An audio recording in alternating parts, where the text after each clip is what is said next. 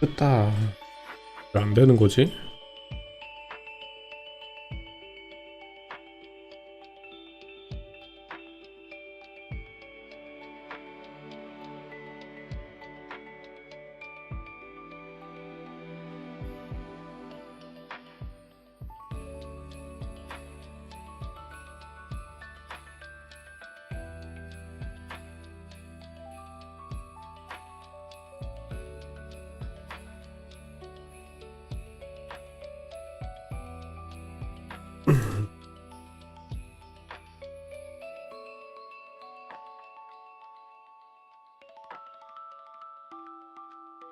Yo, what's up, Daspala? I am trying to find on why my vertical stream doesn't turn on. So when I stream, I like to stream to my main YouTube channel, so the original normal way. And then I also like to stream on the shorts feed, so people can find me on both sides. But I always have issues trying to go live on the shorts side. Even though I have everything set up the right way, or I think I do, there's always an issue. The shorts live doesn't go live like it's supposed to.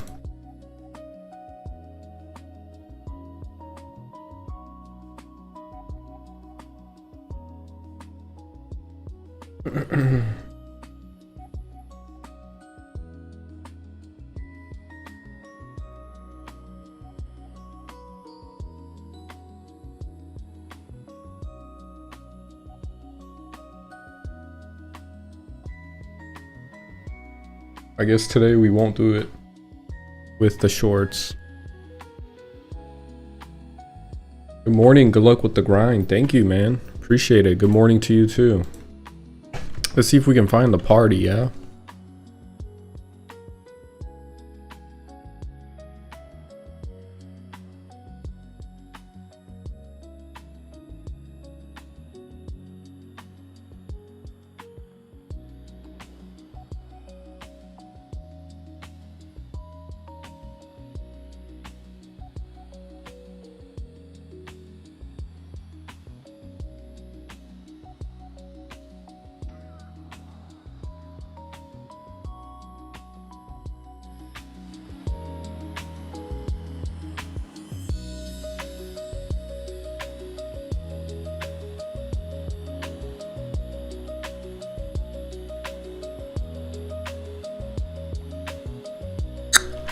앞으로 네 걸음.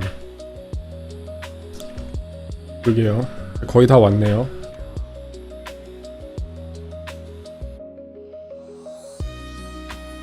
지금 숟가를 들어가려고 하는데 파티.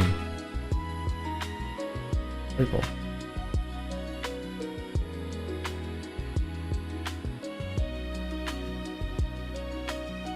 파티를 찾을 수 있는지 한번 볼게요. 원탁에서도 파티하네요. 그쵸, 원탁 새로 나온 맵인데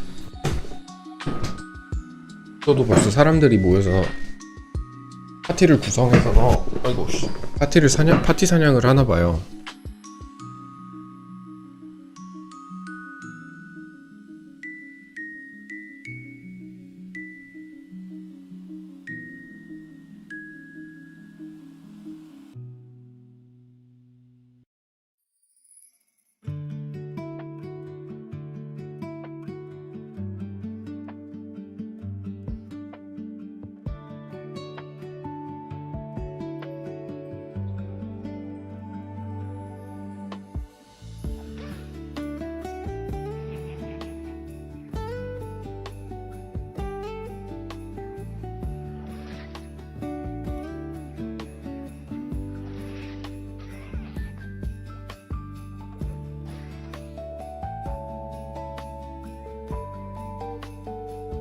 오, 저 호브가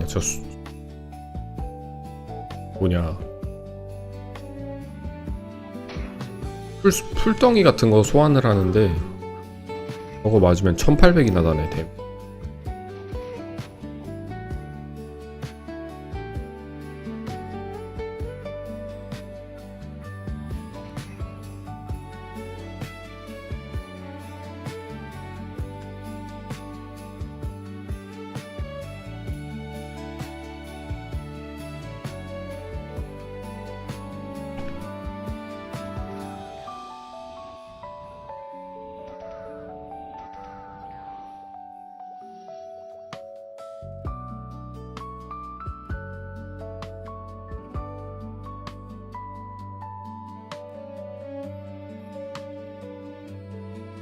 일단 불화 4인을 가게 되면 중옥 하시는 분한테 돈을 줘야 되는 거잖아요.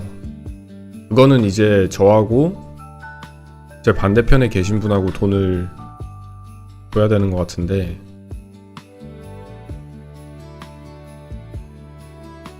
아니면 편하게 그냥 숟갈? 지금 마인탕님 안 계셔요.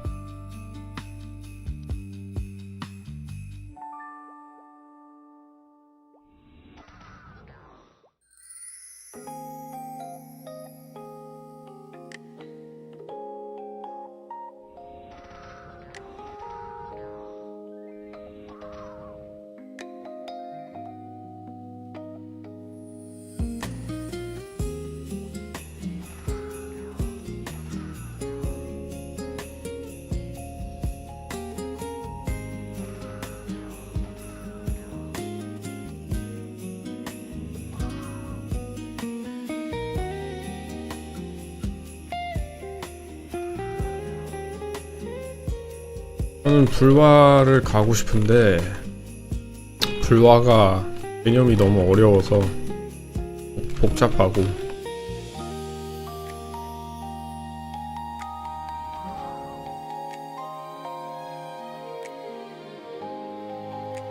오케이, 그럼 일단 구해보자.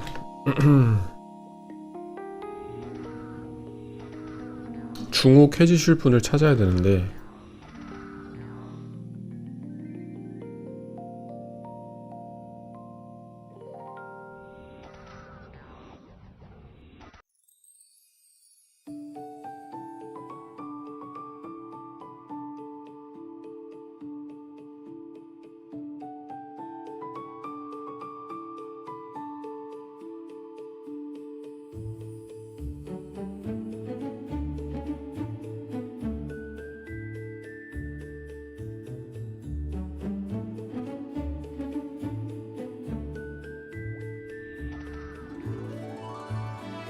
그러면 일단 디스코드를 통해서 구해보도록 할게요. 자리부터 가서 찾아야 되겠다. 어?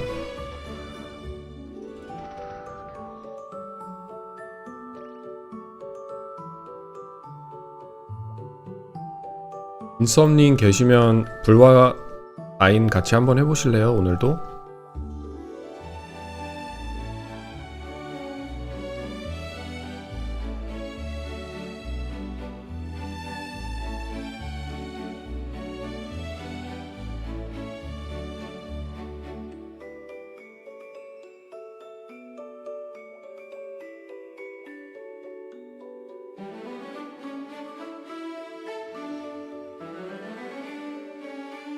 You heard I play on iPad. No, I do not play on iPad, sir. My buddy plays on iPad. Blink Flank plays on iPad. I couldn't play on iPad. I don't think I'd be able to. I don't think I'd be able to control my character. Play this game on an iPad.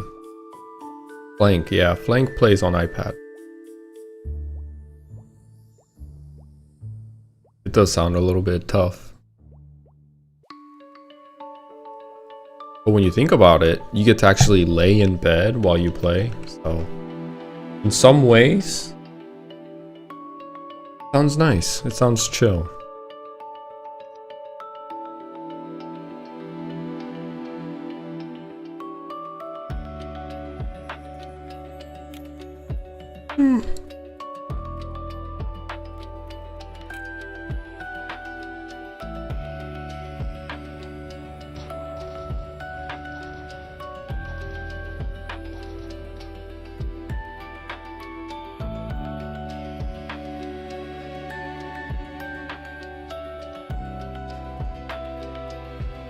도어 따드린다고요? 오케이.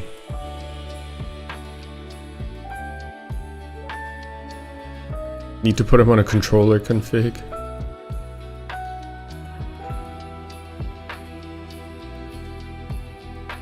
Okay, let me see if I can find the party on Discord.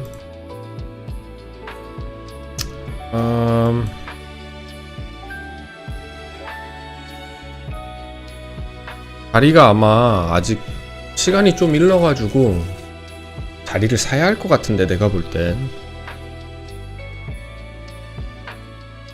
한번 볼게요. 자리가 얼마 하는지.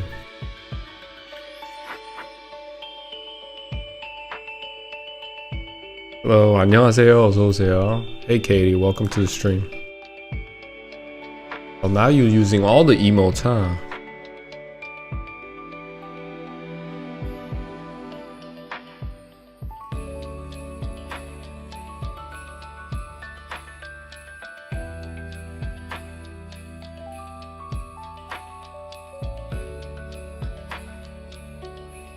$10,000원 정도 하네요, 지금. 10만원 정도. 프랑크님 보시다가 자리 없으면 말씀 주세요.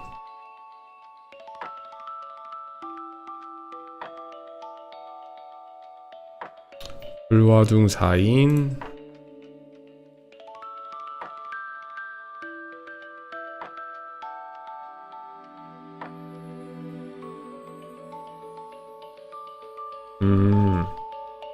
자리가 지금 아마 없으시면 그냥 주무시러 가는 것도, 피곤하시면 주무세요, 플랑크님.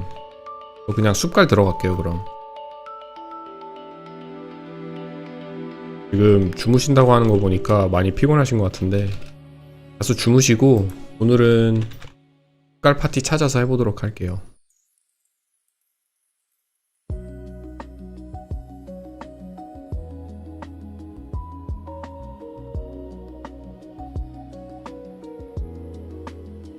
한국어도 한국인 수준으로 하시네. 한국인입니다. Had the scariest moment trucking a few days ago. What'd you do? What happened?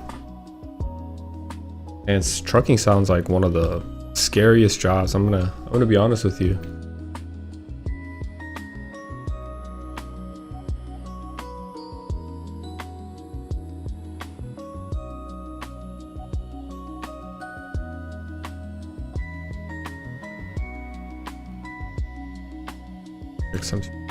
Okay, I found the party. 파티 찾았습니다.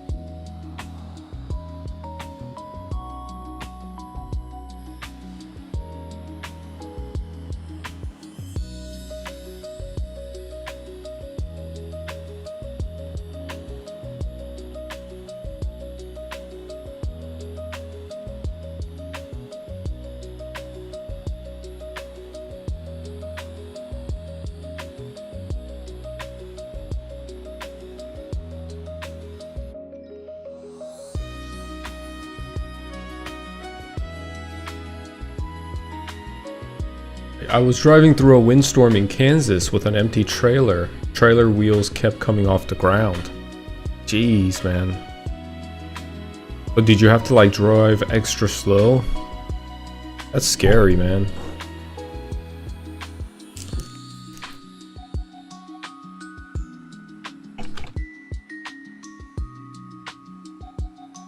That's actually really scary.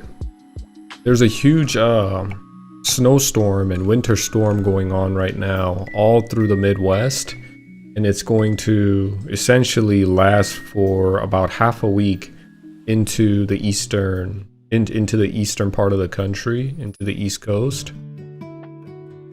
And man, I would hate to be a truck driver with driving through that right now.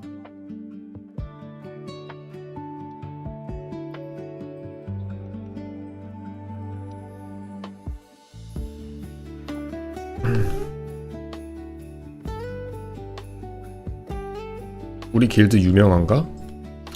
아로페님이 휴게소 길드를 알아보시네.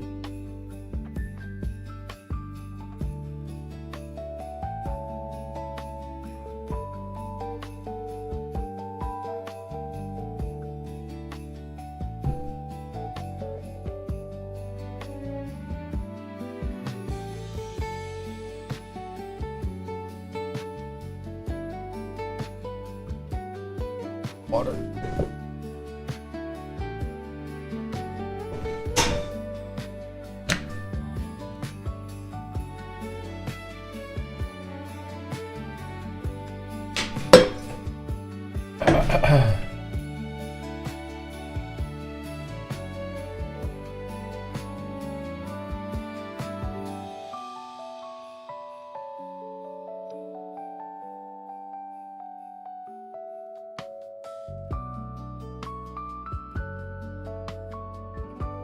Are you driving through Midwest and into the East this week?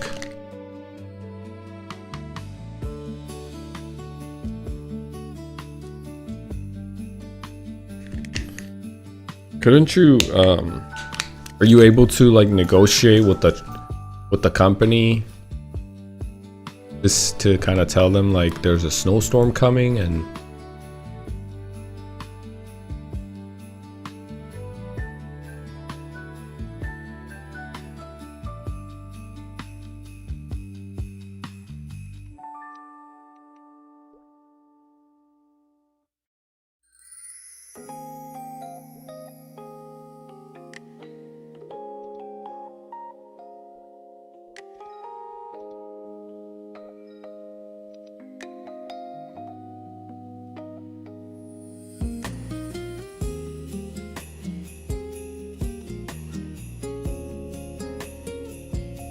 Hey Black, what's up man? Welcome to the party.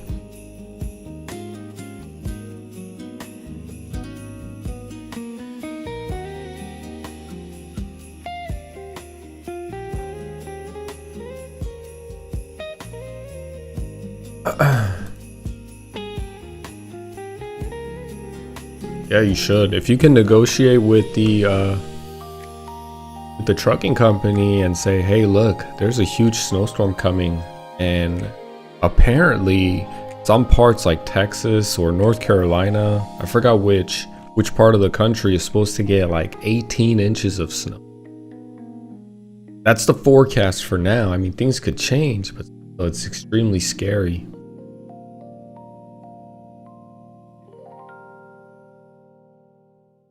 Have you ever driven through like a hurricane, or have you seen tornadoes? I'm sure you've seen tornadoes like far away. Tornadoes aren't too scary, I bet, as long as there's some distance, but it might be a cool view to see. I bet like watching tornadoes in the middle of Kansas, or if you're driving through Nebraska, one of those flat states, and seeing that, I bet you it's like really cool. But you have to drive through like a storm, I bet you it's scary. But when the back wheels came off the ground, it felt like I was flying. Holy crap, dude. Like I was on the Magic School Bus. I'm 1 year in and haven't seen tornadoes yet. That's amazing. And you found out wind scares me more than anything now. Yeah, you essentially become a little hovercraft if you don't have anything weighing you down, so you have to drive slower. Imagine a truck being lifted. Oh my god. That would be scary.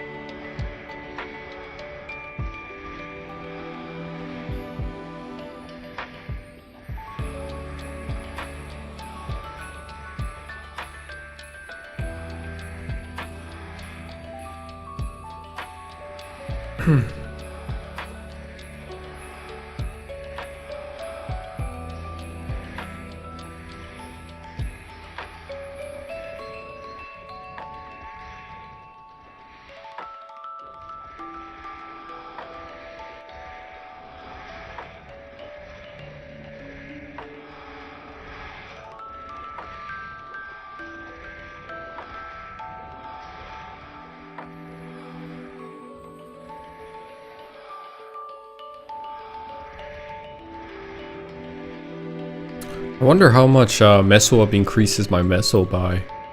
People will make mules for meso up. People will create mules for hermits. And I heard this is the case in Artale too.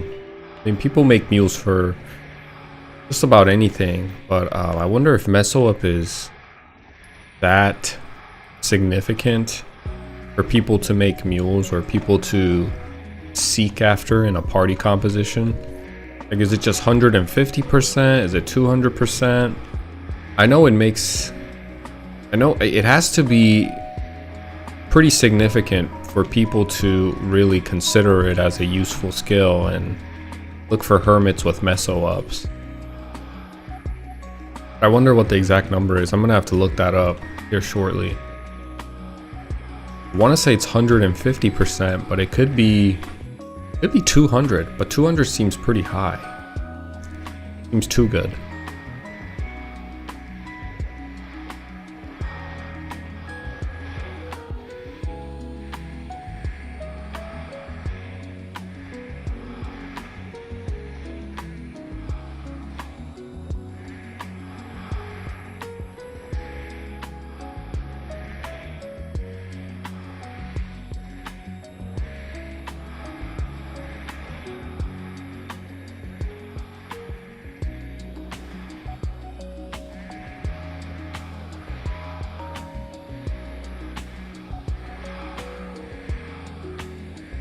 What's the Crusaders level? 86.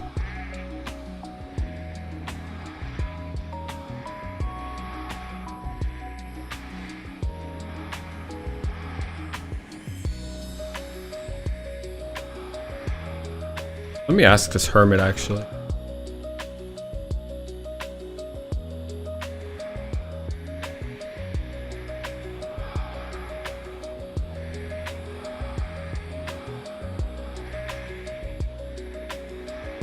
He might not be paying attention.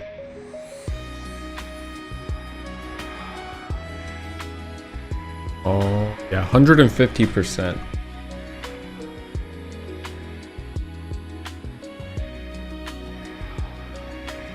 I figured it would be 150% because 200 just seemed too good.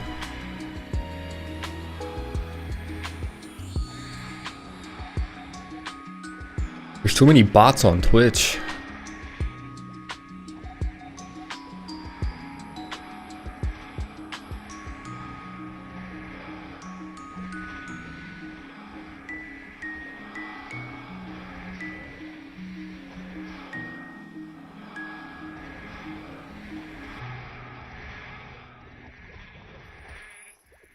현승님 안녕하세요. 어서 오세요.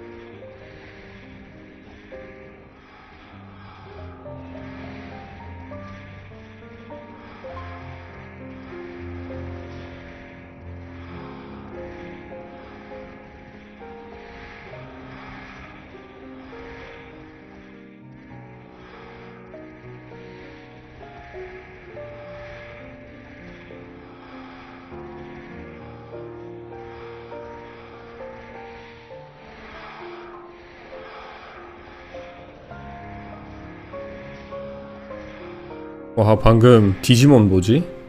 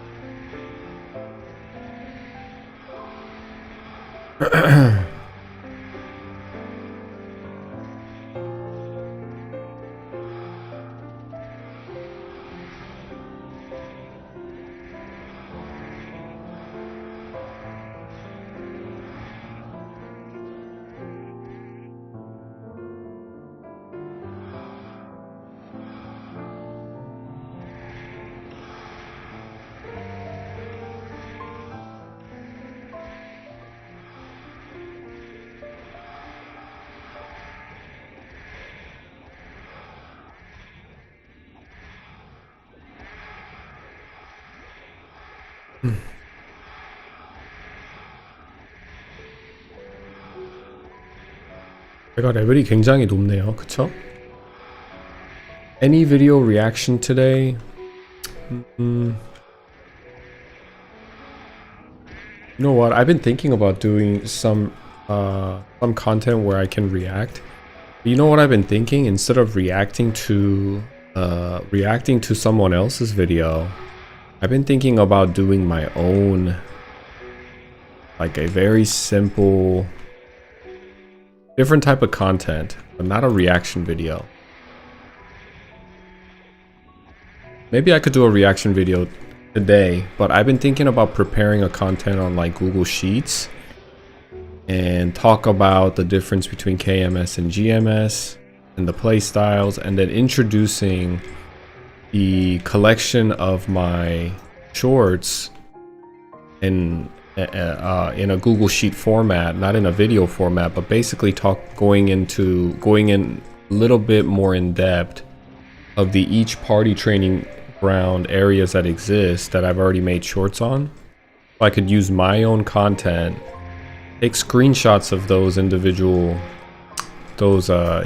party training grounds and go into it a little bit more in more depth. And because there's 2 minutes to 3 minutes is not enough time for me to really talk about everything that a player needs to know about the party training culture that exists in KMS. Well, that's something that's been on my mind that I could do. Now, reaction video today, because I don't have the PowerPoint or the Google Sheets ready, and it has to be prepped prior, I could do a reaction video today. But really, there isn't much videos that I could react off of.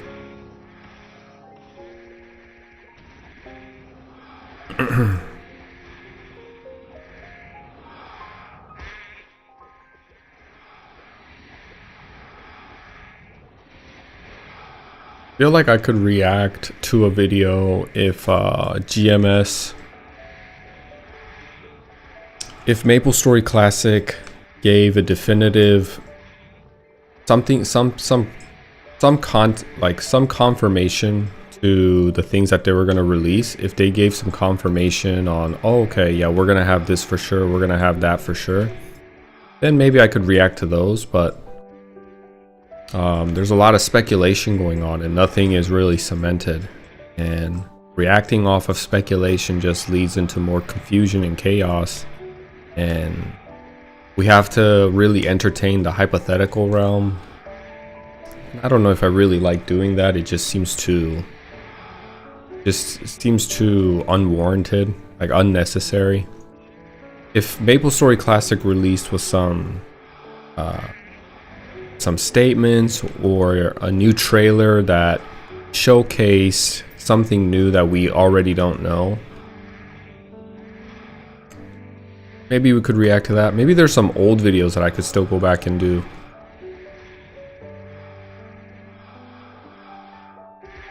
Slept on the couch today for a bit and my neck is killing me.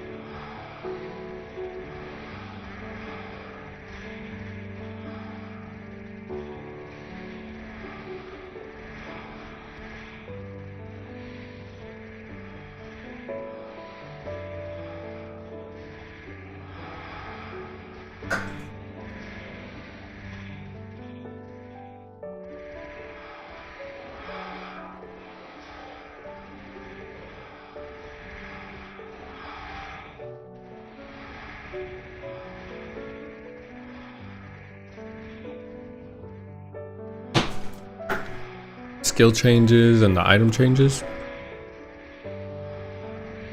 Is there something that's official? I'll take a look. I'll take a look.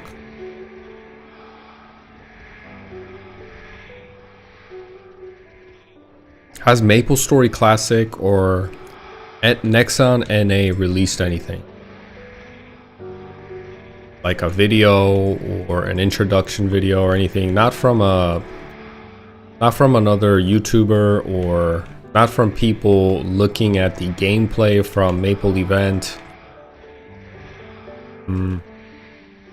Or at the event that they have going on in LA, where it's like a hand cam and they're reviewing they're kind of like recording off of their phone, and it shows that some gloves or earrings have crit or something. Those could all be those are all subject to change. You know, they're not cemented yet.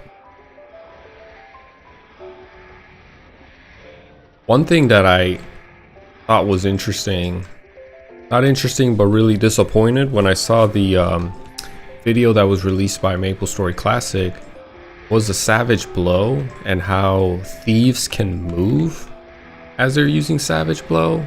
That just seemed too mobile-y for me.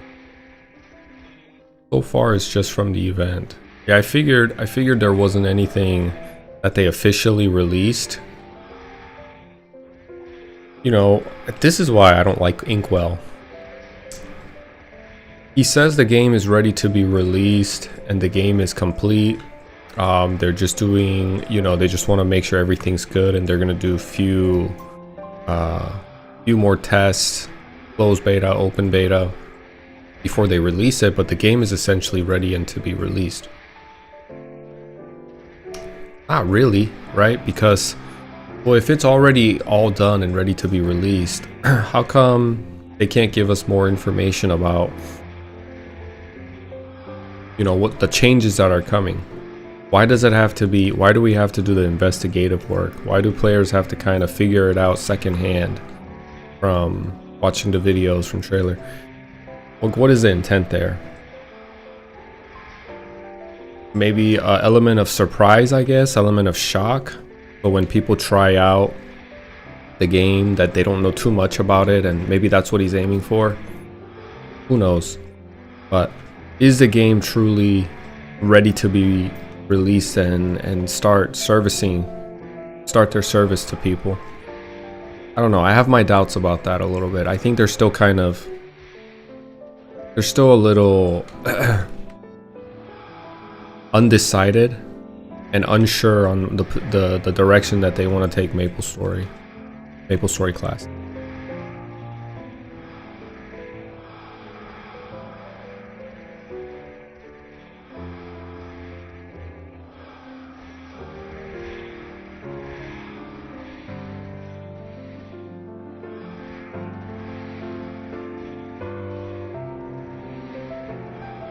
근데 해외에서 매렌해도 정지 안 당하나요?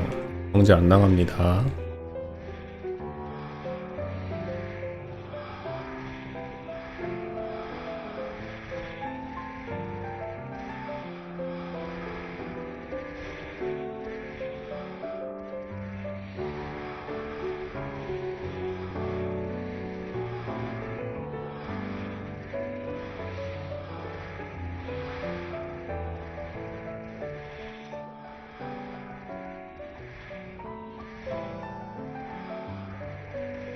아, 116. 이제 딱 4원만 남았네요.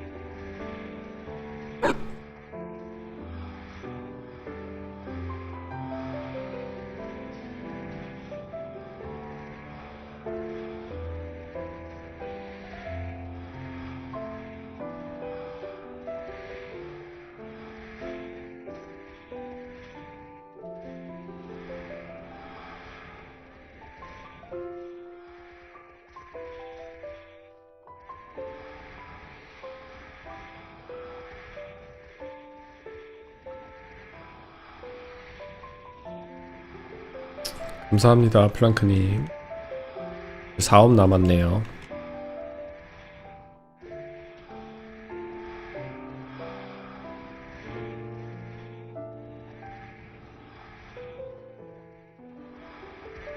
참 가깝게 느껴지면서도 멀게 느껴지네요. 120이. 근데 요즘은 최근 들어가지고 2배 이벤트를 많이 안 하는 것 같아요. 그쵸? 메이플랜드에서. 좀 재밌는 이벤트 같은 거 안 할라나? 좀 된 것 같은데 이벤트 한지. 그쵸? 마지막으로 한 게 루돌프 코하고 크리스마스하고 새해 이벤트니까 좀 되긴 했거든요. 작년에는 이 시기쯤에 무슨 다른 이벤트를 했었나? 아시는 분 계시나요 혹시? 한 1월 말쯤 2월 들어가서 작년에 메이플랜드 하셨던 분들 어떤 이벤트를 했는지.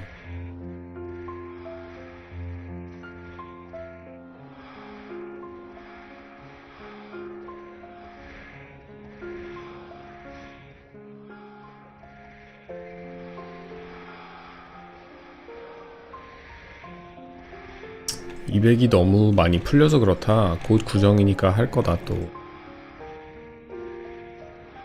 2배가 없으니까 힘들긴 하네요. 시프도 그렇고 용기사도 그렇고 2배가 있을 때는 안 오르긴 해도 그래도 뭔가 2배니까 할 의욕이나 의지가 생기거든요. 2배니까 2배가 없으니까 경험치가 너무 안 올라요.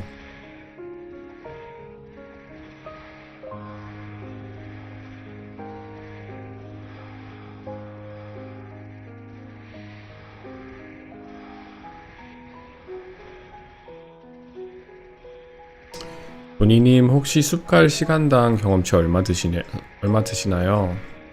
어제 측정을 해봤는데 한 370 정도 먹은 것 같아요. 제가 레벨 115 때 14.5% 14.5% 먹었습니다. 1시간에. 이제 116이 됐으니까 한 12% 정도 먹지 않을까 예상해봐요.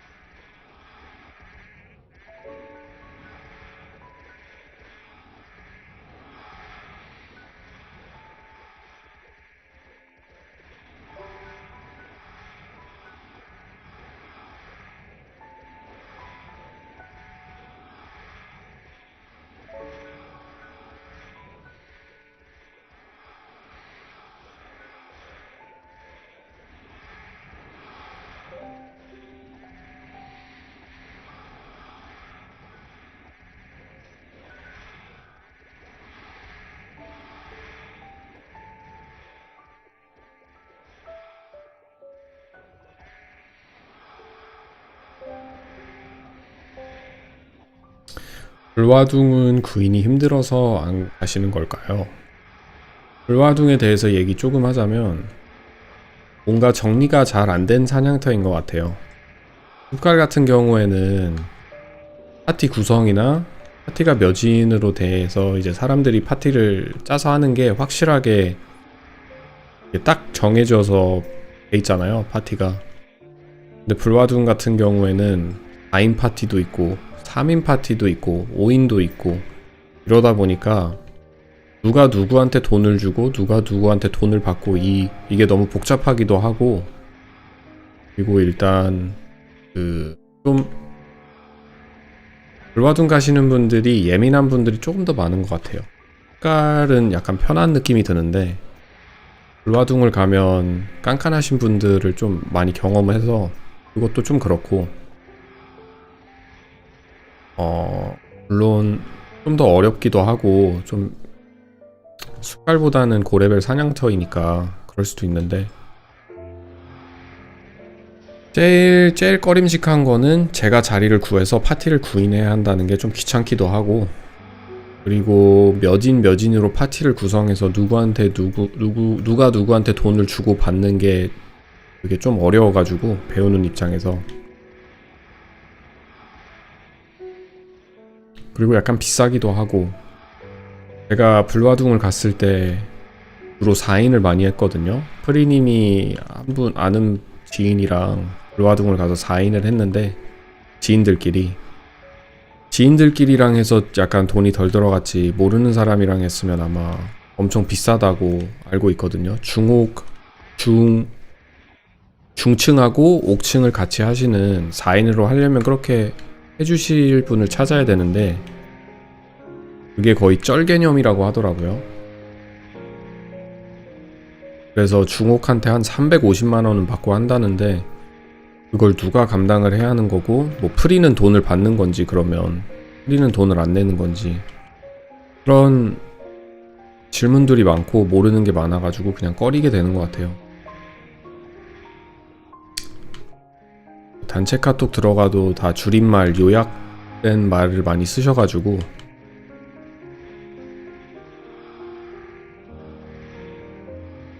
나중에 차라리 가차를 하고 난 다음에 파티를 들어가는 방식으로 하는 게 나을 것 같아요. 내가 파티를 꾸려서 하기에는 뭔가 불화가 약간 좀 설정이 저는 잘못됐다고 보는 게, 파티를 꾸리는 게 자리 주인이 파티를 꾸리거든요.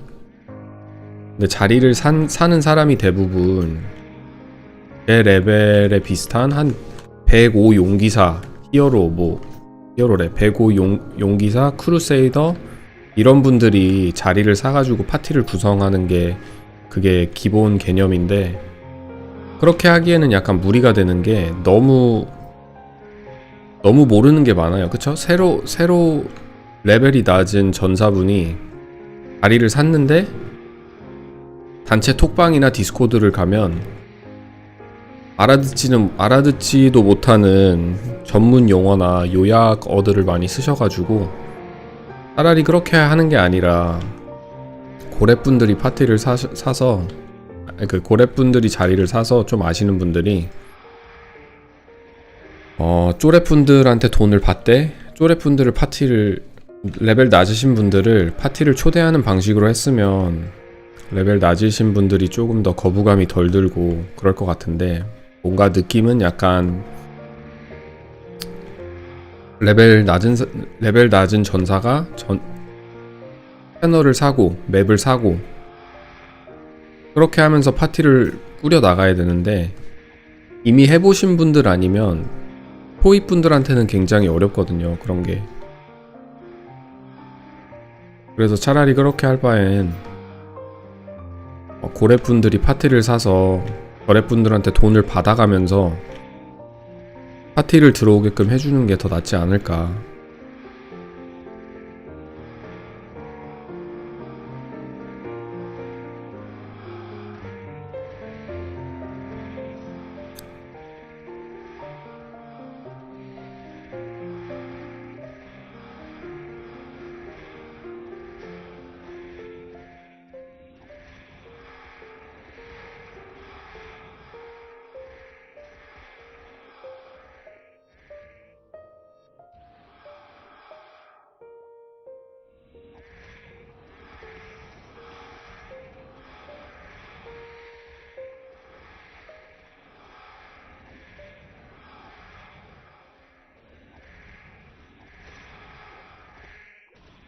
와, 근데 제가 지금 숲갈에서 사냥을 80대 중반서부터 계속 하고 있거든요. 80대 중후반부터.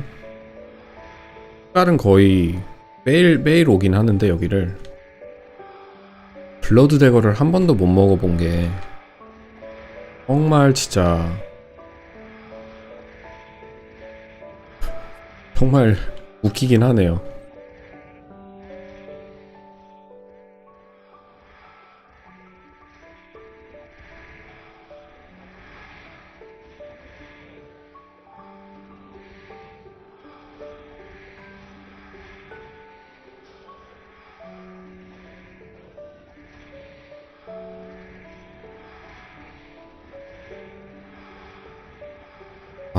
하나도 없네.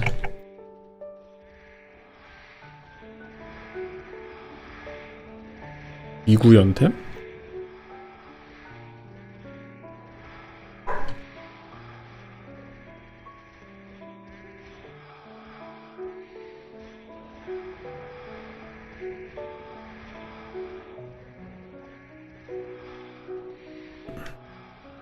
숟갈은 레벨 높아도 거절당하지 않나요? 레벨 높아서 거절당한 적은 없는 것 같아요.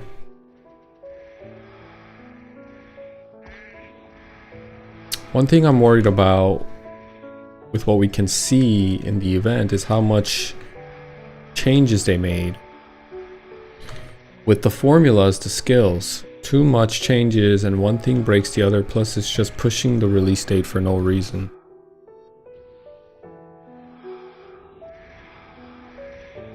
I haven't seen the video in entirety. I was kind of skipping around.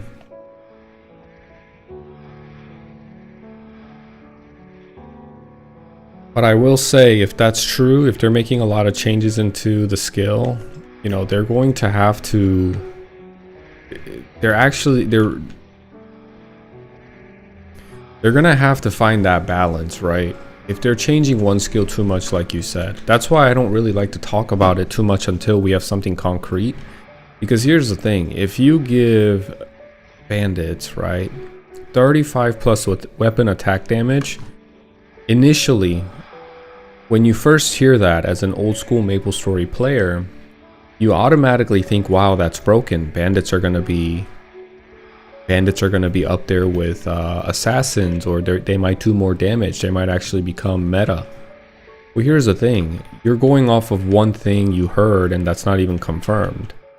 You know, you just saw a screenshot of someone playing it, and with that change, just because... that change that you saw is probably a sign that a lot of other things are going to be changed too, or altered. So will plus 35 attack damage, how will that all, as an end result, how will that all be, how will all of that come together, right? If bandits get a plus 35 weapon attack buff from steel, then there's gotta be something else that's changing in the game to... That's gonna come along for assassins or bowmans or whatever. That's not gonna be the only thing that changes.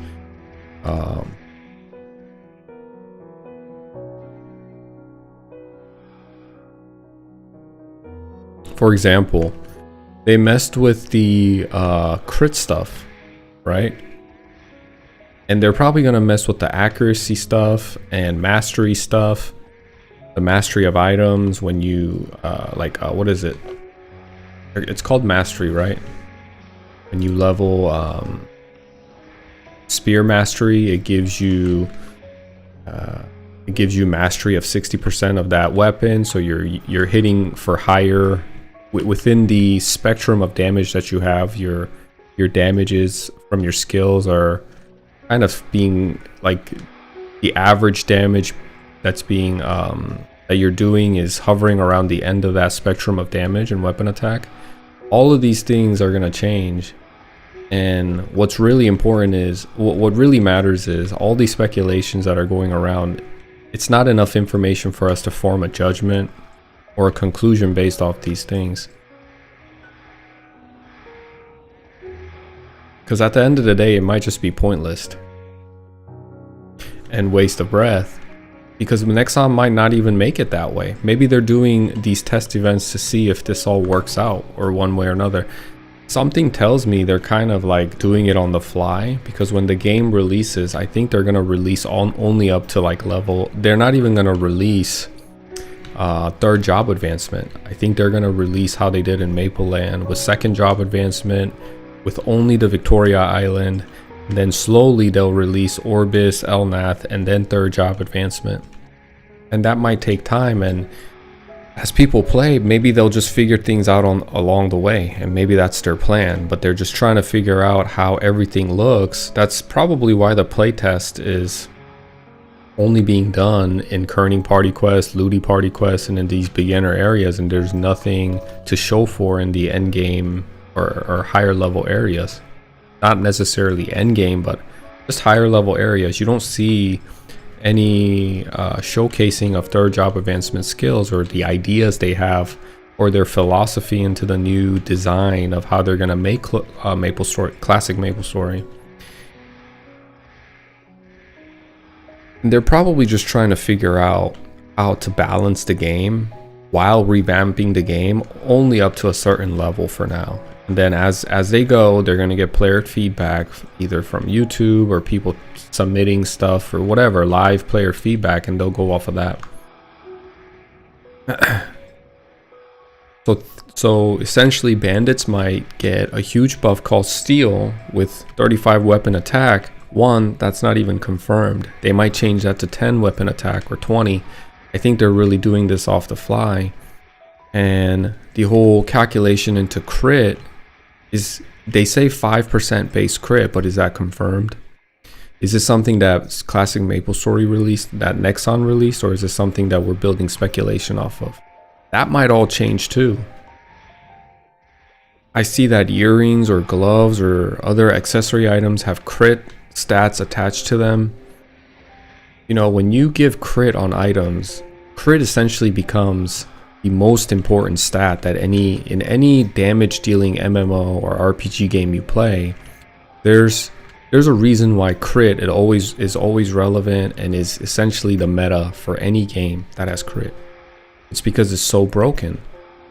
And I feel like it, you know, I really don't know how to make a judgment off of it other than that it's essentially going to be a different game. And I hope they don't trip and turn it into a game that I hope they can make it fun and show us a well-polished game with clear character philosophy, character design, and clear character identity. But something tells me that I'm being too hopeful, right? So if you look at old school Maplestory, these characters have, and I talk about this all the time, is that each character was created with an intention, with a character philosophy in mind. When I look at rangers and hermits above me, they do very distinct things. Although they crit, yes, they crit, but their gameplay is very different. If you look at a Dragon Knight and a Crusader, their gameplay is very different as well.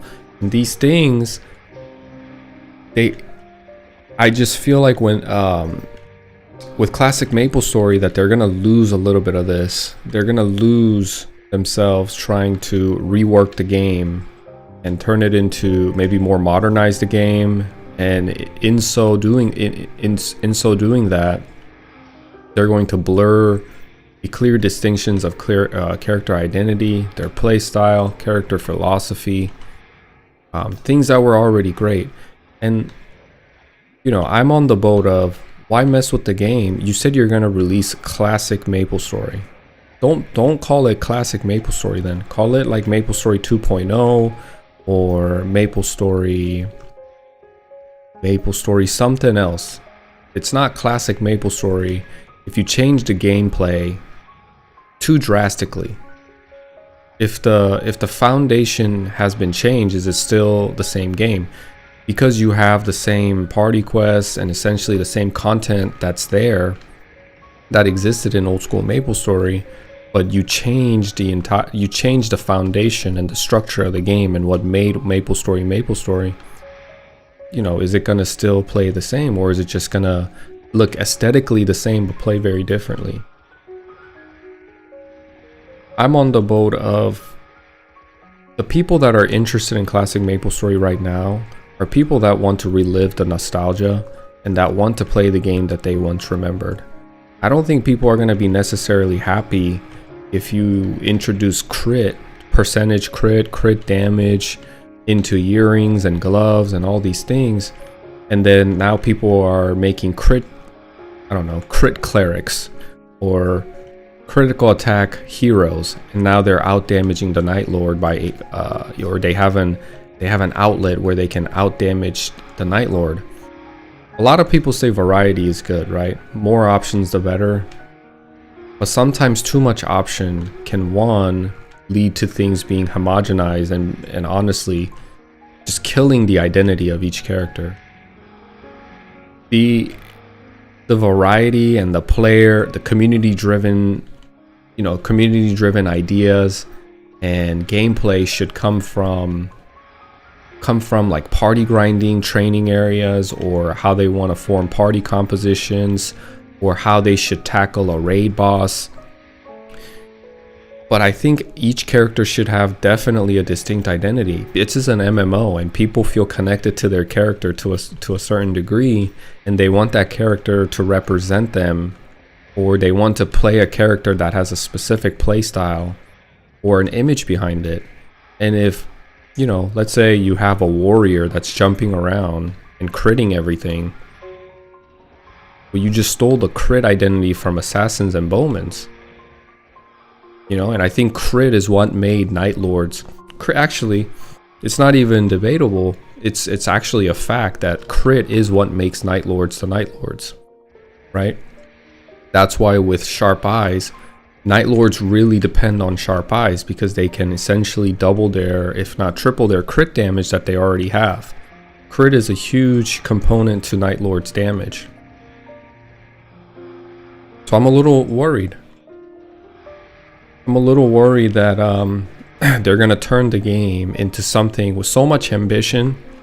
It's just ambition, and honestly, they seem unprepared by the fact, like, I seen glimpses of those videos that that person uploaded on YouTube a few days ago from the event.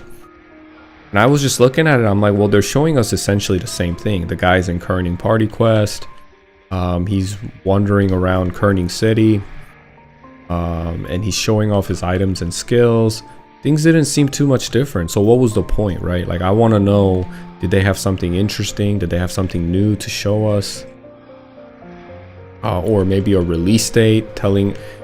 Maybe it's just something that we haven't seen outside of what he recorded on his camera, and maybe there is something more official going on in the background that we're just not seeing. I guess we'll have to wait and see. But even the first event, I've seen people be very critical of how it was ran and how it was unprofessional, and it just seemed pretty sloppy in general.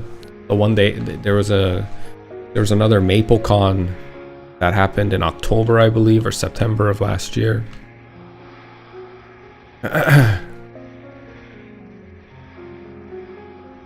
Something really tells me they're just doing this on the fly, and they're gauging. Maybe they're too scared to fail, and they want to make sure that they're gauging player reaction to classic Maplestory live as the game is being updated, as the game is launched. And they want to see, well, it looks like they like this, it looks like they like that, and make changes as they go. But I feel like that's the wrong way. So when I talk, if I have to, well, I'm going to talk about Mapleland and the developer. Their name is Tensia. And Tensia had a clear direction and clear intention when they were making Mapleland. And they don't deviate too much from that goal, which is they want to create a one-to-one emulation of old school Maplestory while removing elements that was game breaking, like HP washing, for example. And they want to remove certain things that they felt didn't affect the game on affecting its nostalgia. So they removed, they introduced GMS content like New Leaf City and Crimson Wood, but they completely reworked and revamped the consumable items. So they have a very good understanding of what players want in old school Maplestory and what made it memorable for so many people, and they want to keep that element. And number one factor in keeping that, number one factor in that equation is people getting together and partying up with one another to train together like an actual MMO. So anything that gets in the way of that, onyx apples, or even warrior potions, like consumables like these that did come out, but they only give 2 weapon attack for 8 minutes, which is nothing compared to Crusader's rage buff. But they still make it viable because these stack on top of the buff, on top of another attack buff that you currently have active. So you can clearly tell these guys are prepared. These guys understand what they're doing, and they want to make sure they stay true to their original goal of creating a server that is true to their core identity, which is party grinding, party setting, party-centric game style, and removing stuff that was unnecessary or a bug in old school Maplestory. And they have not deviated away from that at all. They have not released anything like crit items on earrings. Maybe they will in the future, who knows? But they haven't yet, and I think they're doing that on purpose. They want to keep the game true to how it was and not deviate and mess around with things for what? You know, a lot of times games that are disestablished and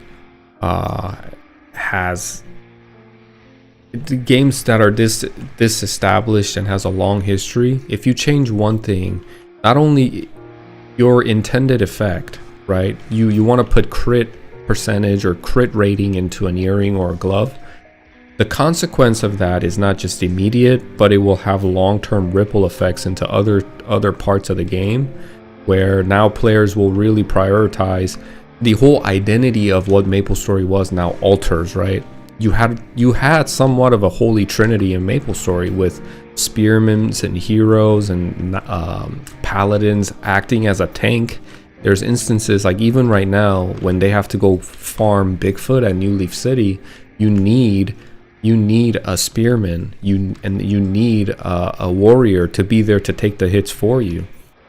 And essentially, like before even Bigfoot, you can look at hyper body as a utility that makes you into a tank, because now other players can withstand hits because of you. They can enjoy content that they normally couldn't due to your hyper body effect.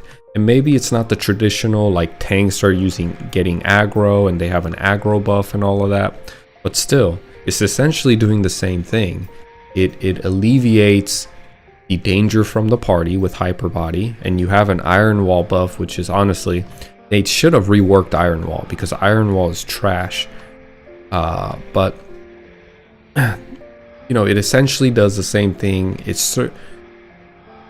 Spearmen in Mapleland serve the same purpose as it does in other MMOs that tanks would. You can enjoy late game content without getting wiped, without getting one-shotted. Essentially, like getting, you know, it takes away the element of you getting one-shotted. And I'm thinking of other MMOs like WoW and Final Fantasy XIV. What do tanks do? Well, they open up the doors for you to clear the content, but maybe not through like expanding your HP pool, but the tank will grab the aggro of other monsters and take away the immediate threat away from you. It's essentially the same thing in my opinion. And once you introduce like crit rating and crit buff, or sorry, not crit buff, but crit rating into accessories, weapons, or whatever, not only do I see that going like being terribly grindy, trying to get the best crit rating on a weapon. Well, I guess it's not bad. Never mind, I take that one back. But I can see the game altering, ultimately, is that maybe the heroes or spearmen aren't the tanks anymore. And as long as you have enough money to spend, as long as you have enough meso or dollars so you can buy the mesos, because trust me, those things will exist in third-party websites, and people will figure out a way to buy meso with real money. Like if you have a lot of money, you can essentially pay to win to get the highest crit rating items, and now that hard essentially that hard ceiling, that no matter how much money you spend on a Dragon Knight or a Dark Dark Knight or a hero, you will never surpass a Night Lord. That type of heart ceiling gets lifted and it doesn't exist anymore. So if you spend thousands of dollars for the highest crit rating you can get at endgame item, it's essentially a pay to win, in my opinion, if you look at it that way. Now Dragon Knights can do more damage than Night Lords by a huge margin or whatever. So it's just you know, I have these thoughts that go through my mind, and I want to see something more official before I talk about it more, because I think they owe us something a little bit more official. How are you gonna say the game is on the brink of being released? We're just tweaking up a little things. Well, if that's true, kind of give us an idea more, like a little bit more detail, so you know, people can understand. People cannot understand, but like people can see, kind of know what you have in plan for us. Inkwell wasn't sure about cubing. He wasn't sure about gacha. When Dino Fries asked him, hey, is there going to be like pay to win elements, or is there going to be like gacha or cubing that exists in the game? And he was like stumbling and not giving a direct yes or no. I think he knows, you know. He's kind of in a rock and he's kind of between a rock and a hard space, because he doesn't want to say no, there won't be that, because you know, his company Nexon probably doesn't like that answer. And he probably knows that the player base does not want anything to do with cubing, anything to do with gachas, that they want that pure nostalgic game, and kind of build upon that. Kind of build the game upon the initial foundation and the bricks that was laid out in old school Maplestory, and build upon that foundation without altering the game too much.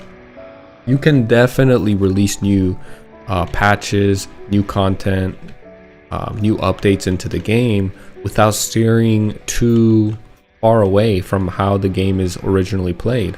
Look at, and before anybody says no, they can, actually the new updates and the new patches that release with the game is going to eventually turn the game into modern Maplestory. Well, I would tell you to look at Mapleland. It's been out for 2 years, and yes, the game has changed, of course, because when the game first came out, they didn't even have third job advancement.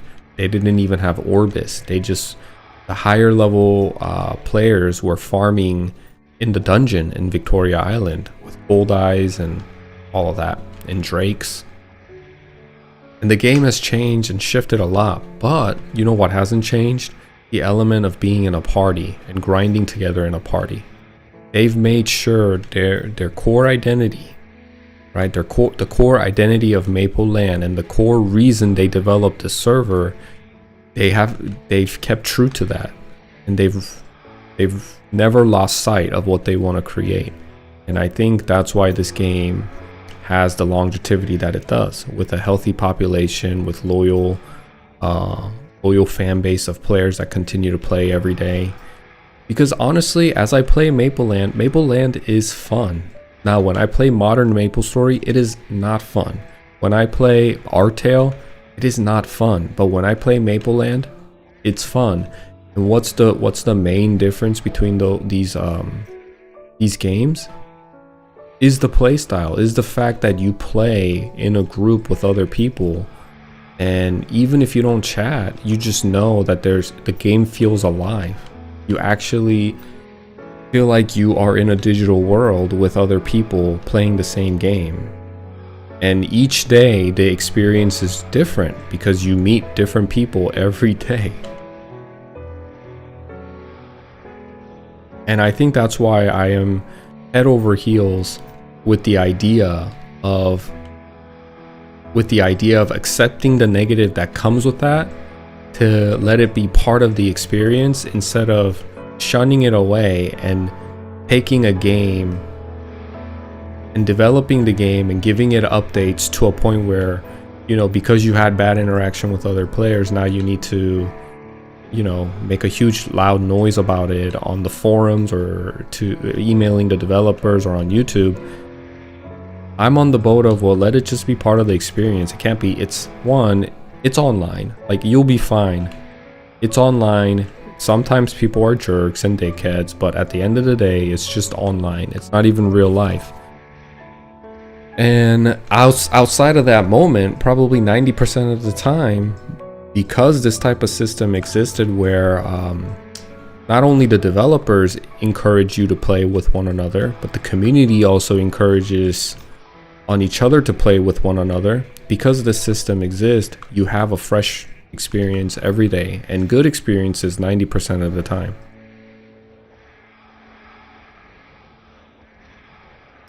Will there be cubing? I'm not sure, man. They haven't told us, so I hope not. Me personally, I hope there's no cubing. It seems too cash grabby.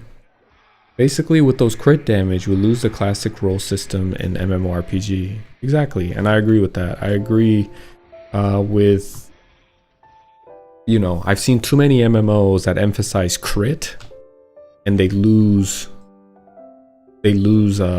don't have a clear identity with each character.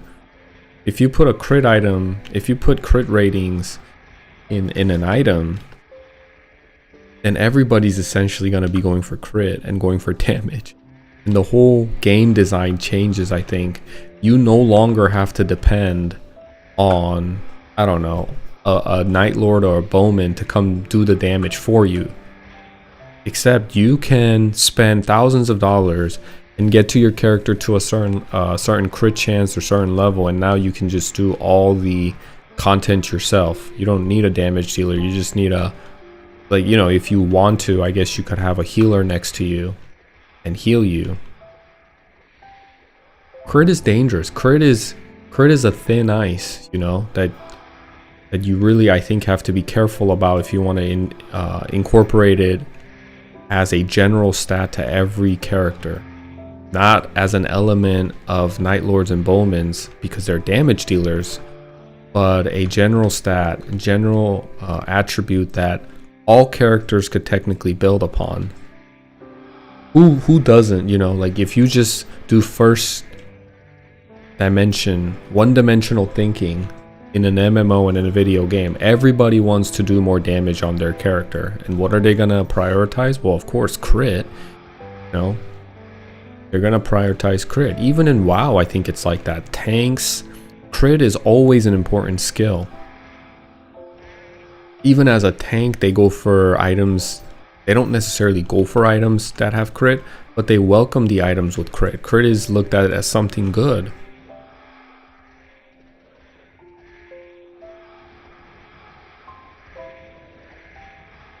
And that's just to kind of emphasize how important and what crit does to the general community in an MMO. People start emphasizing crit more than anything else, and crit items are worth a lot of money, and you have, I don't know, I just think they have to find a way to make it work, and we'll see how they do. I don't like how quiet they are about everything. I just have this feeling the game is not ready, and I'm not sure. Like, if I had to be an advocate, maybe they want the element of surprise and the shock when it first comes out, so people can get the experience firsthand for the first time as they're playing. But something tells me it's not that, due to how they're running these events that they're having. I hear bad things. I hear that, like, they're not prepared.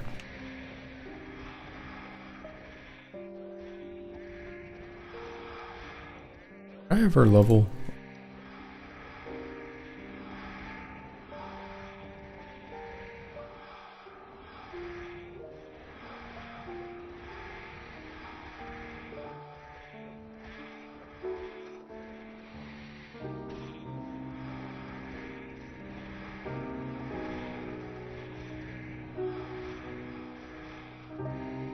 I wish they would just look at Maple Land and kind of honestly copy Maple Land. I think my friends would love the game if the game came out like Maple Land. I think they're gonna love the game initially, no matter what. I mean, the first 30 levels, none of that really matters. Everything's pretty insignificant, and you're just enjoying a new game with your buddies. So the experience, I think, will be relatively the same. But they should honestly copy Maple Land. Maple Land did so well on emulating old school Maplestory, and they understand what really matters and what's important.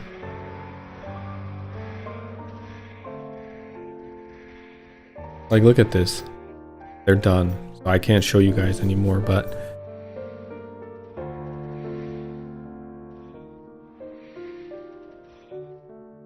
I was about to show you how the ranger on the left and the hermit on the right, they have completely different playstyle and identities that you can see within their skill set and how they play the game.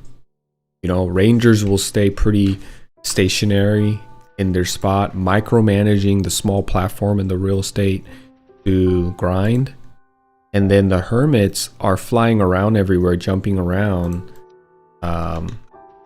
trying to make distance themselves. Instead of pushing the enemy away and CCing the enemy, they run away from the enemy, essentially flying around the map.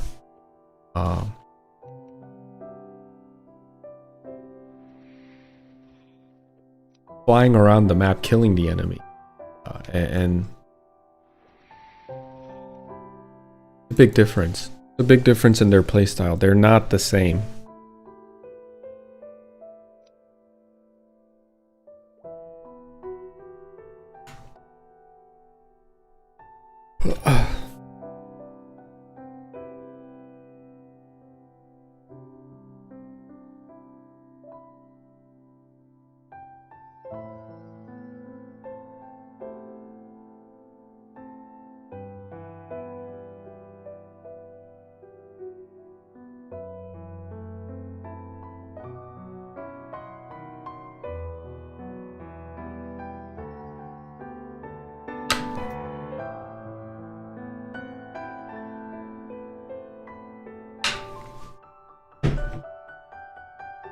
While we're waiting, let me just type in on YouTube classic Maplestory and we'll see what comes up.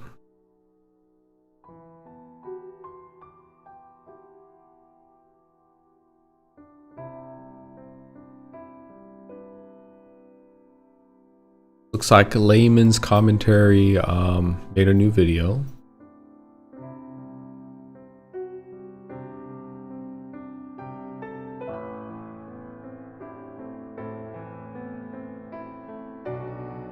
Nothing official from Maplestory themselves.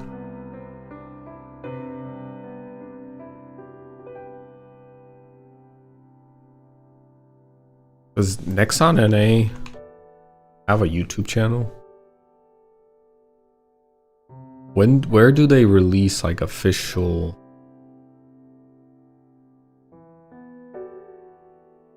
statements?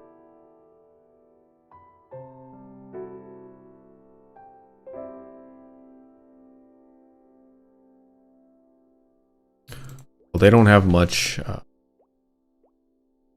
like they don't have much information that's pretty legitimate. Hey, what's up, man? What's up, Exotic? Welcome back, man. Good morning. 4차 전지기 코앞이시네요. 그러게요.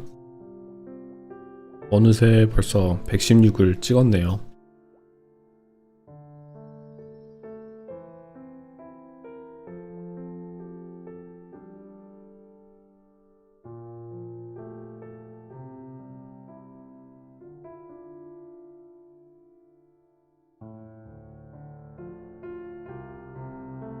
Rats on 116. Thanks, man.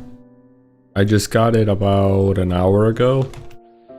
Maybe less, maybe 30 minutes ago.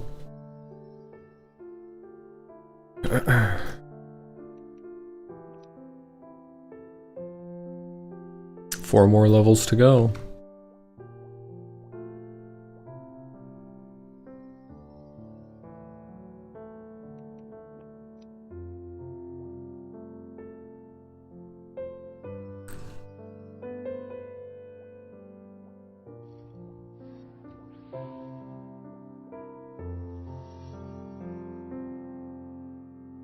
I look tired. I didn't get much sleep and I haven't had coffee, so that's probably why.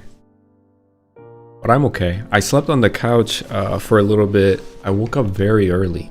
I woke up around 5 a.m. and I just could not go back to sleep. I was on my phone for a little bit, and then I was like, well, I was on my phone for a bit, and I remember feeling, wow, I don't think I'm tired enough to go back to sleep. Let me actually get up and start moving. Maybe I can go edit some videos or think about what I want to do or whatever. Take care of other things. And I get up and I'm like, well, since my day's starting, let me go get some coffee. Let me go get some coffee because my day's about to start. And I go outside to turn on the car, and it was 16 degrees outside. And I opened the door and I felt the wind. And I'm like, yeah, nope. And I went back to the couch and I laid down, put the blanket over me, was on my phone for about an hour, and I knocked out.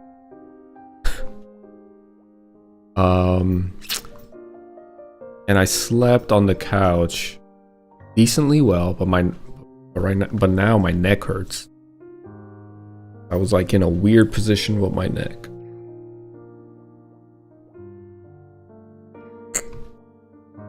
So in total, I probably got about 6 hours of sleep, but it was interrupted. You know, it wasn't like seamless. Should have been continuous. I can get the benefits of nice long sleep. Mine was very much interrupted.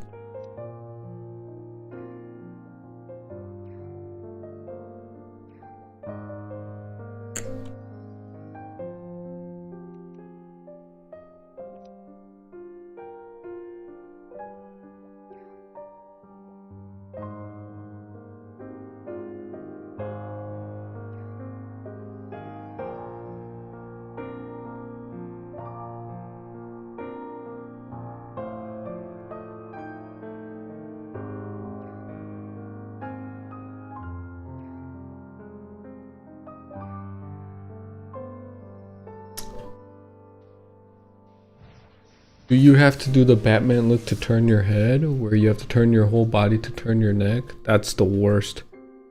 No, I don't. I don't have to do all that, but I just have this like dull ache in the back of my neck. It's annoying more than anything.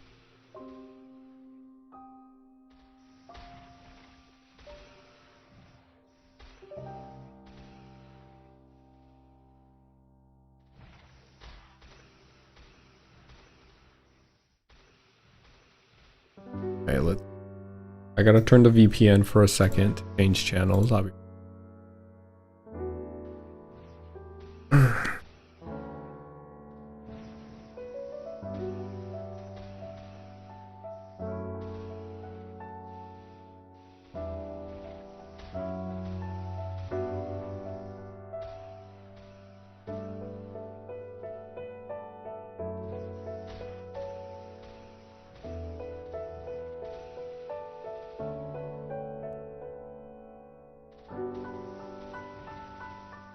okay.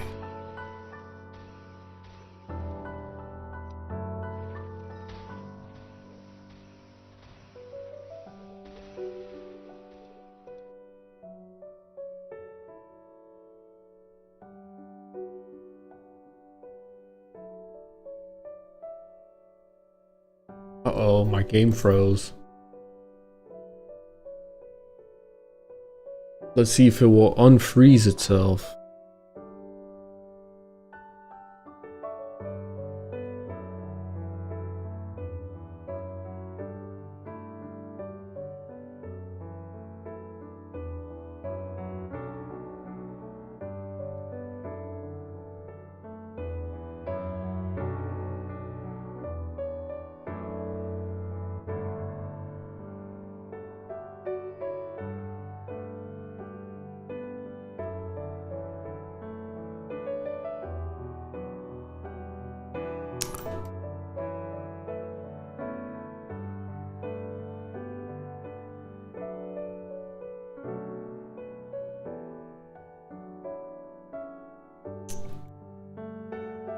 Game is definitely frozen.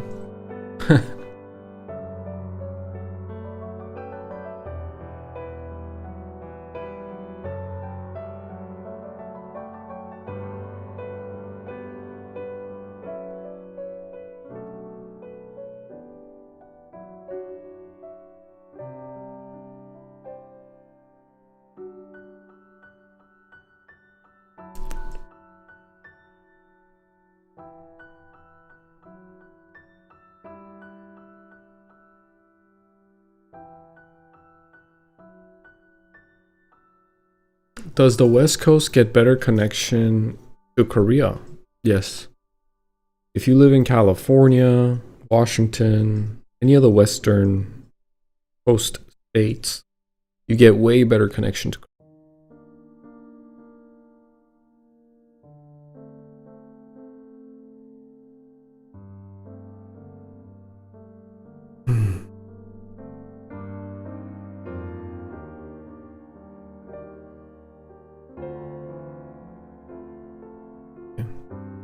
Maplestory doesn't want to start.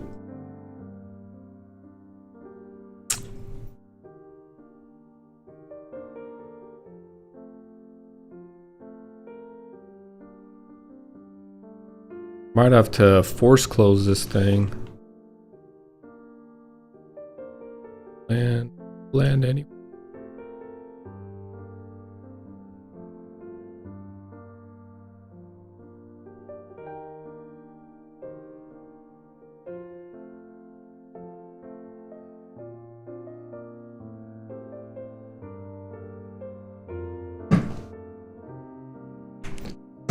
Do you consider Cygnus Nights old school? I kind of would be okay with playing them in Classic.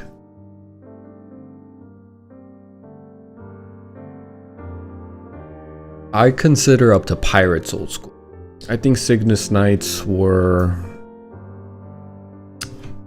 Personally, I didn't like Cygnus Nights too much. I didn't like that their striker got a skill that was too outside of the class identity. You're supposed to be a pirate with knuckles. You're shooting out sharks as far as a ranged character could. So you essentially abandon the identity of being a brawler. You became a knuckle mage. And I didn't like the idea of that. That was one thing I didn't like. And with all the other champions that were released with Cygnus Nights, although they were capped at 120, and essentially they were just meant for you to elevate and like break the ceiling of capacity, right? Like break the higher ceiling, damage ceiling or efficiency ceiling, whatever you want to call it, of your main character. Because when you raised Cygnus Knights, when you trained Cygnus Knights, and every 10 levels it would give a buff to your main character. That I like the idea of, and the introduction of that, and the idea of that is pretty cool because it forces you to play something else. Why my Maplestory is not starting. I just didn't like the individual character philosophy and design that went into Cygnus Knight. I think if they were going to make a brawler, right, they should have just made it into a gunslinger at that point, because the range was absolutely insane with those sharks, electro sharks that were flying out. Absolutely crazy, right?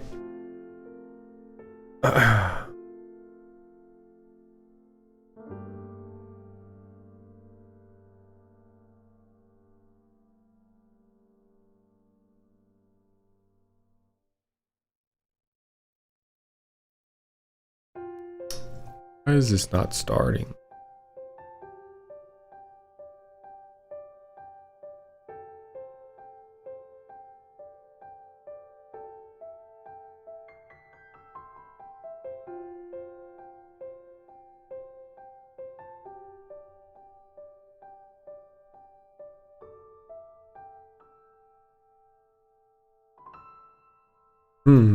I mean, I closed everything on the, what is it?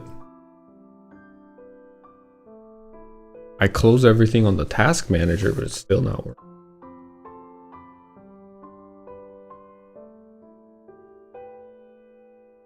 I see a lot of people against New Leaf City, which is funny because that area was one of our very few GMS exclusive contents, ironically. Yeah.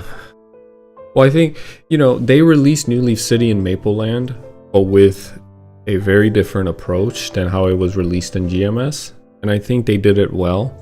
Apparently, according to my guild member, who's level 162, I'm not high enough to go to Crimson Wood, But according to him, he said players are already like analyzing and investigating the map, trying to figure out better party compositions to the community so the community can take advantage of the map that has essentially a higher level monster and better EXP rate than endgame maps Leaf Ray. So I think it's going to be really cool because when it released in GMS, nobody took the time or the effort to create something like that or come up with a training method and a party-centric training method to analyze the maps, to figure out which maps are good for what. And you can see this in Leaf Ray. When Leaf Ray dropped, at first people didn't have much idea. Like back then, back when I was a kid, the meta for a Dragon Knight at level 75 to 80 or 90 was you find a priest and you go to Black Kentarus and you go into a party, just two of you, and grind at the map that spawns the Black Kentas. And that was the meta. And actually a lot of people did do that. But now it has completely shifted into something else. And we have all sorts of different analyses being done in maps. People are finding ways to train together in a party where it's efficient. And Leaf Ray is like overly concentrated with people. People have taken that continent and that map, that continent, and looked at each individual map to come up with party compositions that make sense. And although it's evolving and it's always changing with time, it's always something that they do together. There's no solo play involved or incorporated, and which is just completely fine. As long as you're not playing by yourself, I think it's better that people continuously look into party-centric game style where one map and one party composition might yield 2% more per hour than the other one. You know? As long as you're in a party, I think it's fine. But unfortunately, when NLC came out in GMS, what did people do?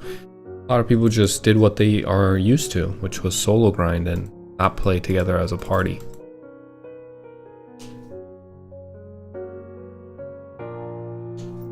I don't know what's going on with my Maplestory right now. Hold on, let me turn this.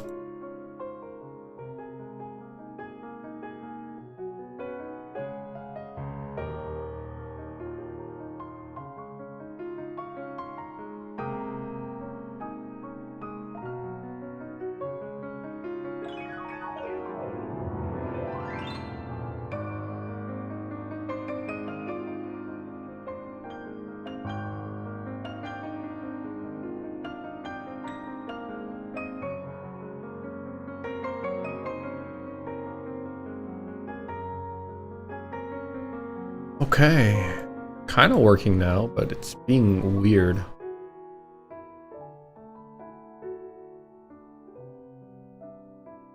I think my VPN was acting up. That's what was going on.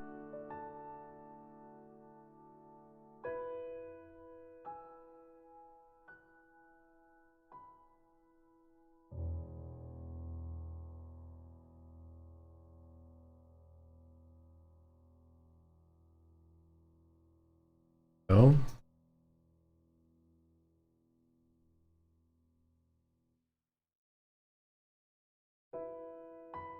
Speaking of exclusive content, how are you feeling about the new Area Forgotten Hollow? I was kind of on the fence about it when I first saw it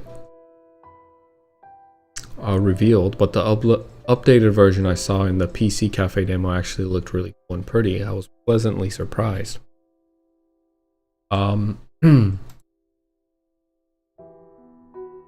At first, when the Forgotten Hollow came out, I told them, I basically made a statement, and I think I said that I was happy that it came out, or I think I said that I want the game to update. I want the game to stay true to how it is. You know, me being me, I didn't want too much change coming to the game, and because the earlier levels of the game are so well cemented and established all across all servers, that's where the most players are at. I didn't think the Forgotten Hollow area needed to cater to the lower level players. They have so many places that they could go to train. I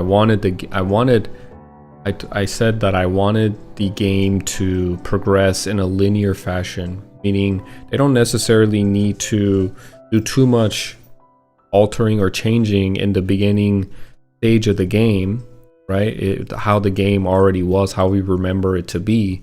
But maybe post Pink Bean, instead of taking the route of Big Bang, they could do their own thing by creating what they did with Forgotten Hollow. It could have been something in the upper level areas beyond Timeless Temple, beyond Crimsonwood Keep. That's the direction I would have liked for the game to take. I just have worries when it comes to altering the game too much on how we remember it to be. I'm pretty much someone that likes the game to, like the initial phase of the game, to be the way it was all the time without much change. And I like the game to develop post Pirate, post Timeless Temple, and post Pink Bean. I want the game to develop keeping true of what made Maplestory, and then develop from that into more content where it's party centric, where the game is grindy, where the game is still hard. I want them to release a boss raid where it's extremely difficult, and the difficulty doesn't necessarily have to come from how much HP a certain boss has. It can come from the mechanics, or it could come from, you know, a boss doing a whole bunch of things, and the players have to kind of figure out what utility each character has, and that equation or that figuring out phase doesn't have to hover around how much damage are we doing. How can we maximize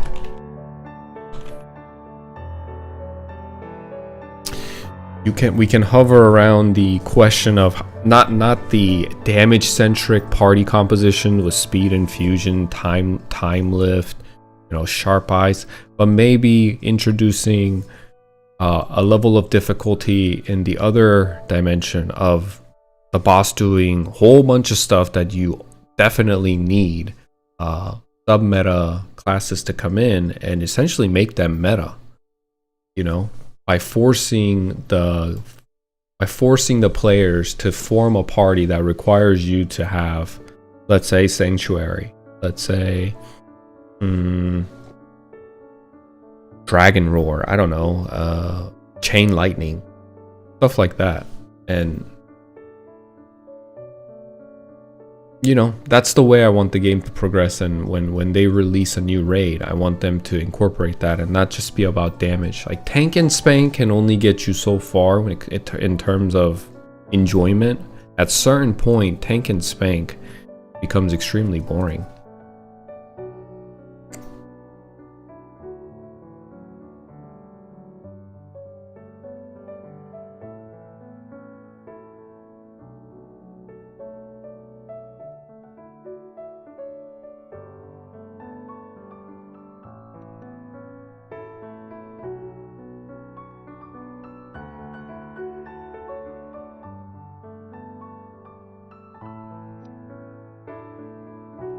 I'm very curious what's going to happen when they start reaching content towards the Big Bang patch, although that's likely years from now.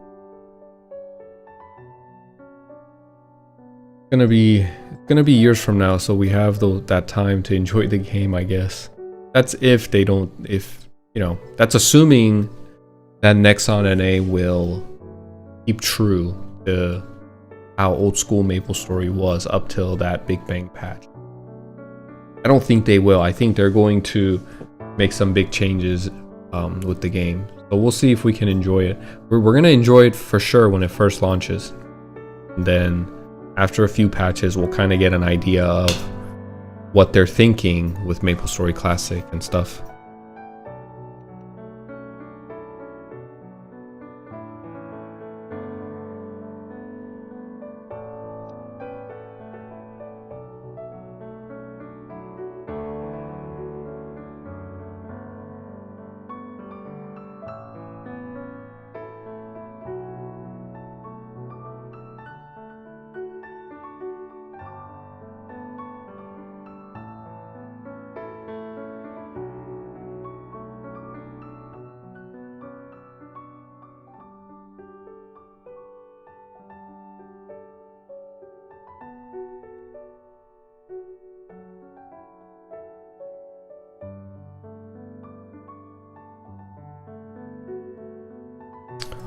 I'm moderately hopeful as far as monetization is involved, because it's being made to specifically cater to the West, and it's well known the Western players do not enjoy pay to win aspect. Yes.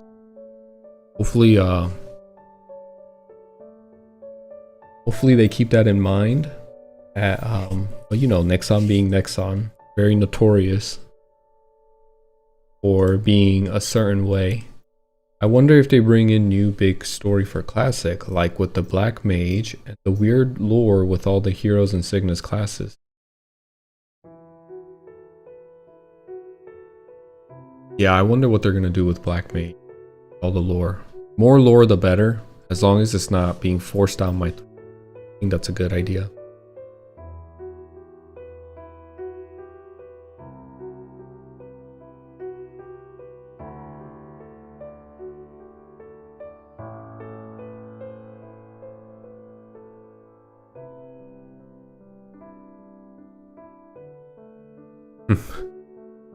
Yeah. I hope they rework Black Mage, honestly. Just go back to the drawing board. It's worn out. Yeah, I agree, man. I think Black Mage is so worn out. It's been around for 20 years and we still don't even know like anything about him. He's just this mysterious figure. They need to figure out something. They need to figure like you can tell like they want to have some type of lore, a antagonist in the background, the reason why you're here. They just can't get it right.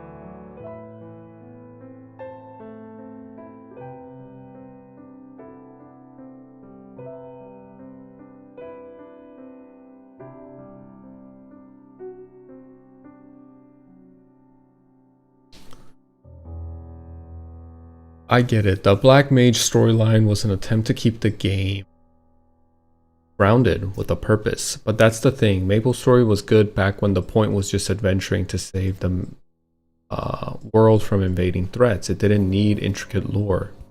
Maple World, but yeah, Maple World, I figured.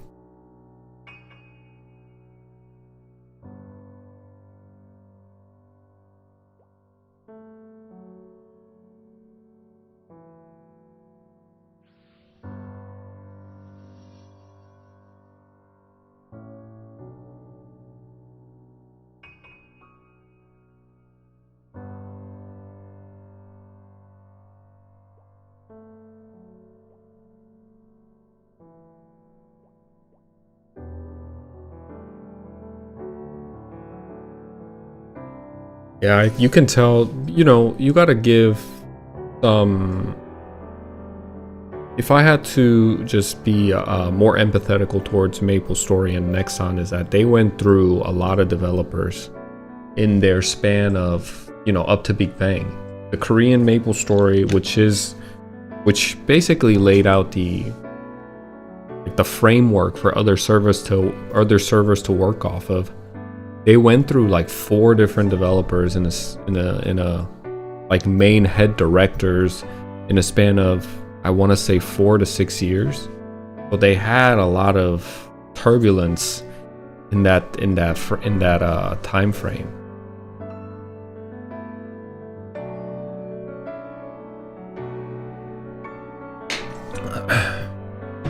And I'm sure some developers really emphasize the lore when it comes to Black Mage and some didn't. I think the original developer, or the initial first 2 developers, didn't really care about the lore too much, but a sense of just existing in a world where you could adventure and play with other people. But then the last few, including Inkwell, especially Inkwell, he turned the game totally upside down, and then he fled the country and he went to America. He did, apparently he did make Nexon a lot of money, but trust me, the Korean consensus, the Korean general consensus when it comes to Inkwell is terrible. Nobody likes him because of what he did to Maplestory.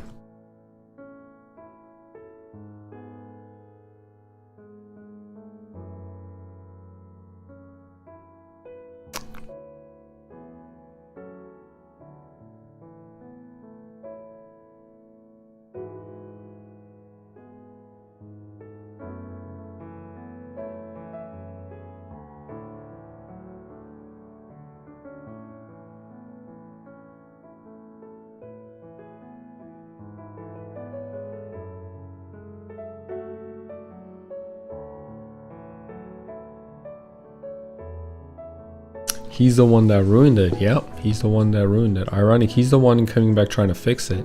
Yep. And that's why, you know, you guys don't know here in the West, but in Korea, they're like essentially talking amongst themselves how they don't have high hopes for this game, just because of the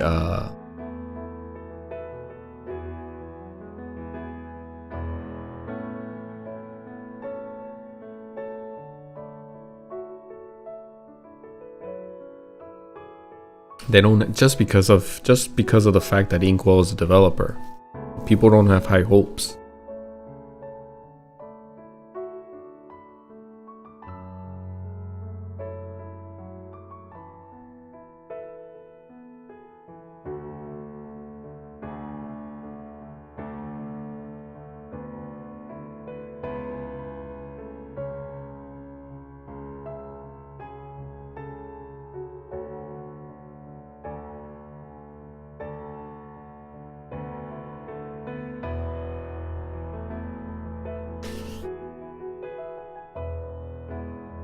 That scares me. The only saving grace is the Wizard developer girl then. Yes. She was I think she's one of the OGs that made Maplestory, like the Wizard Maplestory game. But we'll see. We'll see. See if she can be enough of an influence to guide the game.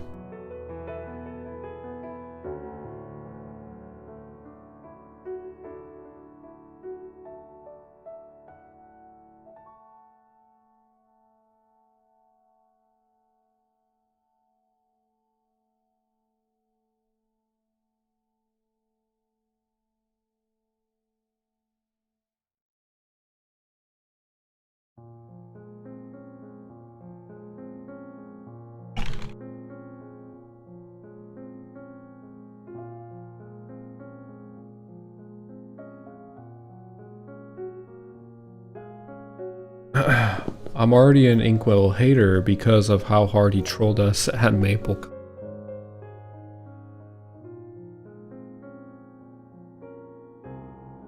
How did he troll?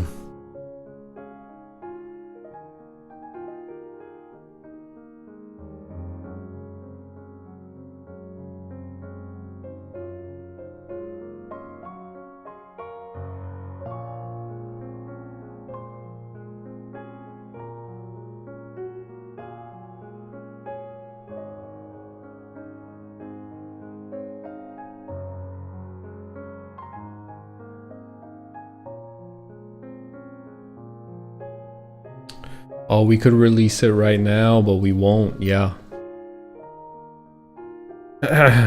He did say that, and I'm very doubtful of that, man. You could release it right now, but you won't, but you can't, but you won't. You need more testing done. I get, okay. Give him the benefit of the doubt. He wants to keep the game like he wants to keep the suspense going, the element of shock to be there, whatever the case might be, to not release any cemented update or any cemented statement for the game when you say the game is ready to be released, but you won't. Maybe he's just trying to keep the element of shock, and he's really hoping that it will bring a wave of content creators just creating content on YouTube to flood the game for the success of the game. Maybe. But the thing is,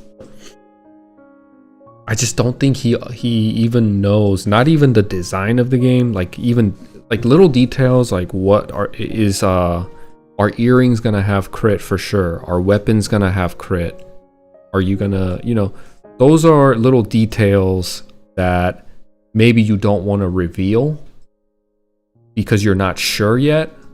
But the bigger question that he won't even answer with a clear yes or no is the bigger framework, like the framework of how they're going to run the game and what the purpose of the game is. Is it to make money, or are you really doing this for the players to have a game where they can flee to run away from the today's MMO standard and industry and go to a game that they enjoy, go to a game that they remember, right? Where it's more laxed or community oriented. What's the purpose? He wouldn't answer if they're gonna have gacha or cubing or pay to win elements. Instead, he gave a very ambiguous, nuanced answer and says, well, it's different because of this, because of that. I think most people that want to play classic Maplestory and that are going to play classic Maplestory for a long time are players that want you to say definitively, no, there will be no pay to win elements. No, there will be no gachas. That's game breaking. No, there's not going to be any cubing because it's predatory. There's none of that.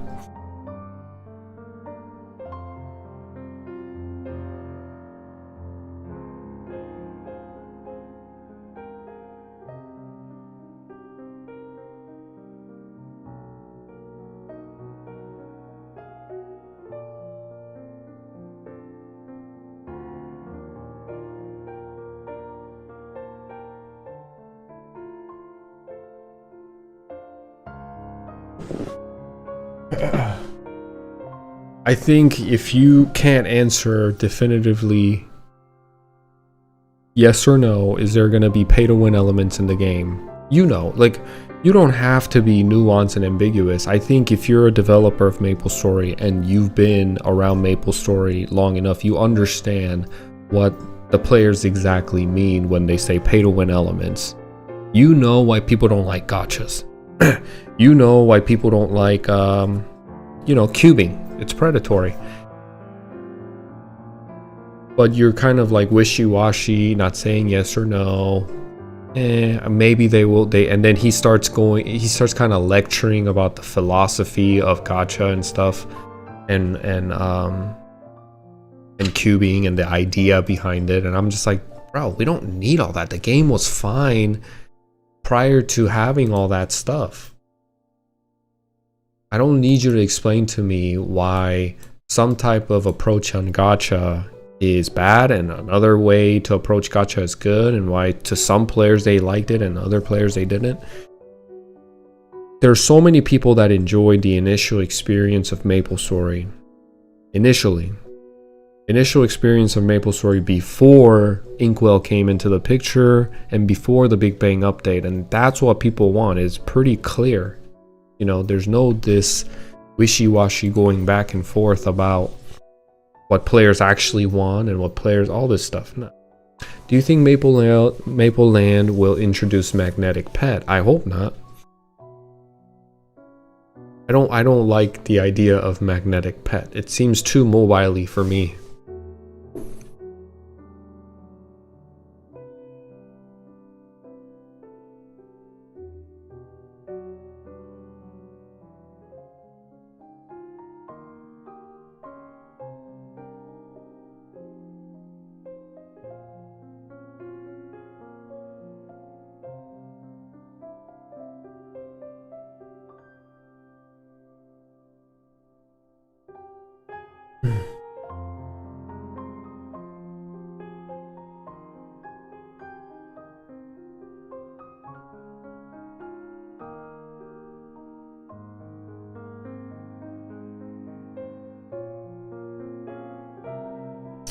It's just frustrating to me the way they're going about it. If they want true feedback, all these small playtests they're doing is rather pointless. The best way to figure out whether the changes are good is to release it to a bigger audience.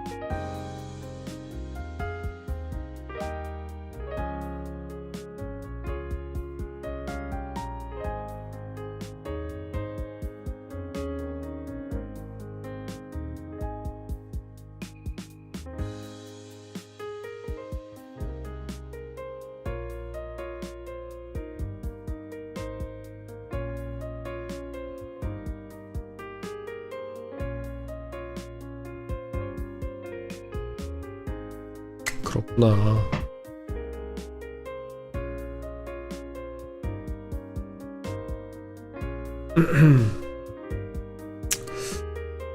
Do you agree that the Big Bang patch was the death of the game? I feel like honestly Maplestory never reached the heights it had before that update. It had so many players back then.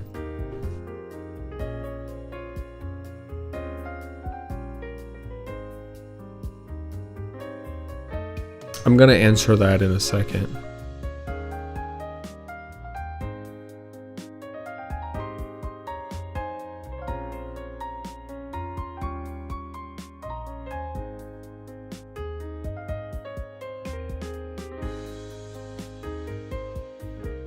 Hey Gremlin, what's up, man?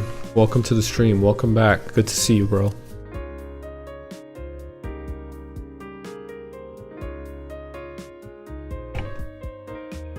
So I do think Big Bang is the biggest culprit on essentially killing Maplestory, how the game originally was. So I will talk a little bit about the Big Bang update and why it was a terrible decision, and leading up to Big Bang, I don't think KMS, Nexon Korea, did a lot of thinking and planning ahead.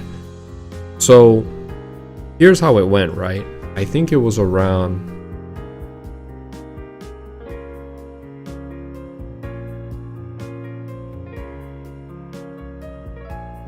let me just finish up my conversation with my buddy here, and then I'm probably gonna go.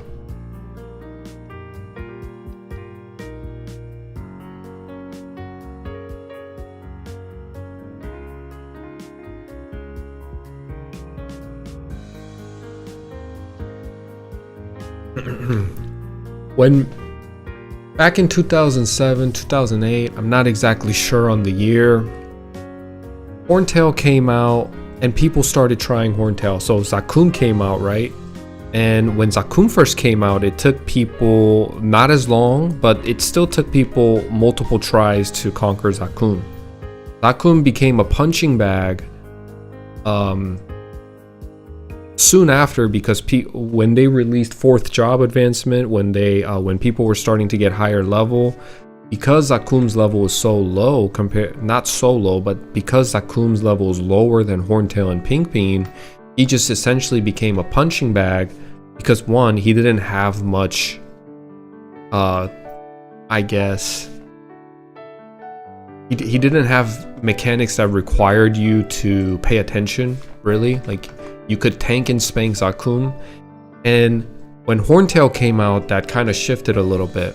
Horntail came out not like maybe a year or so after Zakum, And Horntail introduced the element of taking buffs away, curses, and also charm, and all these things. It took the player base, the general player base, a little longer than they did for Zakun. Horntail took a little bit more analyses, patterns of skill use, which part of the Horntail does what, and all this collective people trying and attempting Horntail.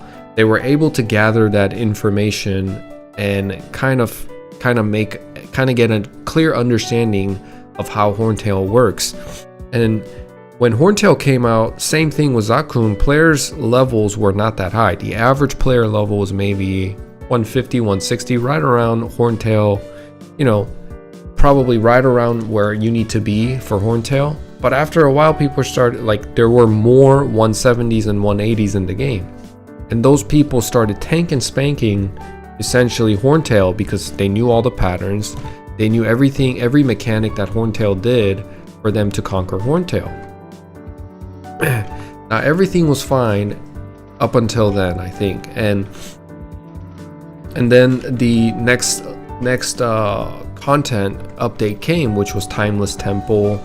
And that continent, you would have a lot of quests within that continent, and it would have maps that would lead you to the final boss, just like how they did it for Leaf Ray with Horntail.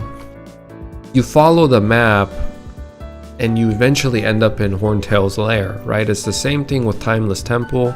Although the design, one could argue, is a bit more simple, and the approach was simple, but maybe that was just a philosophy while they were designing that continent, Timeless Temple. They wanted to make it straightforward, pretty direct, clear cut. Whereas Leaf Ray, you're dealing with creatures, you're dealing with humans, and there's a lot of drama. So the map design, maybe for that reason, is not as strict and rigid and direct, but there's different parts of the forest. It actually gives somewhat sense of a forest, because you could enter it on the east side here, west side there. It feels large, and that map design resonates throughout the entire map. I can't open the world map here, but I'll show you. There's always you run into a lot of instances in Leaf Ray where the map kind of splits into 3 different portals or 2 different portals. If you look here, there's already a split here, left and right.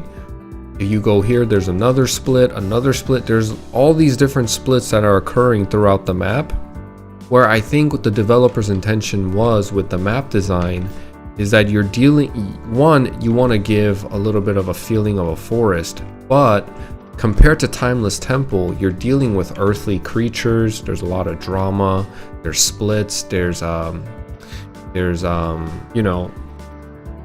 stuff like that exist. But when it comes to Timeless Temple, you're dealing with gods, right?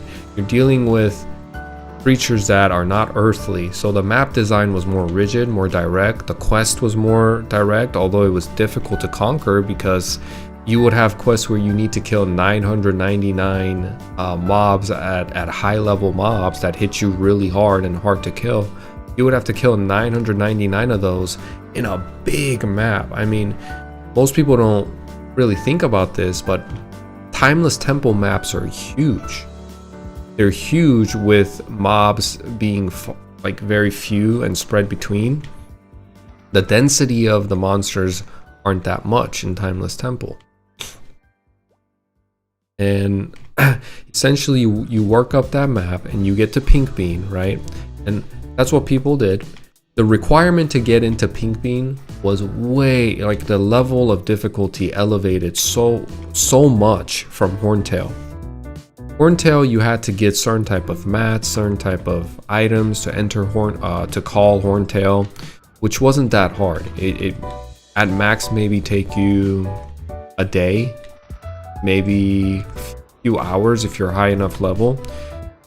But when it comes to Timeless Temple and Pink Bean, the requirement to enter and call Pink Bean was very much more, that ceiling just elevated to the next level. It was extremely hard to even go and attempt Pink Bean. But what happened with Pink Bean was you would enter the pink bean raid, and players have no prior knowledge, no information, and they just kind of take pink bean head on and figure it out on the way. But you know, because you don't know anything about pink bean, and now he was doing things that Horntail wasn't doing, you would maybe survive for 5 seconds, 10 seconds before you get wiped. And you would have to collect the small amount of information that you were getting from each boss raid and share it with the community if the community wanted to share. When bosses first came out back in Korea, like let's say Pink Bean, most guilds did not want to share that info because there was a competition going on who could be the first to clear Pink Bean. So all this information wasn't public like it is now.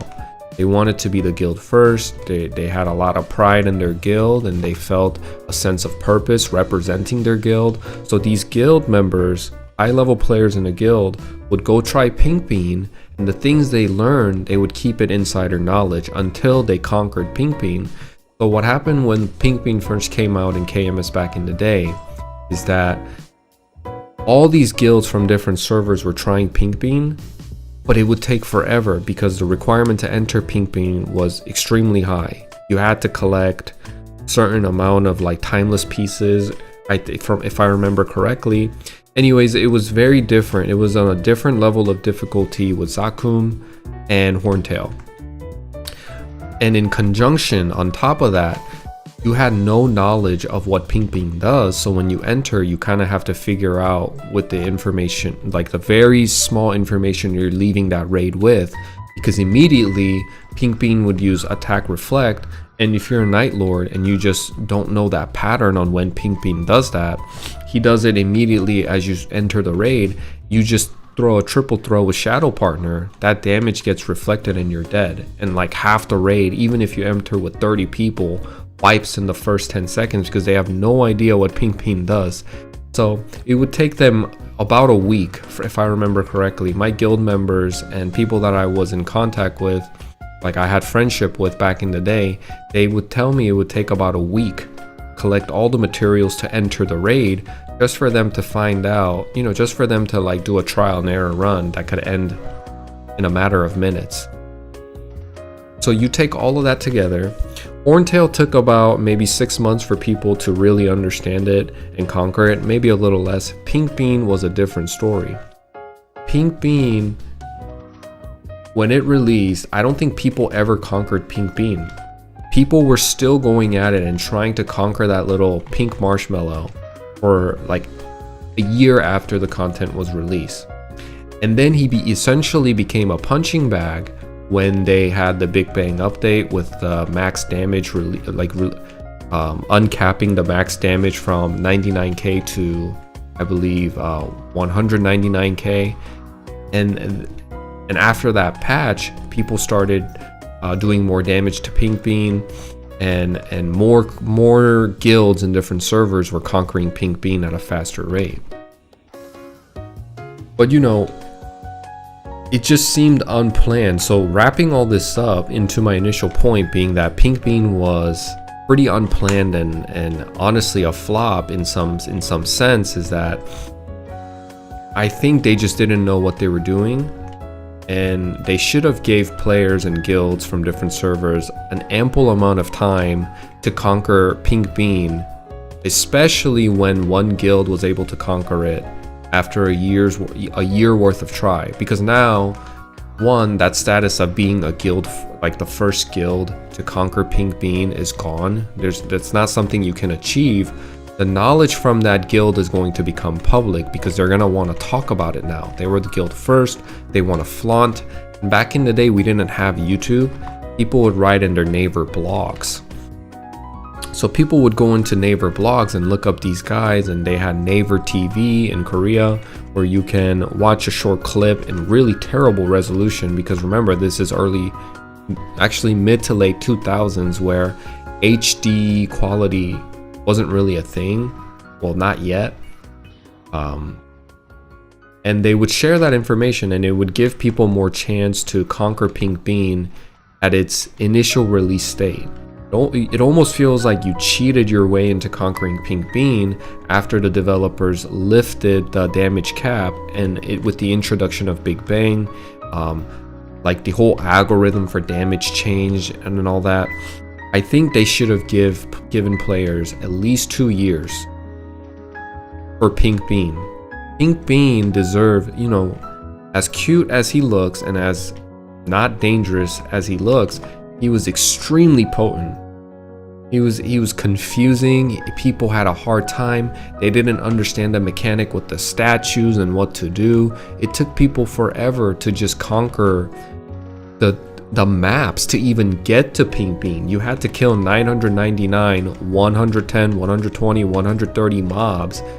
And it was a grind. It ate up so much of your potions if you didn't do it in a party. And most GMS players didn't. They didn't do it in a party. It ate up a lot of your potions, and it just it was a grind to go through all those rooms to get to Pink Bean. And once they got to Pink Bean, they realized how hard it is to even give Pink Bean an attempt, a try, the mats that are needed to summon him, and they would wipe in the first minute. And as stressful and like really as stressful and as annoying as that sounds, because it was so hard, I think the achievement and the fact that people had something that they couldn't conquer gave them something to think about and wonder about and wanting to reattempt it and conquer it even more. If you went into a boss raid and you could tank and spank it like Zakum every single time, or like how they have it in current Maplestory, where most of it is really a tank and spank unless you're in the late game content, you would probably not want to play that game. So it'll probably be extremely boring. You could tank and spank everything. Pink Bean main challenge was the timer. People needed to perfect weapons to do enough damage to beat the timer. Was the timer? Because initially, maybe that was true, that they just didn't have enough time to clear Pink Bean, and I think you're right. Pink Bean didn't give a lot of time like they did with Horntail or Zakum. But I think it took people a long time for them to figure out what each statues do, what Pink Bean does, and how to kind of work around those mechanics. Pink Bean pre-quests were insane. Yes, they were. Are you planning on playing Classic Gremlin? There should have been practice runs available that didn't cost resources. I don't agree with the practice runs. Let it be hard. Let it be hard, so when you actually do conquer it and you're wearing your timeless weapons that you can only get from Pink Bean, release something that's only exclusive to people who have cleared Pink Bean. Make it shoes, make it a cape, I don't know. It was weapons back in the day. Sure, make it so that the weapons are only exclusive to Pink Bean. But anything, maybe a title or something, anything that you could show to other players in the digital realm that you've conquered Pink Bean, that makes everything worth it for you to not have practice runs. Practice runs essentially, in my opinion, kind of robs the achievement you feel when you've conquered Pink Bean. If you can have practice runs, well, you might as well master it there endlessly, and then go try it, and then just beat it the first time you try it. Instead of practice runs, I think you need to have like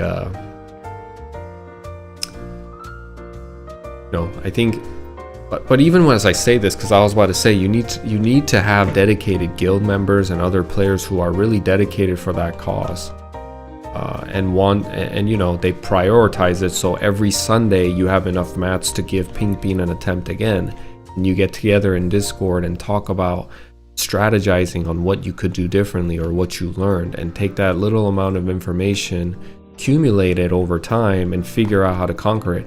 I think the idea of adventure, The idea of playing an MMO is all right there. The only thing that kind of gets in my way and gets in my head as I'm about to say that is that people have lives, and to ask 30 people to go to Horntail on a weekly basis and really commit a lot of time into the game for such a low return and investment, at least until they conquer it, I feel like a lot of people would hesitate, not try. And you know, I would do it. I would love to do something like that, as long as the game is fun, you know, and like if I can train while gathering mats for Horntail, right? And that's essentially how it was, because when Timeless Temple came out, high level players and high level content all surrounded around Timeless Temple. So those mats that you were getting, that you were collecting, weren't really out of the way in a sense, because you were essentially training and farming at the same time, and it didn't feel too I guess it didn't feel much of an hassle. It felt almost it felt almost more meaningful, because you're grinding for EXP, but you're also getting loot, which is tradable, by the way. Back in the day, each timeless piece cost 4.5 mil.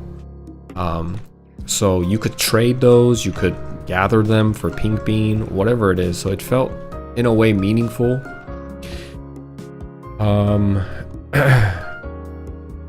But yeah, I'm not a big fan of practice runs for boss raids. I think it's better. There's more sense of adventure, and the achievement is that much greater when you can conquer it after you've invested time. Unfortunately, you have to invest time and effort to get that type of gratification. They gotta find a way that that investment of time and your effort isn't as it doesn't feel too dull or mundane. It needs to be, the game, essentially the core game has to feel enjoyable, you know, and it all works off of one another, in my opinion.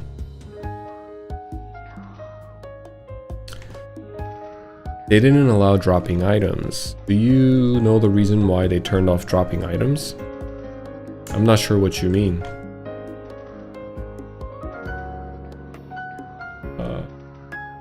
Never tried Pink Bean because I never reached 170 plus. It would only take a Night Lord one by 180 plus, what I remember. Yep. I thought most people went to Horntail at 180 plus. That's what I remember too. Especially if you were a Night Lord, a Bowmaster, or whatever. Most people took you if you were 180 plus. Now you could take like a Dragon or like a Dark Knight at 170, because one, he has a purpose that's being fulfilled, and that purpose isn't damaged, so your level doesn't matter. And at 170, you know, you're definitely not getting one-shotted as a Dragon Knight. And as long as you bring Hyper Body, people took you in the party because it was an S tier utility skill. And from that, you just have, you know, you're still doing damage though. At 170, you're still having fun, because it's not like you're missing on Pink Bean. You're probably doing additional damage. I would call it an amplification to the Night Lords and Bowman's damage. You're just adding a little special sauce, a little sauce on top of their damage. But you felt meaningful for sure. One, because you know you're there for Hyper Body, but you're still having fun. You're still helping and contributing to the overall goal of killing Pink Bean. Like, why would they turn off that feature? What was the point? What does dropping items mean? You know the reason they turned off dropping items? Like dropping items from your inventory, or what?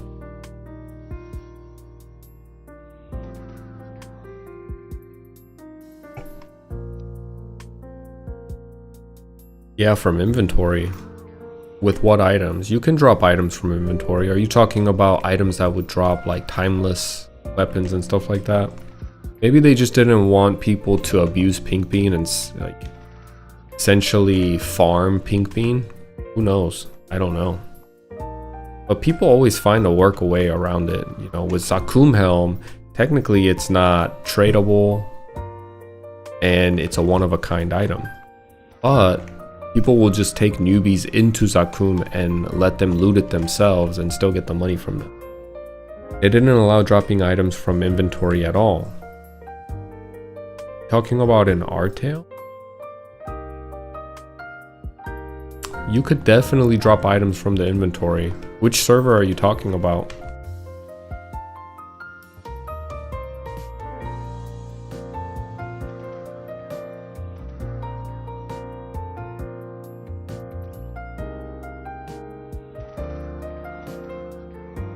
Oh yeah, on Artail, yeah. Artail, I think you had to either trade it or do other ways to... I don't know, it was probably a bug that they just were too lazy to fix, is my opinion. I don't know why they wouldn't allow items from being dropped.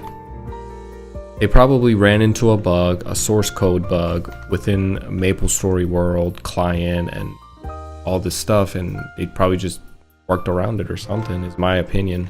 Because there's so many bugs on Artail that you just go, well, I wish they would have fixed this. Or the UI of the game isn't as polished. It just seems like they kind of released something and they didn't put too much care or attention to it. And it's definitely possible because Mapleland, the game that I'm playing right now, is being ran on Maplestory Worlds. So it's definitely possible, but I just feel like they were like, well, this is good enough type of vibe. It's kind of buggy, if I'm being honest.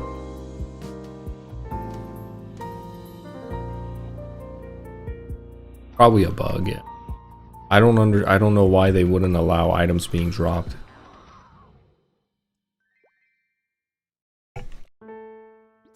Let's see. That out. The best days were when Mush Mom was the biggest deal. Oh yeah, right? The Mush Mom. Mush Mom actually felt like a boss. But that's really throwback. That's like when everybody's average level was like 40. When you enter the game and there was like legit no way to get to Orbis because it didn't exist. I still remember when I was really young. I was playing a character, maybe a hunter, maybe an archer, at level 12. I was a kid, very young, in the very early days of Maplestory. I'm just farming and training at Hennessy's Training Ground 1, and this bandit, level 50 bandit with maybe it was level 60, because I definitely remember him wearing blade fin or fin blade or whatever it's called, the level 60 dagger. And he's like, you know, he has haste, he has this cool weapon on him, he had long hair, his character had long hair, and he literally just jumped super fast up to the fourth platform. I'm on the second killing slimes, and I remember just being, wow, he's so cool. He's so cool. And I double clicked him and he was level 60 bandit, and he had haste mastered, so he's walking around and jumping around super high, running around super fast. And then he used Savage Blow on one of the enemies before leaving. I remember just thinking, wow, that's what I want to play. Wasn't it harder to find Mush Mom than to find her, since Ilbies were on the drop table? Oh, harder to find than fight. Back in the day, no. Back in the day, when even in my time when I played Maplestory in like 2004 or 5, Mush Mom was pretty much a big deal. Like you can find Mush Moms in in channels, and you would have to take your entire, you would have to take your entire friend group or people in that channel to kind of kill it with you. Those times did exist prior to everybody getting high level, and I have memories of those days. When everyone gathered around Hennessy's town, that was fun. I wonder for classic Maplestory how many people they're gonna allow per channel. In Mapleland right now it's 100, and even at 100 it does feel pretty populated, but they're talking about increasing it to 1,000 per channel, right? And that's gonna feel awesome.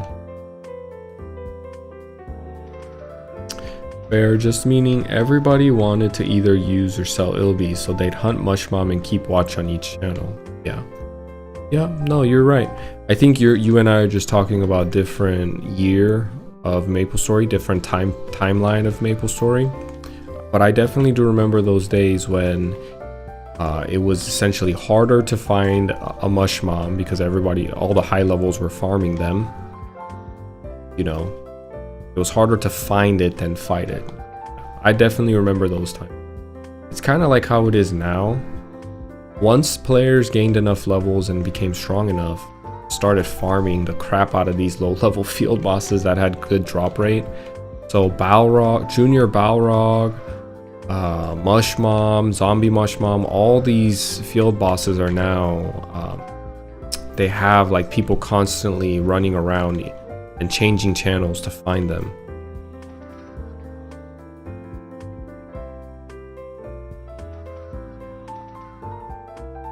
The famous Henehos. There's a lot of Henehos, right? That thought they were the boss, they were the kings and queens. Unless we have like 50 to 80 channels or something, Classic's gonna be a mess. You think so? We'll see, man.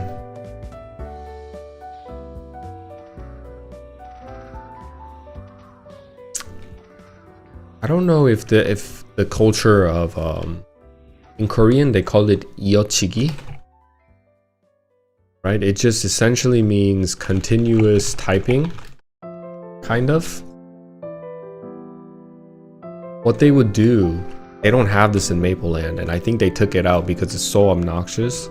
When people would, like, you know, you have your henehos that think they run that town or whatever. You have your bullies, the cyber bullies, right? And they're just kind of hanging out by the taxi, and you kind of walk by, look back at them, make a face, walk away. Oh, they're on you, right? They want to battle, they want to fight. These guys are rabid. They're looking for blood. And what they would do, you know, these type of players and people exist in KMS too. So what KMS players would do when they engage, this is the PvP of KMS. They would type and they would click up on the keyboard key, and it would bring up what they typed the last time, and they would continuously typing on top of that. So if they said, hey, you look like Shrek, you could just click up on the keyboard and will come up. It will come up on the text. So you stupid swamp monster. So they would do this, and they would click up on the keyboard, which will do that, and then they would continuously typing. And it will, like, that chat on top of your head would be never ending. It would just continuously stack on top of each other. And what you can do, you can overlap. These henehos and cyberbullies will get right into your personal space of your character, overlap your character, and cover anything that you're saying with their chat, with their continuous typing method. So no matter how much you chat, no matter how much you want to fight back, it would just get covered by the bully's chat, and you just felt so powerless because you want to get back at him. You want to tell him to F off. You want to tell him to stop, but he'll just get right on top of you, and you have no way of, unless like you're looking at the chat down here, but most people didn't. Most people were looking at the character as they were typing. And you know, these bullies have like 2 or 3 friends behind them, supporting them, and it's kind of giving them a sense of, I guess, I don't know, backing them up. Always had people next to him, and they all look obnoxious, all just dressed in the most obnoxious way. Character customization is scary. You know, they just want to stand out in all sorts of different ways, in the most different ways possible.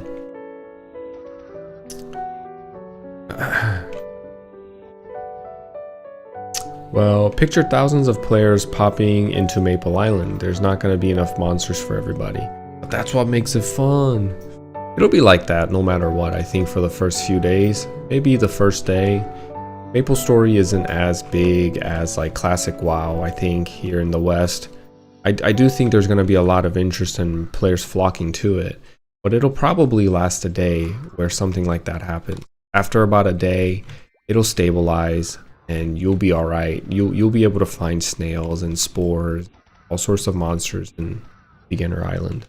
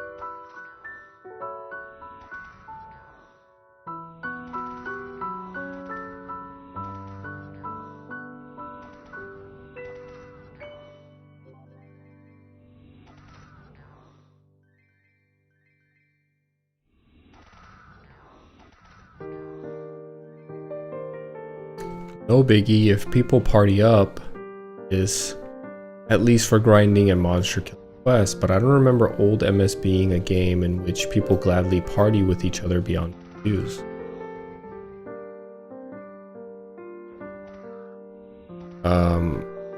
Well, that really depends on the culture of that server. In KMS, people partied all the time. In Genesis Training Ground 1, in Anthill, people party up. In Slime Forest, if they in the Slime Dungeon in Elenia, if people ran into each other, they partied up. They partied up in their 30s, 40s, 50s. That depends on the subculture that exists in that server. So in KMS, they did a lot. And I think in GMS, people weren't so hesitant to party. They just never initiated. Most of the time, it had to be me that asked if the other player wanted to party. But most of the time when I did, I would either just not get a response or they would say, yeah, sure, let's do it.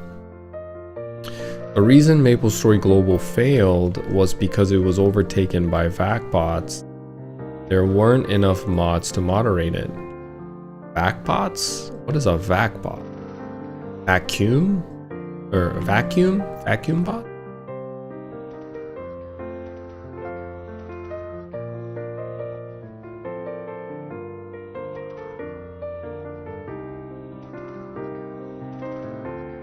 I do hope they add some kind of party system like bonus XP though. Me too. That would be an update in the good direction, right? Incentivizing players to play in parties, always a good thing. Vacuum bots, yeah, they just loot everything in the map and bring monster to their position for easy automated grinding. Oh wow, I think I've seen stuff like that. Yeah, I definitely know what you guys are talking about. I just didn't know it was called. We call it something different in KMS, but I didn't know it was that big of a problem that would cause the whole game to fail. I knew it was an issue, but I thought it was a rare case. But I guess with stuff like that, right, because it's such a overpowered hack, you can essentially do it for like a single day and probably break the game's economy. Even if the 1% of the game population or 0.5% of the game population had that hack, if they did it, it would break the game, right? I would assume it's that big of a deal.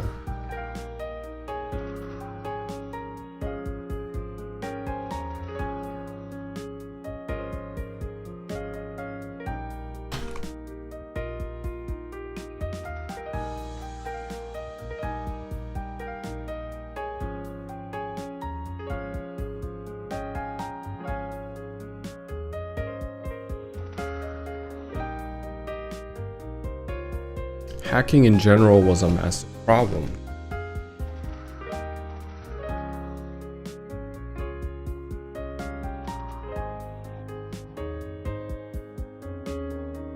Well, it's the year 2026, so hopefully they have found ways to catch people that are hacking and abusing, stuff like that.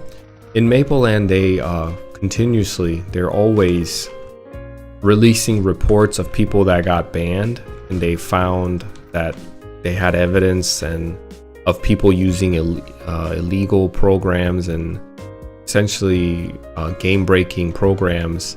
These people get caught and they just get banned. And these ban lists come up once a week, and some are long, some are not, but the fact that they're able to catch these people and they're releasing a list of people that are getting banned every week shows how active the developers are in Mapleland. And they're trying really hard to prevent people from, ruining the game. Honestly, I'm afraid this time will fail too. Maplestory has always been a game in which hacking was a part of the game, and all it did was make things harder in every way for legit players. I hope you're not right, but maybe you're right. We'll see.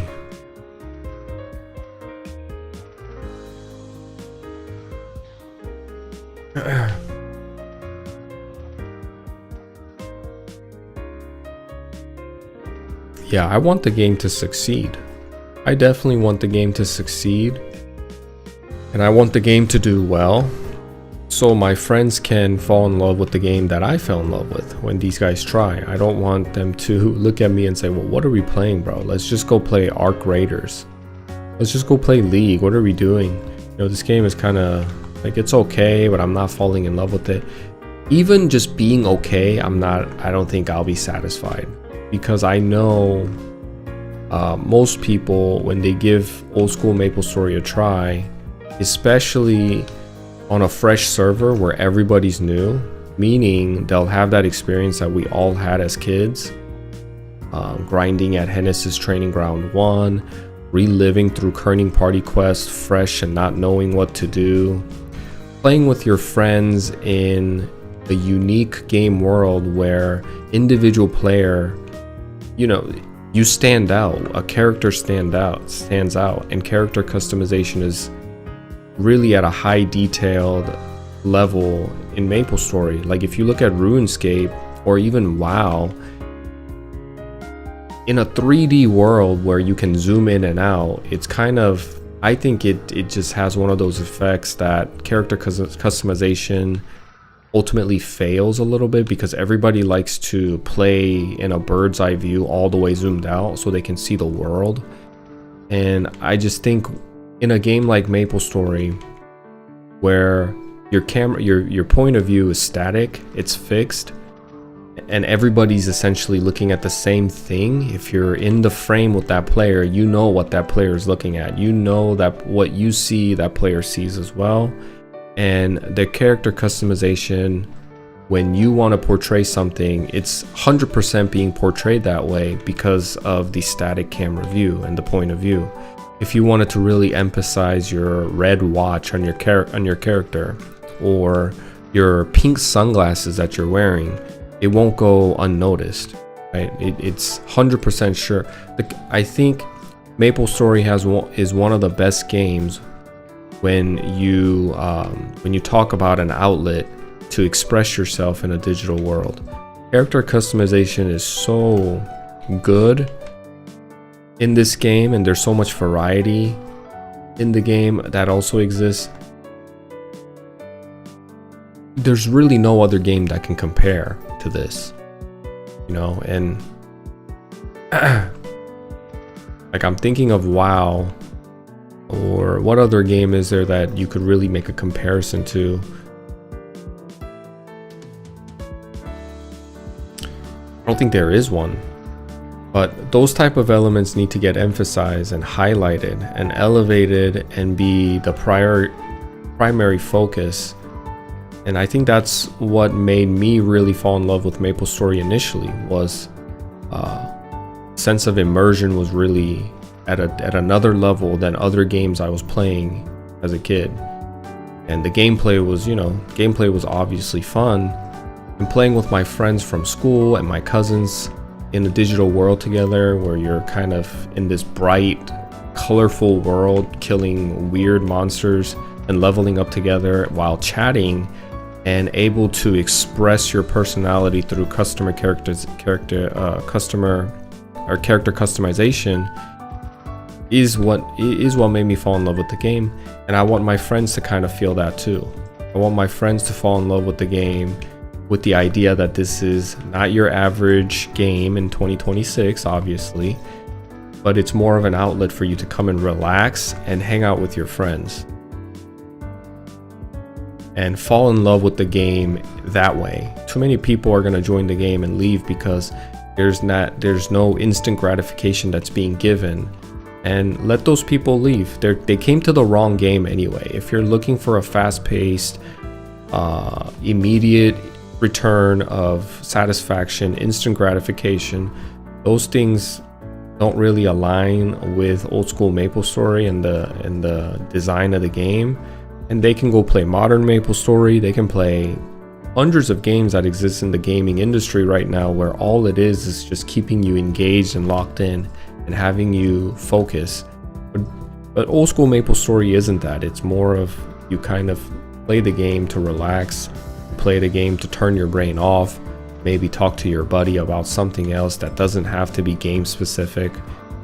You could talk about, how you're doing, what you've been up to, your job, life, anything. And it's more of a relaxing digital space where you can truly make great friends and make great memories with your buddies.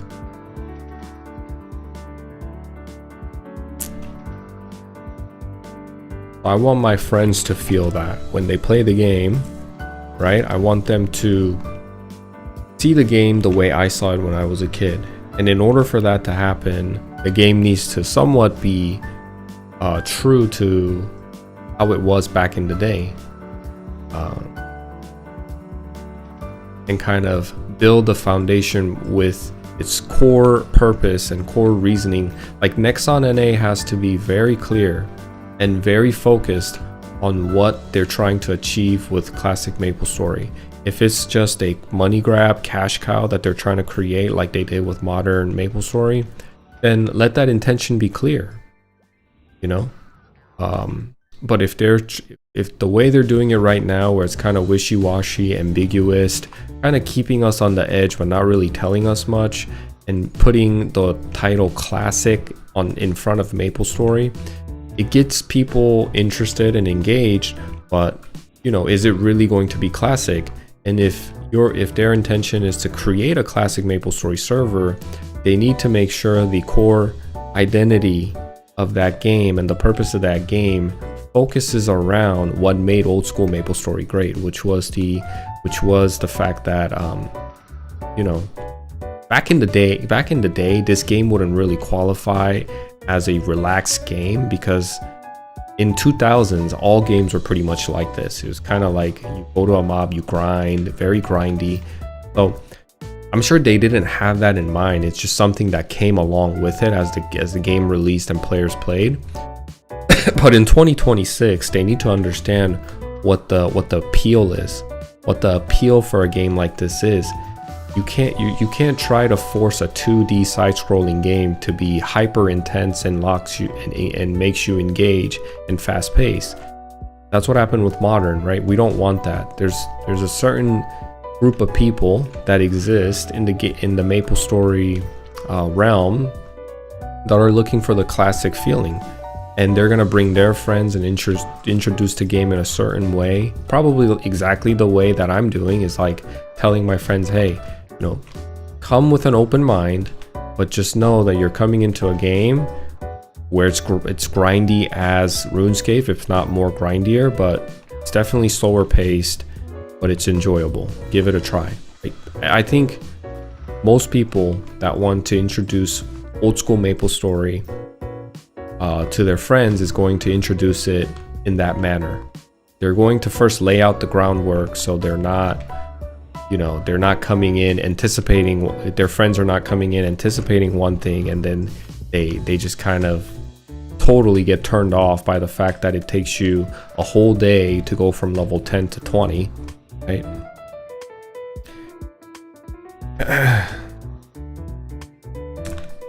Good morning, Bombastico. Good morning.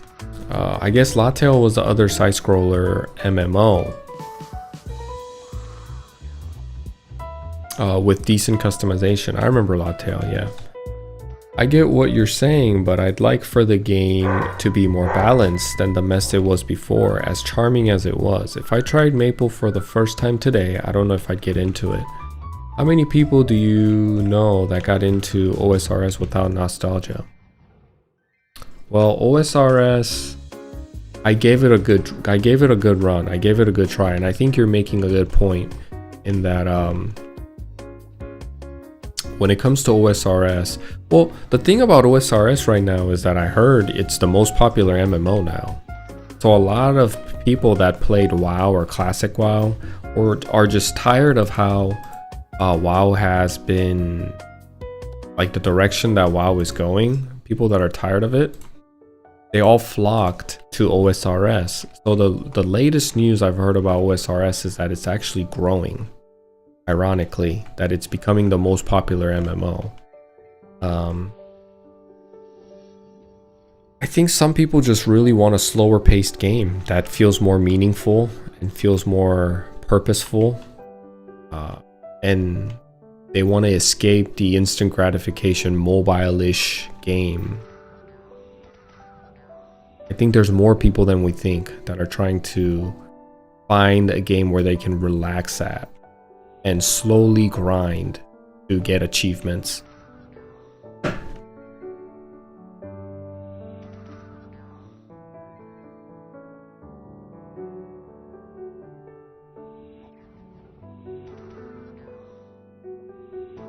And OSRS, if you've played classic Maplestory if you played classic WoW and old school WoW back in the day and you jump into OSRS, the feeling of adventure, the feeling of progression, the quest, all these things are almost at a 1-to-1 ratio. The only thing that's terrible about OSRS is the delayed input when you press the button, and if you can get over that hurdle, I couldn't get over that hurdle. I thought that was terrible. I played for a while. I got to like pretty high level and I was having fun with it, but I could never get over the delayed input issue.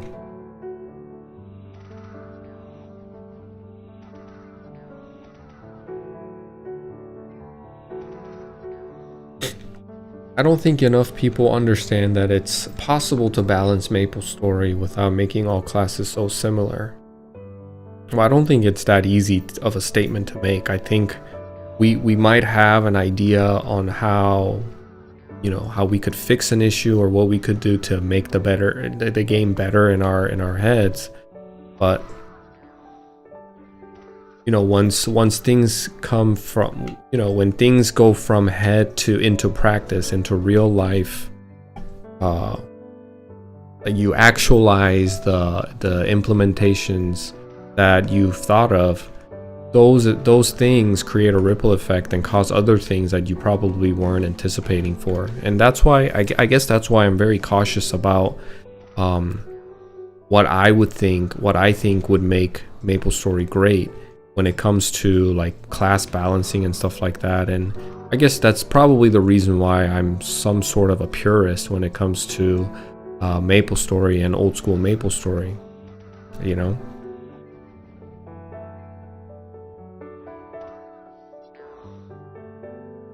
Whoops, just fell all the way down. The idea of grinding hours with one skill button, I know it sounds terrible, but a lot of people love it. People just enjoy knowing that there's a character that's progressing, and the investment of time feels more rewarding, more meaningful, instead of going into a game where, you know, like let's take League for example. Super fun game, very engaging, keeps you focused, But after 40 minutes of gameplay and that game is over, unless you're playing ranked, and a rank is, I don't think, as meaningful as like progressing in an MMO, but unless you're playing ranked and earning LP, that time feels pretty much wasted, you know? So I think people just seek some meaningful way to dump their time in, and as long as an old school RuneScape does, as long as there's a huge enough player base where the game feels alive, people are okay playing alone in a big world where eventually, you know, they have something to show for to the people, to the OSRS community, or in real life. I don't know how many times I've ran into people that are gamers and they ask me, have I ever played OSRS? And I'm like, yeah, I've played it a little bit. And the conversation soon after leads into them essentially flexing that they have 99 woodcutting, 99 magic crafting, or whatever it is. And I'm like, oh, that's cool. To me, you know, because I wasn't a huge OSRS fanboy back in the day, it doesn't hit as hard. But it's nice to see that they were very passionate about something and they have a huge identity behind it. And I think essentially it comes down to that. They want a reward. They want a more meaningful, purposeful reward for the time that they're investing in an MMO. They don't want people that play OSRS tend to be a little bit older, and people who want to have more of a reason why they would play the game than like looking for a quick instant gratification or something like that. That's true, but Maplestory Classic World is a good place to try making true MMO balances. I agree with that too, you know. I mean, it's a test run. You might as well try it here, because what do we really have to lose? We didn't even have Maplestory Classic or any of that type of stuff anyway to begin with. We had private servers, we had Maplestory World and Artale. And I guess if Maplestory Classic becomes adventurous and daring and try new things and implement new things, and they flop and they trip and the game turns into a complete mess, well, at least they tried, right?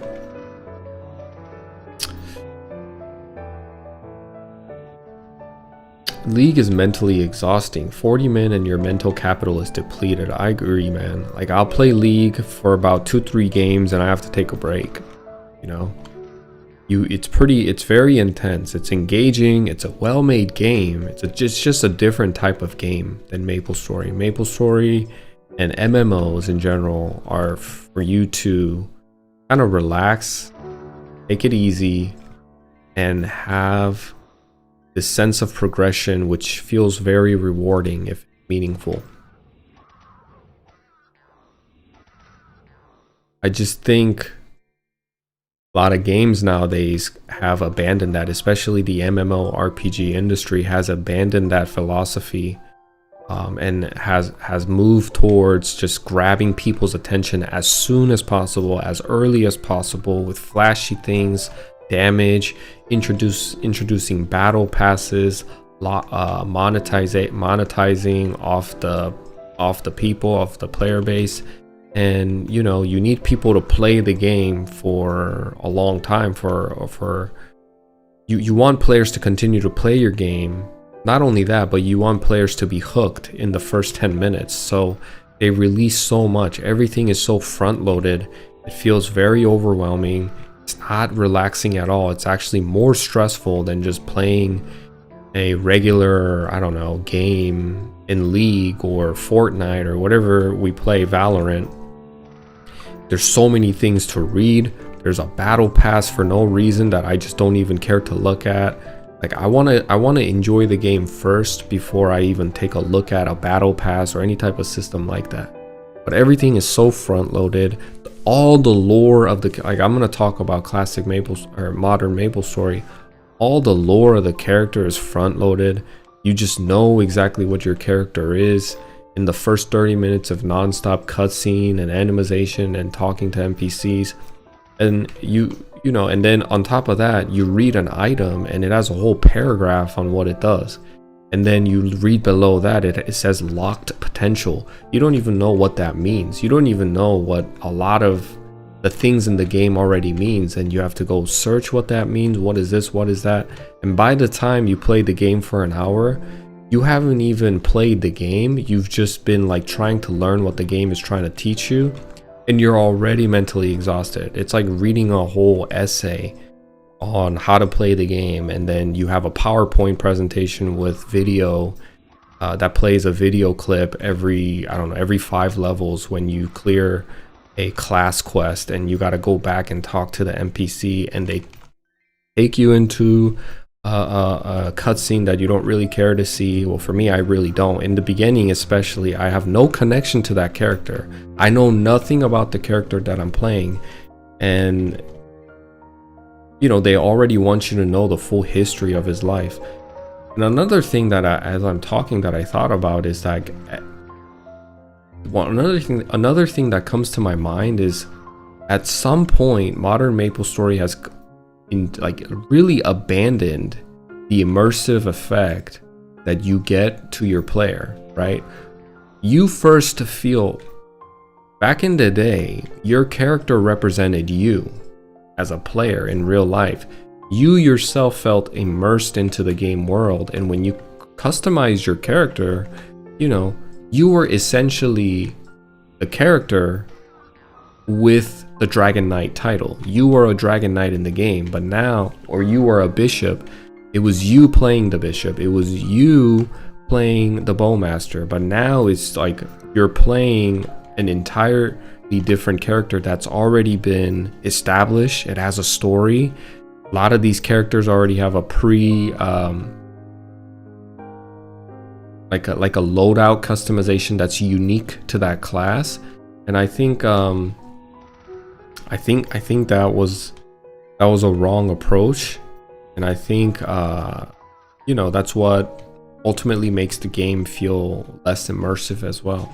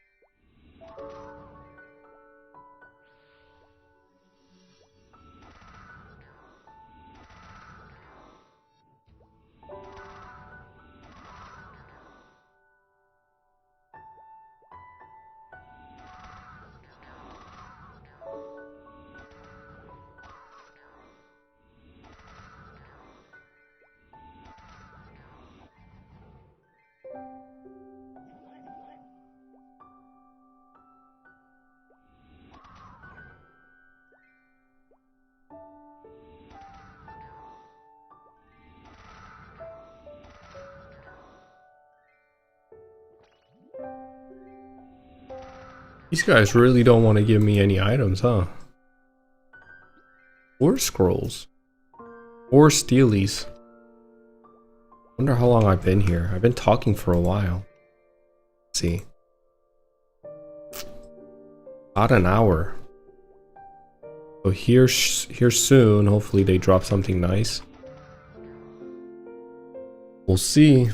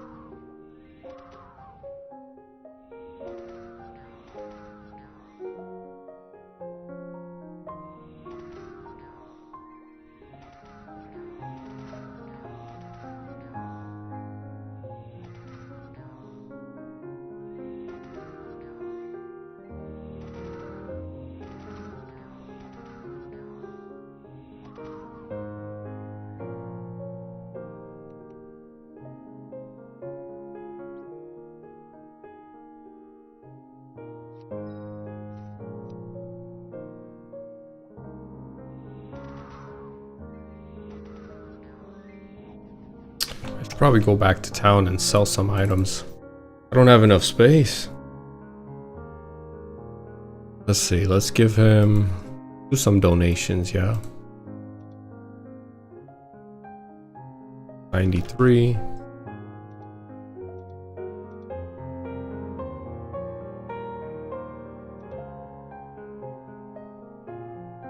$600 dark ones.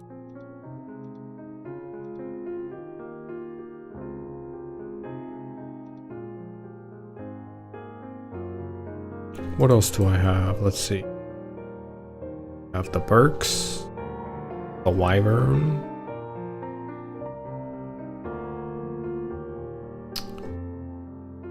Okay, let's give the grass.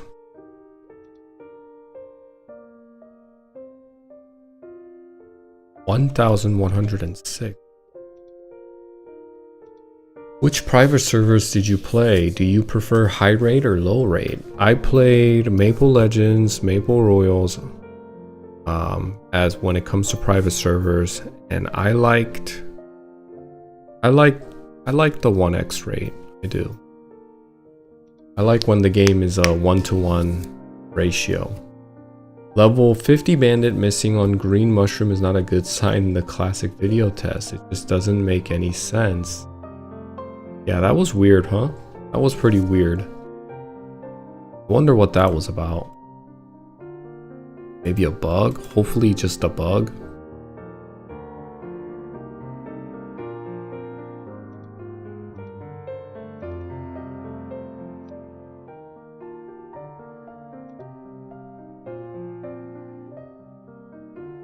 I gave this guy so many items. He better give me a discount on the magic. It's still, what? It's still 18,000. I've given him so much, bro. Why aren't you lowering the prices for me? Wow, I feel betrayed. I kind of feel hurt a little bit. I gave this guy so many items.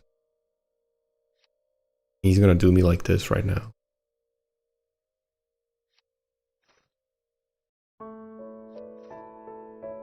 I'm just gonna start selling it. Pretty bad bug. The class with the most accuracy missing is just dumb. Yeah, I wonder what was there any people talking about it? Is there any discussion going on? Did Nexon say anything? You played Maple Royals too. Oh, nice. A former classic Maplestory, old school Maplestory lover, I see. You and I are basically the same in that sense. Okay, let's go back.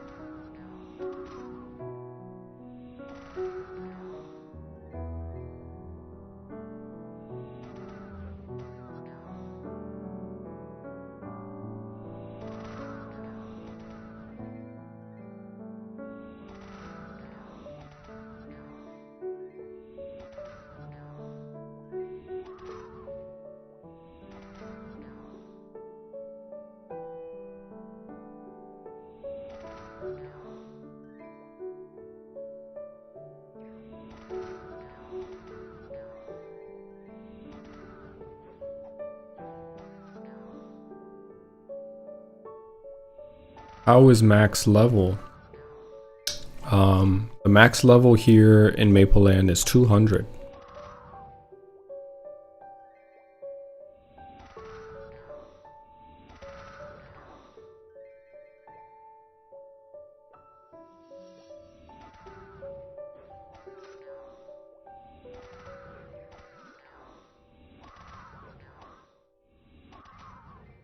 You know how you emphasize party play as a very crucial part of KMS? I think unfortunately GMS and the classic server are aiming towards a more solo playing experience. Why do you say that? I saw a video with the theory that the mobs are not the real version of them and it's just for the test formula.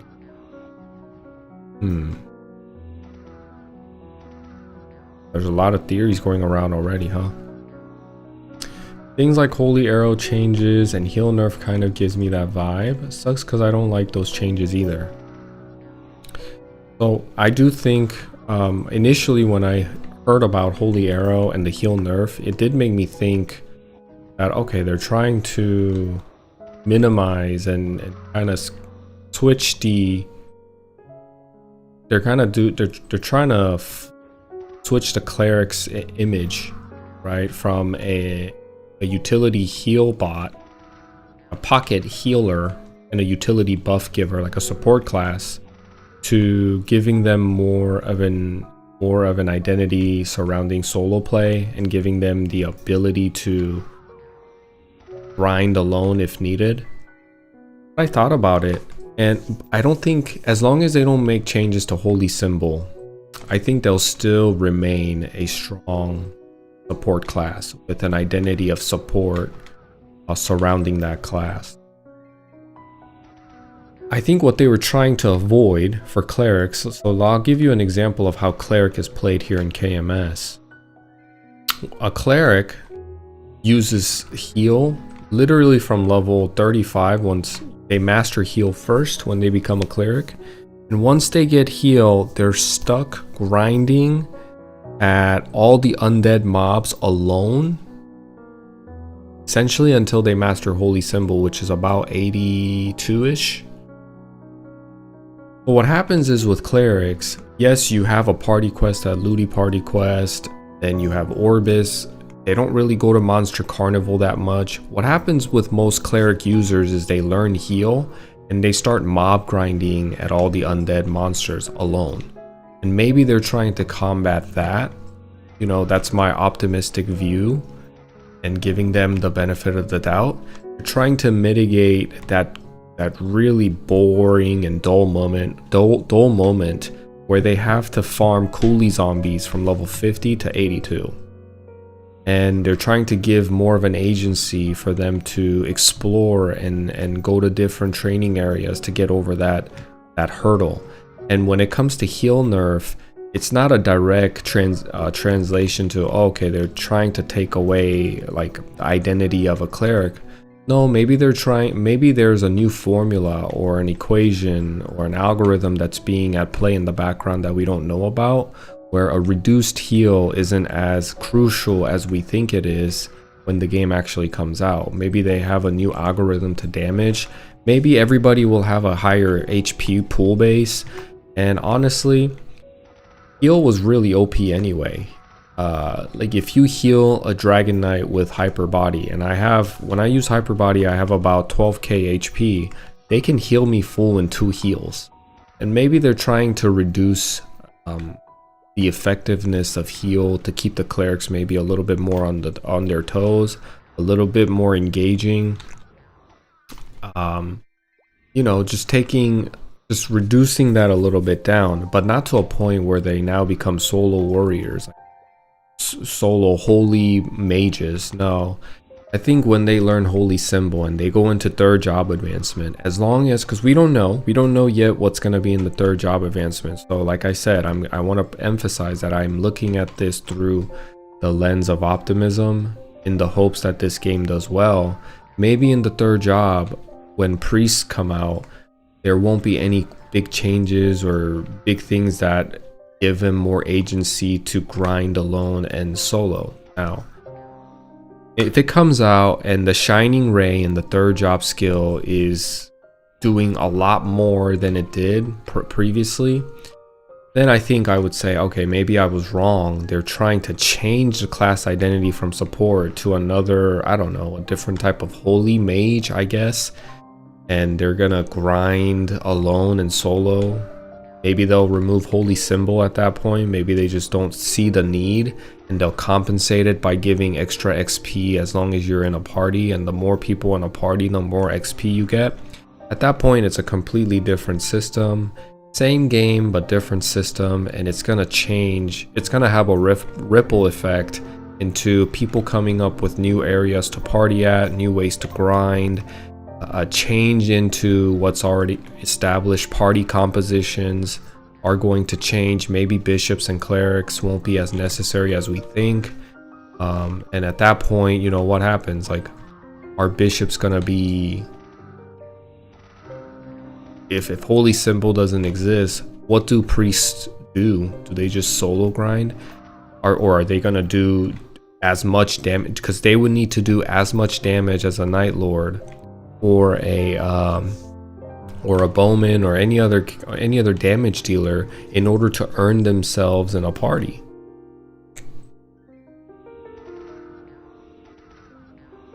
Things like holy symbol is getting nerfed 100. That is my prediction. Well, I think they would have to do a lot of work to making sure that doesn't rob the priest of their slot in a party.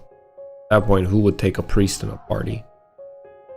I would assume the reason heal was nerfed while holy arrow was buffed was to make so holy arrow gets used over just spamming magic claw over it. I think they're trying to alleviate the second job advancement, but they might really just try. They really could just be aiming to make clerics more individuals, and give them more agency to just solo grind through their levels.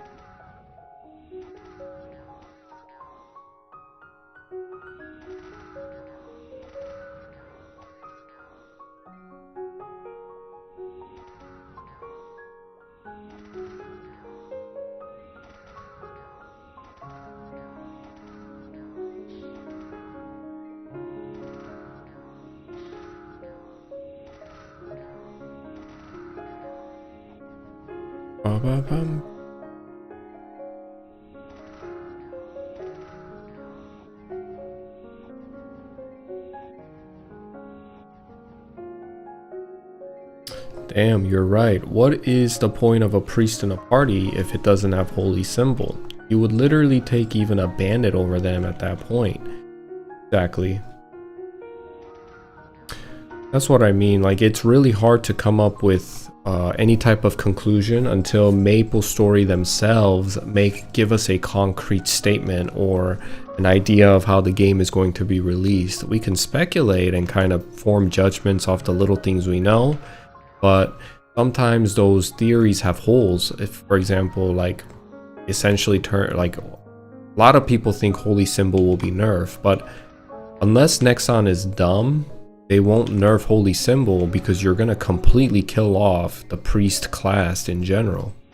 Nobody, if you just give bonus EXP and that was the only reason people that was the only and unique reason people party together, at that point there's really no need to have a priest in the party.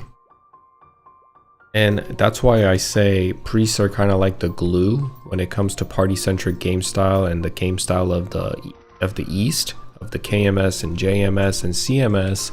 Priests act like a glue to bring people together, and they fulfill that support role really well.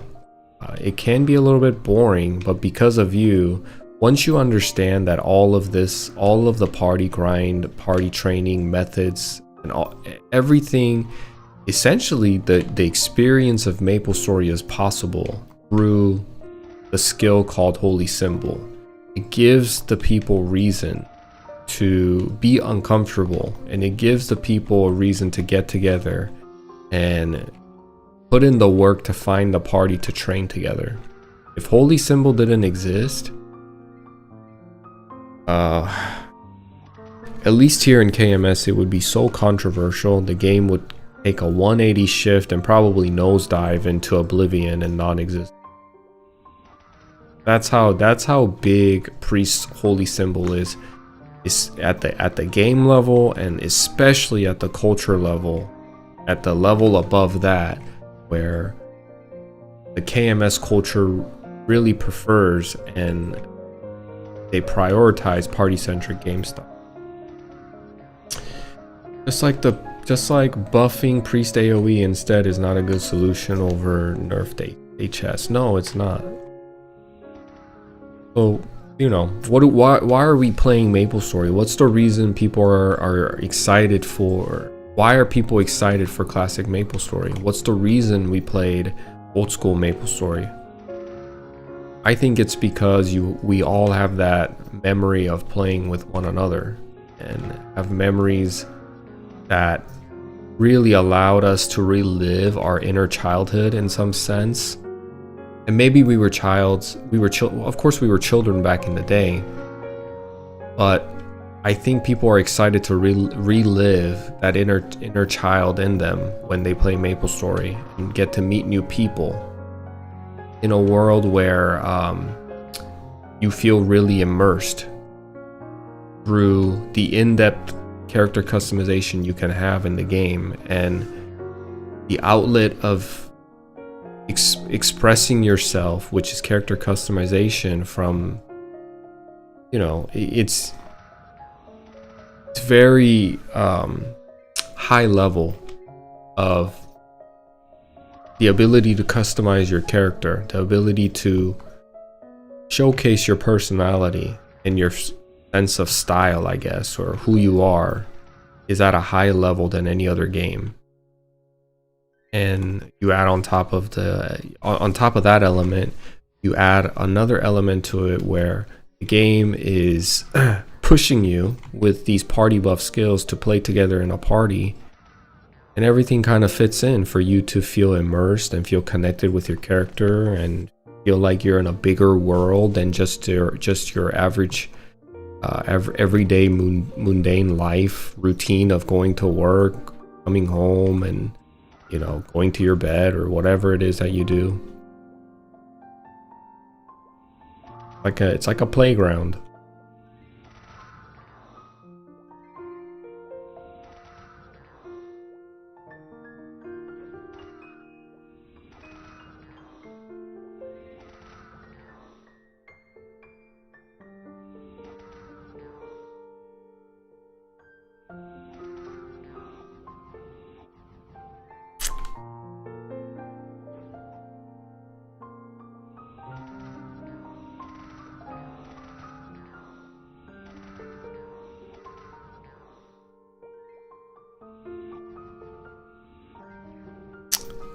Another thought I had was that bandits seemed too good compared to other classes. 20% chance crit with a 90% chance to get a 35 attack buff. Where did you see these things? Where did you see this information? Curious. Was it officially released from Nexon, or someone take a screenshot of other people showing these skills? Because if it's still, my thing is this, that does sound really, I have a couple of points about that. Is that, one, yes, it does sound really good, but if it's not officially released from Nexon and it's just something that people took screenshots of or recorded in a beta phase of the game, it's not cemented and it's not concluded. We don't know if that's going to be the final stage of how bandits are going to be, what their skills are going to entail. Another thing is, if bandits get that type of buff, that means other characters are going to get either similar or something, other buff. They're going to get buffed either in a similar level, a similar intensity, or maybe even at a lower intensity.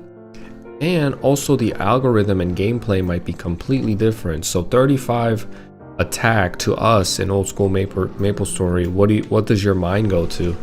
My mind goes to 3.5 work gloves that are all 10 attack damage, right? That gives plus 10 weapon attack. So it does seem a lot, but in this new world where so many things are different, damage, the algorithm for damage and weapon attack damage might be different as well.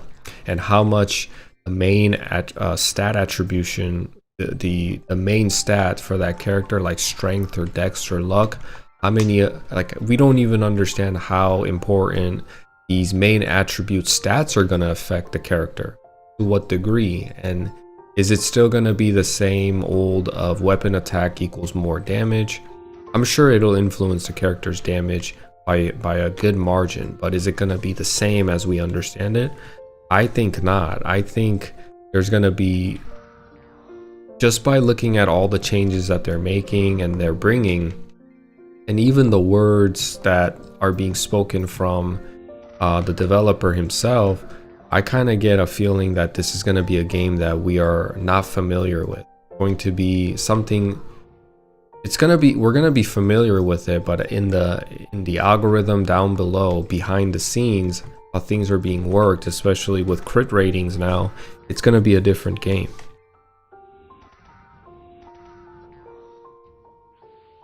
I just saw a video of a guy going over the skills. We'll see, man. I think we'll see what the official release when it comes, or when Nexon actually releases the official information that they're gonna go with. We'll see from there how much conclusion we can draw up from. But right now, I think it's still pretty premature. Still premature to form a judgment and pass judgments, and it's really for funsies, kind of like just having some, like, entertaining the thought of how the game's gonna be.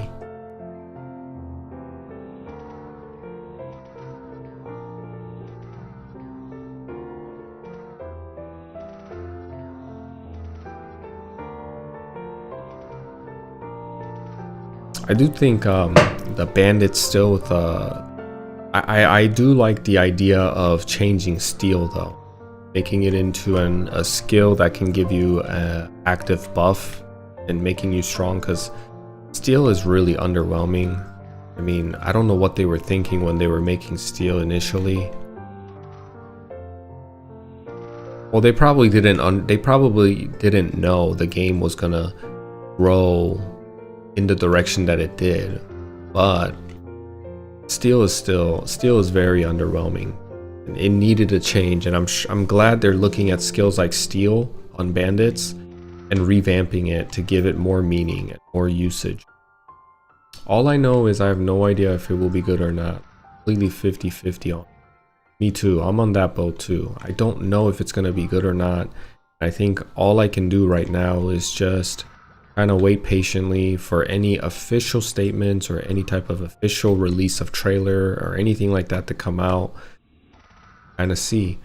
But by the state of it and how things are done, although the event is not done yet, the event is still in the first half, right? Like, I think it's going on for about 3 weeks, if not a month, and it goes into February, the event. So maybe they'll give more concrete, maybe a release date, hopefully around that time.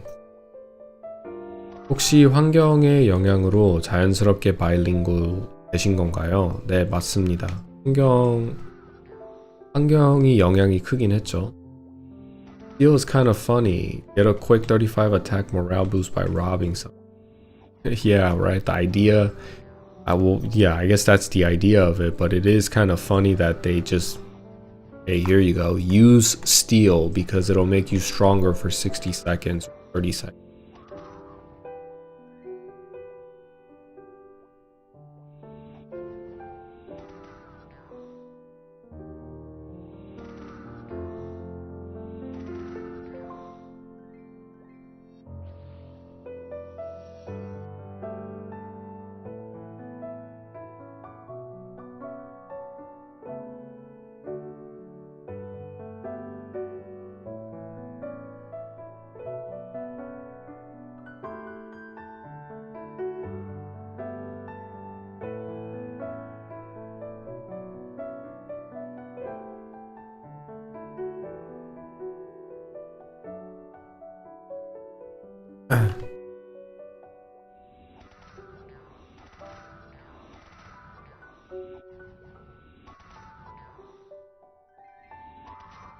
제가 영어를 공부하고 싶은데 지미 키멜 쇼 같은 거 미국인이 자주 쓰는 말투인가요?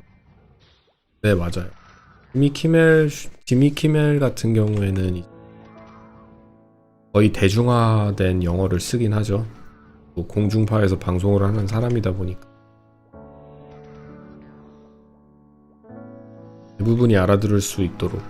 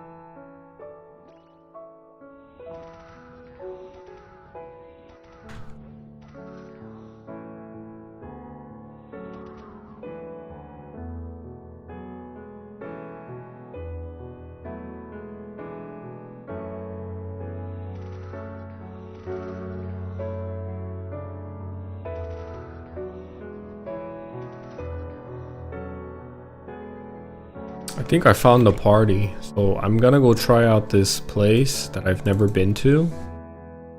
So Dragon Roar party for Dragon Knights, so let's see what it's about. I'm gonna turn my VPN on.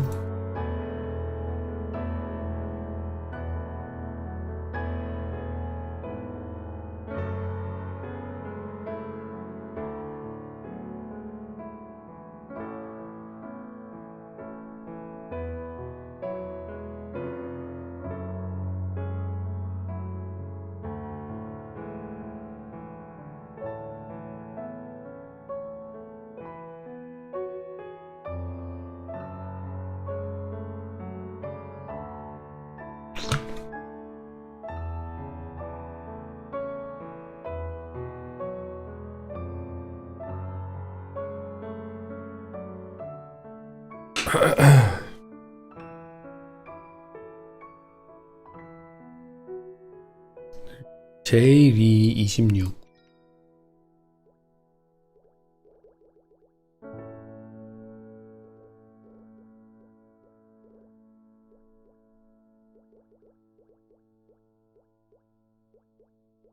Where's 26? 26. You guys see 26? Oh, right here.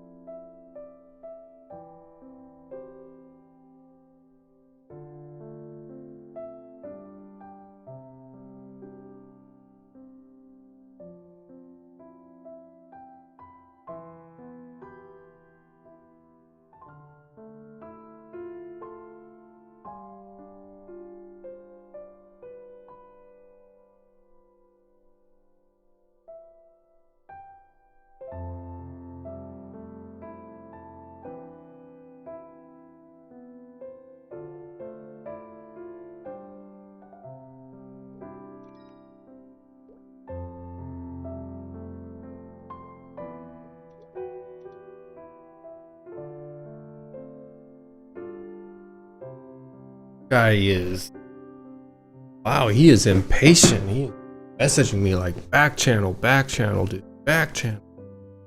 All right, man.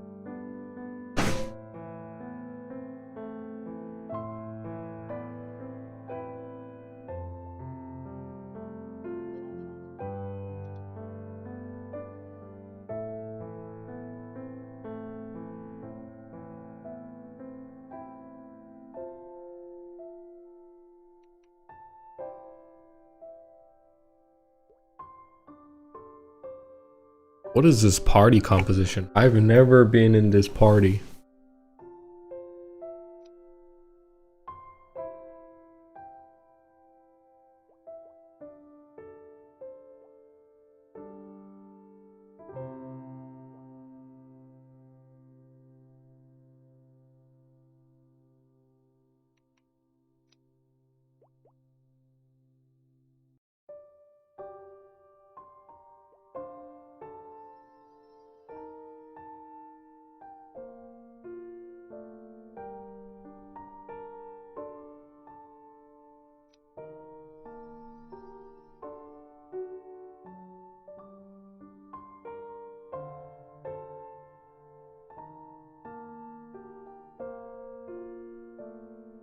Looks like a Zakum run party. I know, right? So many high level play.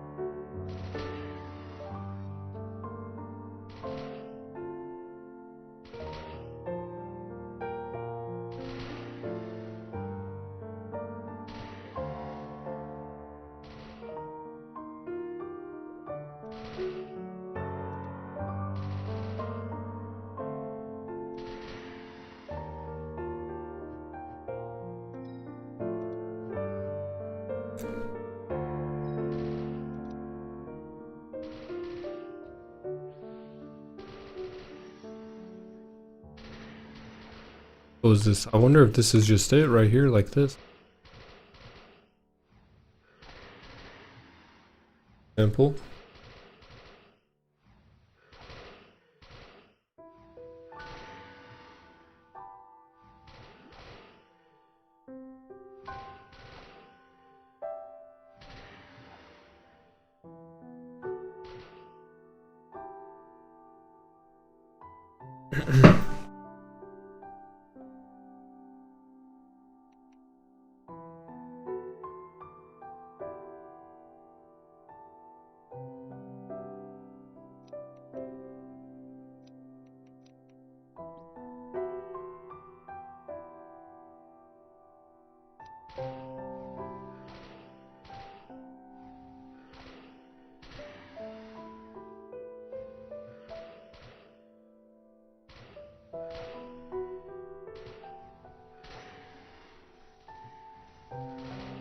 This is my first time being in this party.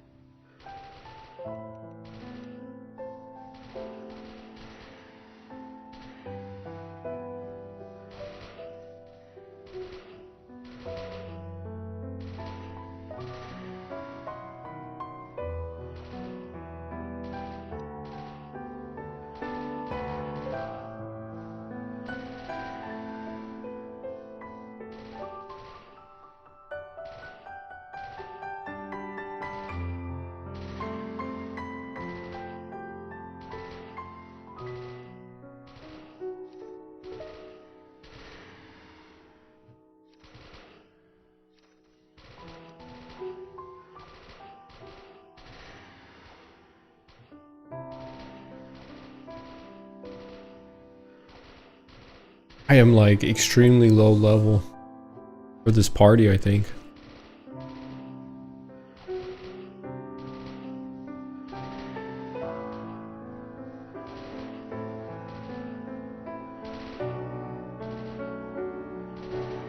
What's going on there exactly? Well, we have a party here where we have 3 dragon knights here stacking on top of each other using dragon roar, and then you have a priest who's healing us to keep the dragon roar going, right? So we're killing dark wyverns this way. And then you have a level 174 Shadower up at the top. You see him going up here? I think he clears, yeah, on the platform way up there. He kind of takes care of those up there by himself. And then you have a level 137 Dark Knight, 175 Dark Knight, and a 116 Dragon Knight, which is me, spamming Dragon Roar to kill the dark wyverns that surround this platform, or that surrounds us. The idea is essentially same as the entrance to Skynest and Leafray, where you're killing harps and berks, but here you're just doing it at the dark wyverns. I think this is going to be a bit slower than if I went to go kill the berks and the harps at the Skynest entrance. 여기 로어 파티는 레벨 몇부터까지인가요? 다크와이번이니까 아마 한 110 정도는 돼야 하지 않나. 근데 지금 파티 구성을 보면은 용기사분들이 다 다크나이트거든요. 4차 하신 분들.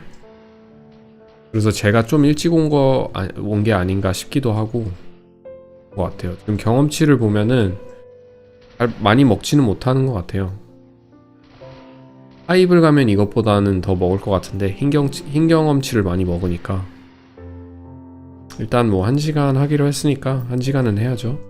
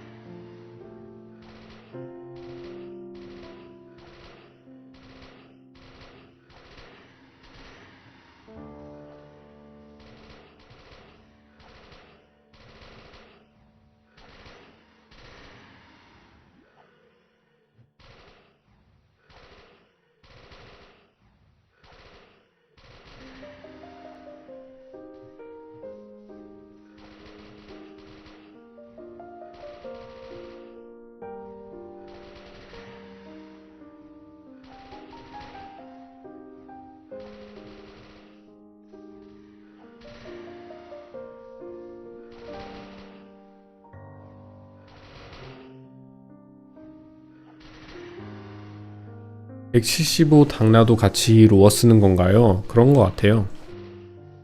175 분도 여기서 지금 로어를 쓰고 계신 것 같은데,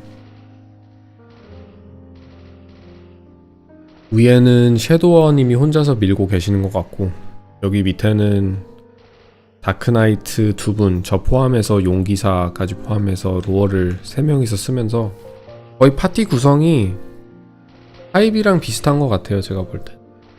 Paying to party is still a culture shock. Really? Well, I mean, it makes sense in KMS. I think everybody's more considerate of each other's time. It really comes down to the culture level. They take this game and they try to maximize efficiency while trying to, because Korean people are very different culturally than us. They're very considerate. At the surface level, people are very considerate of another's peace, of others' time. So, yeah, I think all of that plays into people paying one another to party up with each other.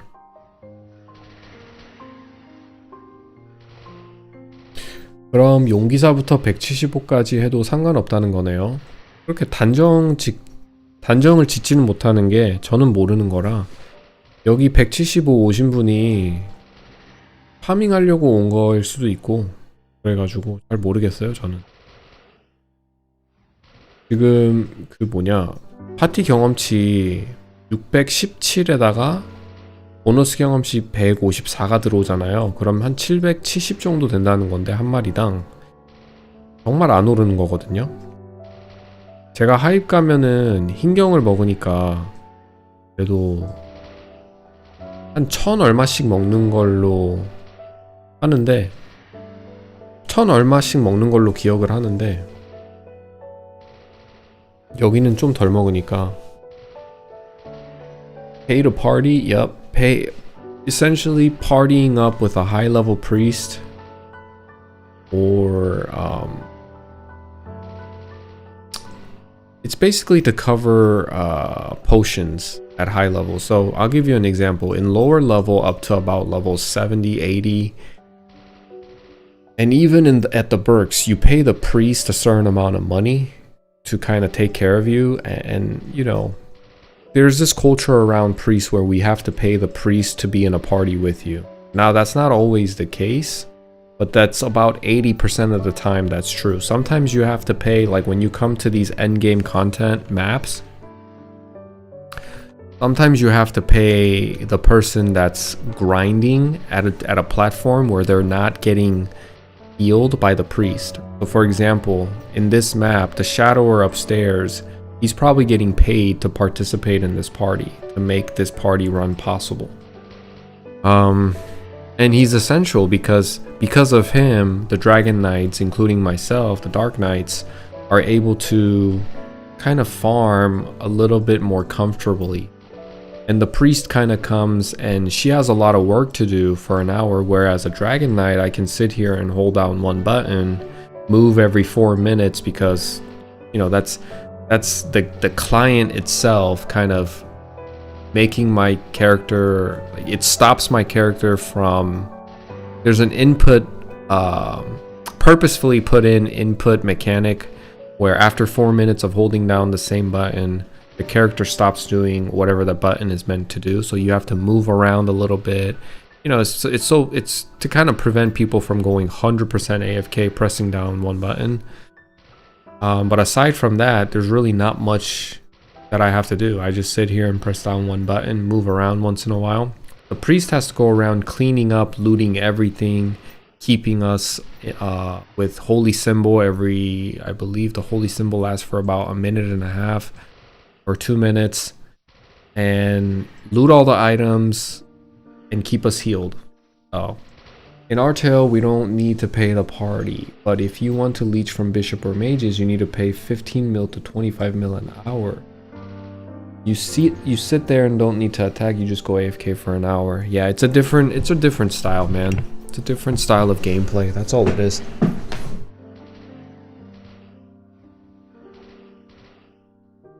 When you pay to party, it doesn't really cost that much money anyway. Nothing crazy. Like I just paid 750k to come into this party for an hour. Ultimately, I think it was a mistake because now I've locked myself in a Dragon Roar party for an hour. When I think using Dragon Roar for an hour is kind of boring, but I think it was still overall good because I get to show you guys a different training ground that exists. I can also record this and make it into a shorts later on.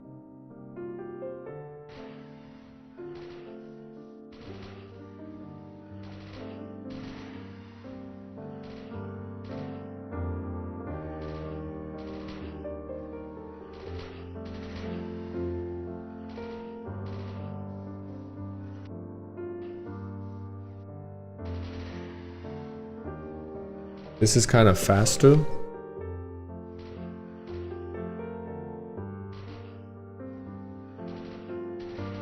It's faster than sheep's. We'll see. I think I started at what, 12%? It might be faster than the sheep. Not terrible. It allows me to kind of like look at my phone, order coffee. What I'm about to do. About to be here for a bit.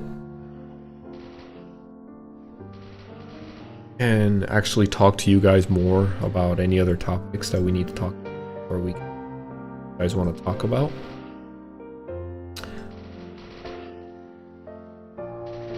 Wouldn't doing newts be faster, newts or skellies? I don't think there's a party composition or party training method that exists around newts or skellies for warriors, unfortunately. Until you get to about like 160, 170 plus, and you've learned Berserk with Rush, you really can't get into a party. You'd be solo grinding, and it's too much money to solo grind there. It costs too much money. Like, the urgency for money, the desperation to save money for potions is very real in Maple Land. It kind of hurts to farm in a place where they damage you for a lot. So, you know, you have to be careful. You have to be careful to go not waste all your money in a span of 2 hours.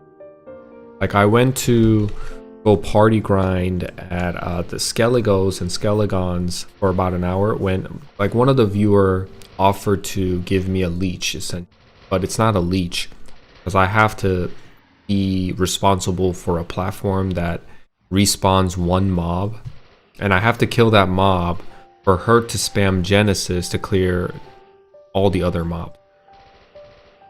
Anyways, I got into that party and I'm essentially training at Skelligons and Skelligos, and I use about 900 to 1,000 ICs per hour.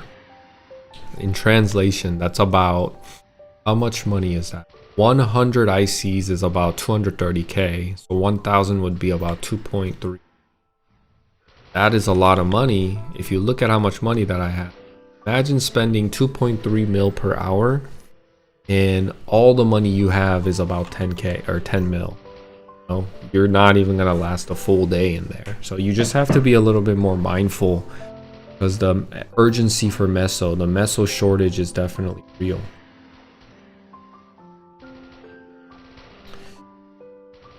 Yeah, even in Artel, buying pots as a warrior sucks. Probably like 700 mil on ramen. Had I known this, I would never made a DK. DK is very expensive to play. I did not know that either, but I guess it's one of the cons of DK. They're very expensive to play. You rely a lot on priest, but until you get to, when you get to Dark Knight and you master Beholder, and the buff that Beholder gives you, especially the healing 400 HP every 5 seconds, it's huge. Huge. As long as you're a little bit more mindful on how you control your character, position your character well, and try to dodge or not get hit as much as possible, that 400 healing that comes in every 5 seconds is huge.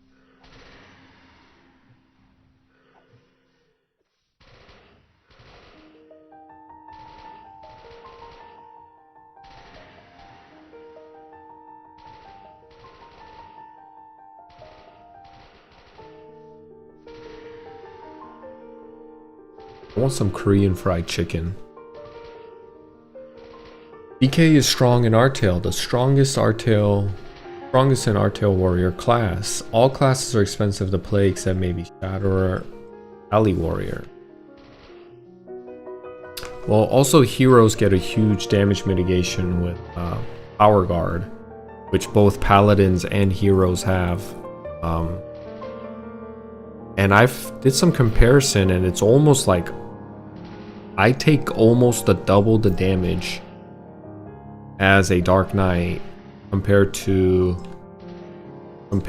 a hero or a paladin.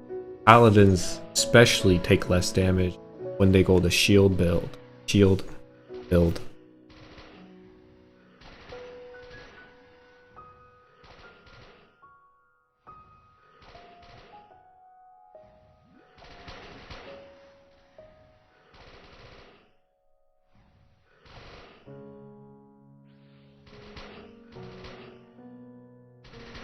Yeah, in Artel, once you just got the snowstorm warning, yeah, be careful, bro. Man, be careful. That snowstorm, I would drive very slowly or try to tell your supervisor or whoever to say, hey, can I just wait this out because it's sketch. Yeah, in Artel, once you get past a certain point, you don't really need to worry too much. I feel like it's a lot different here in Mapleland, however. Power Guard is so OP, it's like 70% damage. Yeah, it's really broken. Power Crash or whatever DKs get feels so useless. This Power Crash, yeah. Absolutely. DK can one hit skillies. Hero needs 2 hit. This will save a lot of pots in the too. That's true.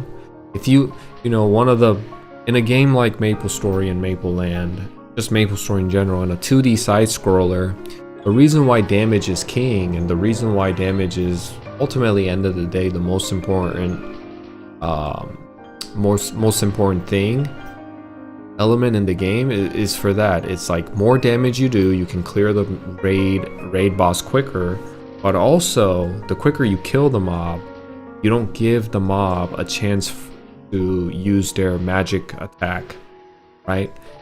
If anything, you kind of run into them, which 90% of the time hits a lot less than when they actually use a magic attack. So the faster you can kill them once they respawn and not give them an opportunity to attack is another metric that people look at closely, especially the KMS community. And they're very wary of players who can't kill mobs in 2 hits or at least 3 hits. Unless you're in a position where you're coming in to get leeched, you're exceptionally low level for that map.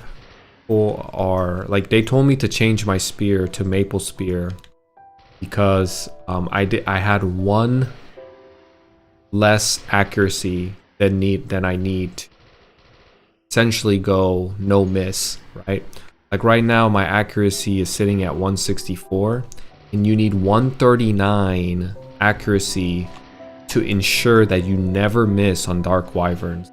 Well, I had 138 with my level 100 spear, and they told me that even hitting 1 miss can really mess up. It's just better for you to not hit a miss than for you to hit a miss. And honestly, it's true. They're 100% correct, especially in a party setting like this. It'd be different if I was using Spear Buster like at Burks and I hit 1 miss out of the 3 line every 100 hits. In a party setting like this where I'm using Dragon Roar and you're animation locked for at least 2 to 3 seconds, if you hit a miss, it's detrimental. It makes a huge difference. And for me right now, it doesn't really matter if I wear my 100 spear or not. And the reason why I just was like, whatever, I don't really care, is because these guys are so much higher level than I am that there's no way that I'm gonna get the white EXP from the monsters. I'm just gonna be constantly getting yellow, which means I didn't do the most damage to that monster, so I'm just getting a second tier of EXP. EXP being shared, it's, you know, there's 2 tiers. If you do the most damage when that monster dies, you get the white EXP, you get more EXP. But if you don't do the most and you just do, like, you just did damage to the monster, then you get the yellow EXP.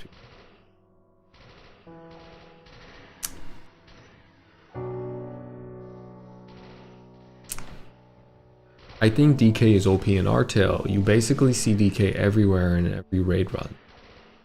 DK is definitely OP in Artel. Hero should always be stronger in almost any case. Here in Artel, they're on par with Hero. Also, Hyper Body is mandatory in Artel, whereas in Mapleland, it's not as important.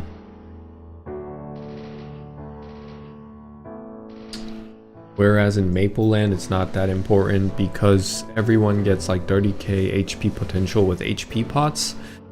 That's not Mapleland. I think you misspoke. Hyper Body is very essential still in Mapleland. I do think heroes need to hold that space of being the strongest warrior class. I think if you make Dragon Knights and Dark Knights on par with the damage that heroes are doing, kind of diminishes the existence of hero, especially because they don't bring an S tier utility skill like hyperbody into the mix. All they have is like rage. And their whole kit just seems like a damage dealing class. So I think they should be above DK for sure, and maybe on par with Night Lords, even to that degree. One stay master in rage, advanced combo attack and brandish. I think they, you know, after about 10, 20, 30 levels, you should be on par with higher DP. That's how it is here in Maple Land. Doesn't Maple Land make HP increase potions readily available in shops? No, they don't. I think heroes should hold the strongest spot for warriors, but not in art.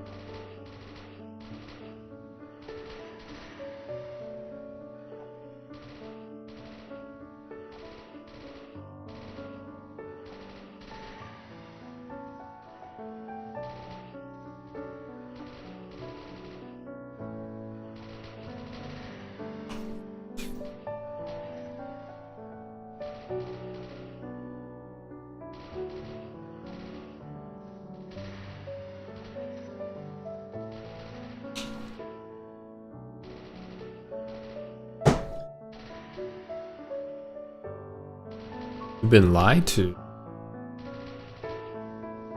Who told you that? Like, there's no consumable items in Maple Land that is game breaking. At least not to my knowledge.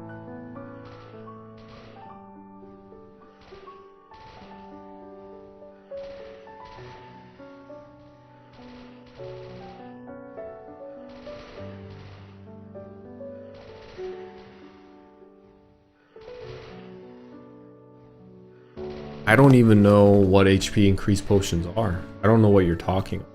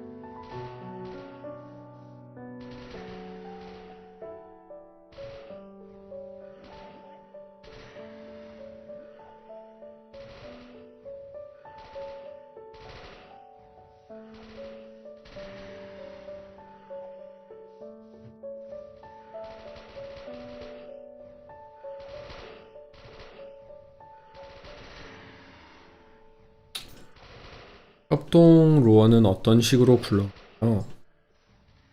저도 여기 처음 와보는 건데 보니까 이렇게 진행되고 있거든요. 다크나이트 로어를 쓰시는 분들이 다 다크나이트고 일단 레벨이 굉장히 높으셔요. 저만 약간 레벨이 낮은 편에 속하는데 위층에는 섀도워 분이 밀고 계시고 섀도워 말고 다른 분 뭐 히어로나 아무나 와도 되는 곳 같은데 여기는 일단 섀도워 분이 계시고 하이비랑 굉장히 비슷한 구조인 것 같아요. 여기 허밋 분은 그냥 매업캐로 있으신 것 같고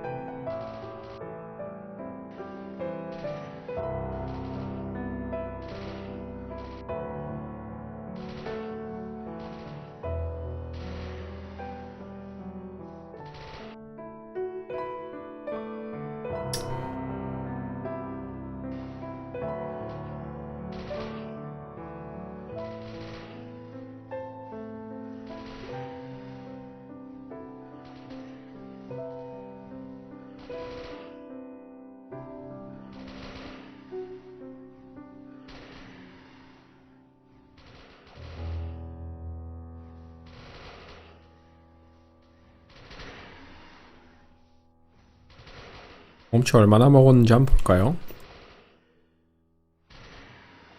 30분에 70만. 그러면 1시간에 340만. 숟갈보다 조금 더 잘 오르네요. 그쵸? 근데 내가 볼 땐 여기보단 하입에서 가서 사냥하는 게, 하입에서 로어를 쓰는 게 훨씬 더 좋은 것 같아요.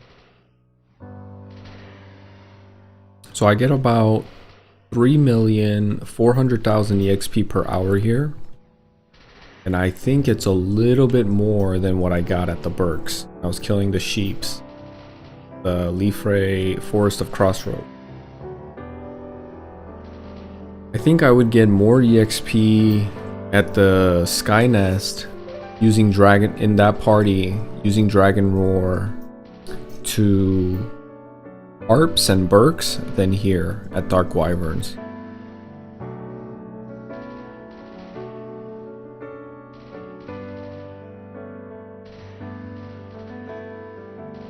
It's not terrible. I mean, it's definitely a change of scenery, a change of pace. Not really a change of pace, I guess. It's just sitting there using Dragon Roar, so.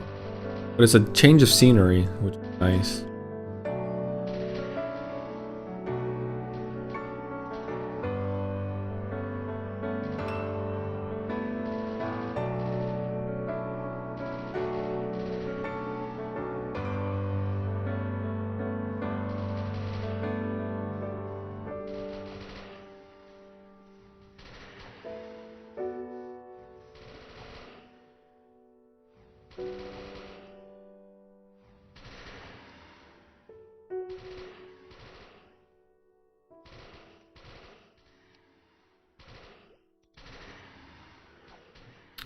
Leveling much faster here. I think you just feel that way. Because when I compare, it's about the same. When you actually look at the numbers, it's not that much different here compared to other places I've been. Now, it's definitely faster here than solo grinding, yes, 100%. Solo grinding at Rashes or anywhere else by myself, extremely inefficient.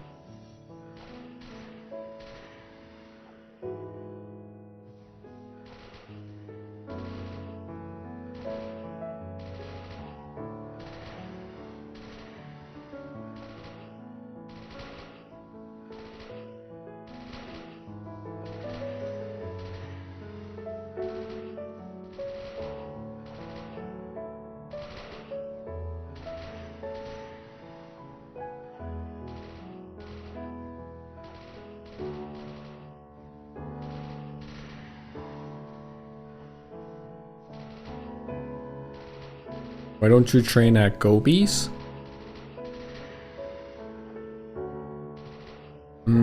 I think the map itself is pretty expensive, number one, and the fatigue is too real. Swimming around all that map. I'm pretty sure I could do it for a few hours, but I would get fatigued. I could do it. Gobies give what, like 1600, no, 1300 EXP per Gobi?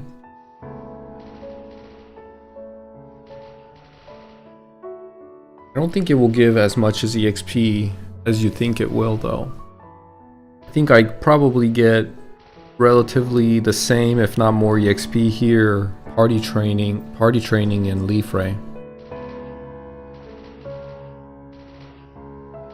And the thing about Gobies is that when you hit the Gobies home, if you can't kill it within a certain amount of time span, they put on the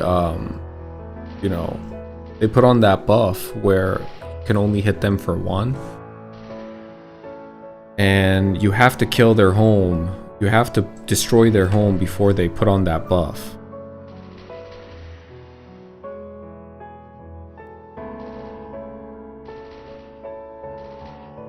Because if you can't kill that home fast enough,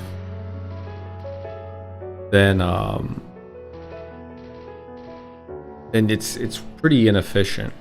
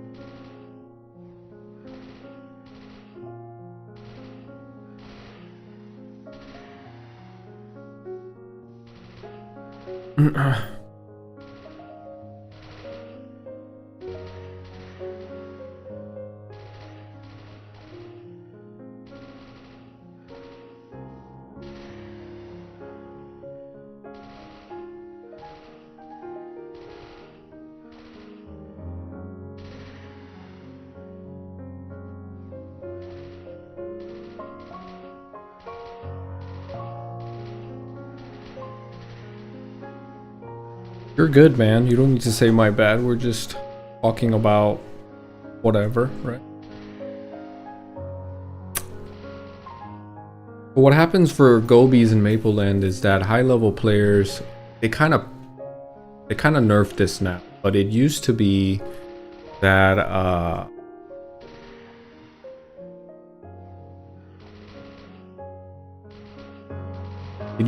high-level players will take low-level players to Gobies and leech them for a lot of money. And you would pay essentially 4 to 5, maybe even more money, which is a lot of money here in Mapleland. And they will speed run you from like level 50 to 70 in like a day or two. Essentially speed run you that entire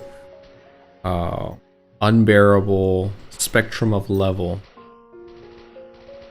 And even onward, like after you got your 3rd job advancement and you're level 70 plus, some people still, if they had the money, would go back to Gobies and get Gobi leech from a high level player who can break the Gobi house without the Gobi house triggering or effectively using a buff that would mitigate all physical damage. And they would just kind of do that over and over. Each player would pay a lot of money and they would take a party of 4 or 5 people and bring all the Gobies down for an hour, and they, and players would leech off of that. Hunters would use arrow boom. If you had like an ice lightning mage that will use anything, like usually arrow boom was really nice, so they would always look for a hunter that had an arrow boom, and they would spam arrow boom at the Gobies, essentially stunning them, so other players can hit the Gobi without the Gobi going crazy all over the map. Because hunters already have high level of accuracy, so they had no issue hitting the Gobi and triggering arrow boom. And as long as you hit the Gobi one time, you're still gonna get the EXP. So you would take a hunter, maybe a level 70 plus hermit with a avenger will go there. Dragon Knights can go there with Thresher, like level 70, 80, sometimes even 90. Probably, I didn't see much 90s, but 70s and 80s would go to Gobi leeches, and they would get leech from a really high level player like a hero, bowmaster, whatever it is, and they'll collect a lot of money. And in order to combat that, Mapleland actually released a patch, essentially making that all a non-factor now. You have to be within 5 levels of the monster that you killed to earn even a significant amount of EXP. I think that's what they did. I'm not exactly sure how they how it is, but the whole idea of leeching, where you sit there and you don't do much and the other character plays for you and you can just AFK, they're combating that hard. They're trying to kill that at the root. And even when you get into a party where it's a quote-unquote leech here in Mapleland, you have to still farm and grind in your own given platform, or else you won't get the EXP.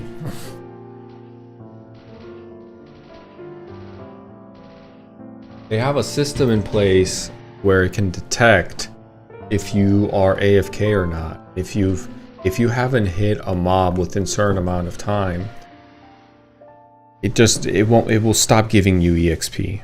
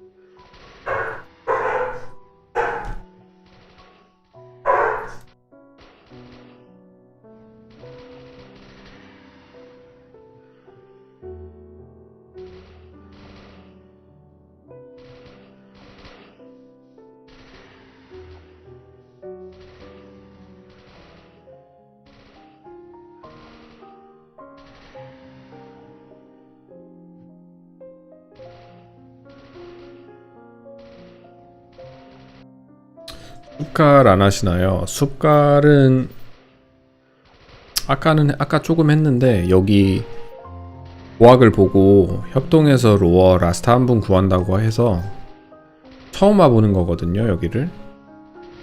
그래서 한번 경험도 해볼 겸 와서 협동 로어는 어떻게 진행하는지 궁금해가지고 잠깐 와봤는데 좀 별로인 것 같아요. 제가 또 레벨이 낮은 것도 있고 경험치가 많이 빨리는 파티 구조라 안 좋게 느껴지는 걸 수도 있는데 경험치는 별로인 것 같아요.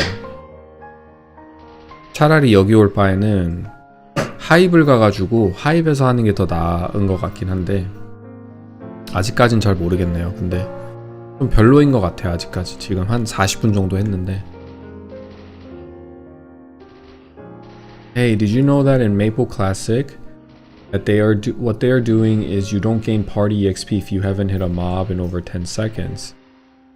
That's pretty similar to how they're doing things in that's pretty similar to how they're doing things in Maple Lands. I think it's a good thing. I think the whole leeching system should die. Get away from leeching, I think. 로어 사냥 별로 안 좋아하실 것 같은데 로어 사냥 좀 지루하긴 하죠. 특히 방송하면서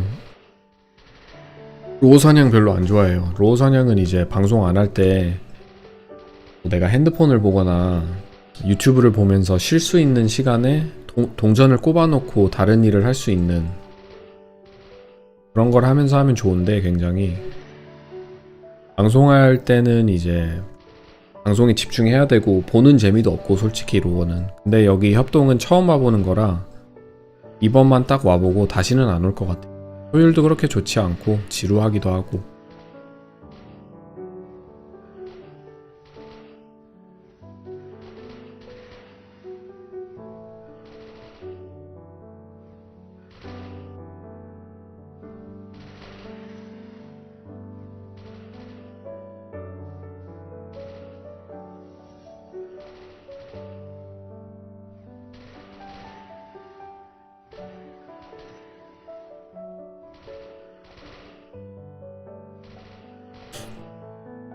지금 보면 43분 거의 45분 했는데 260만 먹었거든. 숲갈이 1시간에 310만인가 320만 정도를 줘요. 여기가 숲갈보다 못 먹는다는 소리잖아요. 거기다가 또 돈은 75만원 들어가고 득템 할 그런 기회조차도 없고 그런 걸 노리면서 사냥해야 약간 재미도 더 있고 한데 그런 게 아예 없으니까 좀 심심하긴 하죠.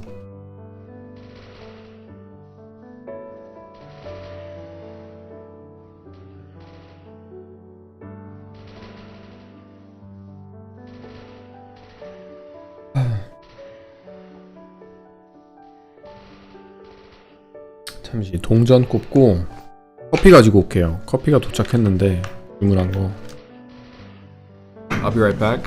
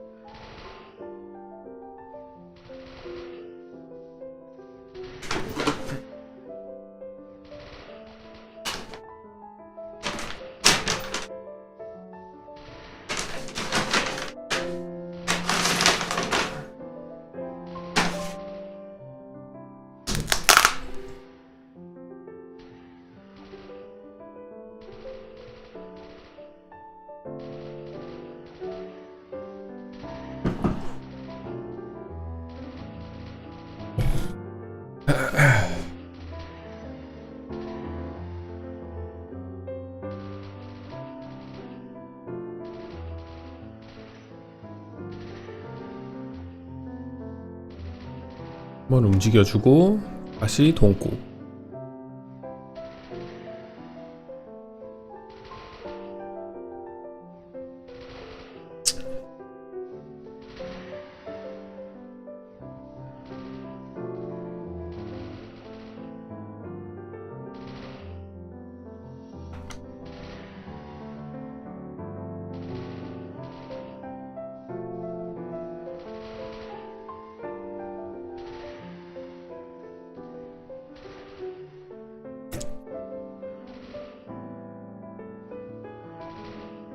그냥 꿀이다. 편하긴 하죠. 편하긴 해요.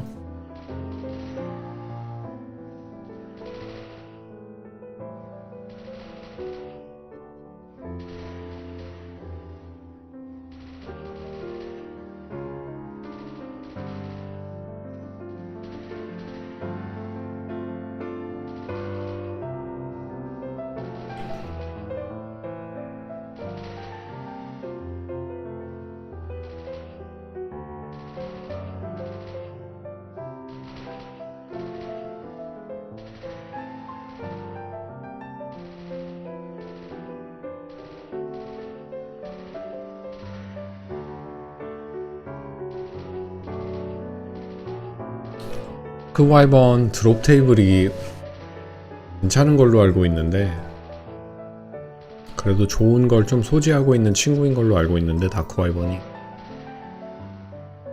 먹을 수 없다는 게 좀 아쉽긴 하죠. 저번에 하입에서 로어 파티 하면서 레전 떴던 게 기억나네. 정말 부러웠는데, 일단 하입에서 나오는 아이템들은 다 프리가 먹기 때문에. Hello, my name is Johnny Deb. Hello, Johnny Deb. Welcome to the stream.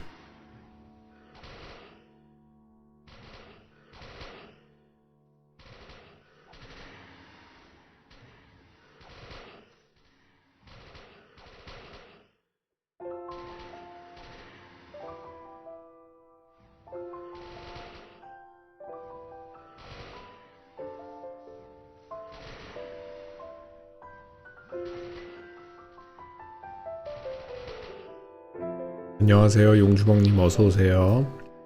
마인탕님 계실 때 협동 한번 해야 하는데, 마인탕님 있으면 편하긴 하죠.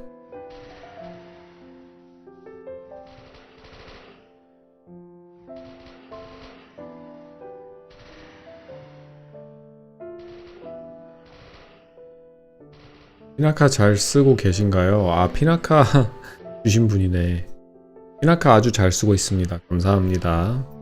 근데 여기 와서 눈치 주셔가지고 파티원분들이 명중률 1이라도 딸리면 베리트로 바꾸라고 해서 베리트 끼고 로어 쓰고 있어요. 아쉽게도 명중률이 딱 1이 딸렸거든요. 딱 1. 다크와이번이 139가 필요한데 피나카 끼고 블레스 받고 신발도 명중 신발을 딱 신으면 138이 되거든요. 근데 미스 한 번도 용납 안 된다 하셔가지고 베리트 끼고 사냥하고 있습니다. 베리트 끼고 로어 쓰고 있습니다.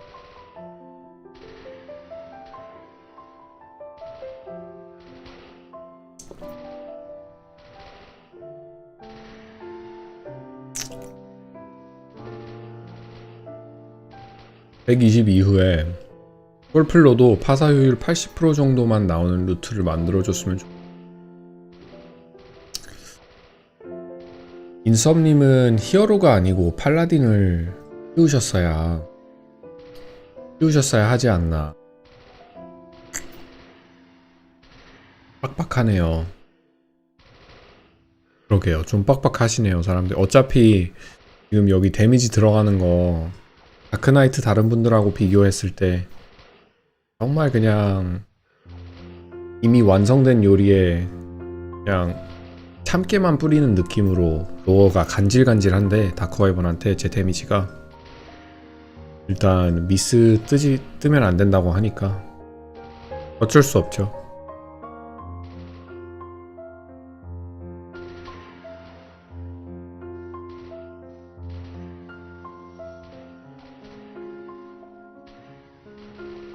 골프 루트를 80% 효율로 만들면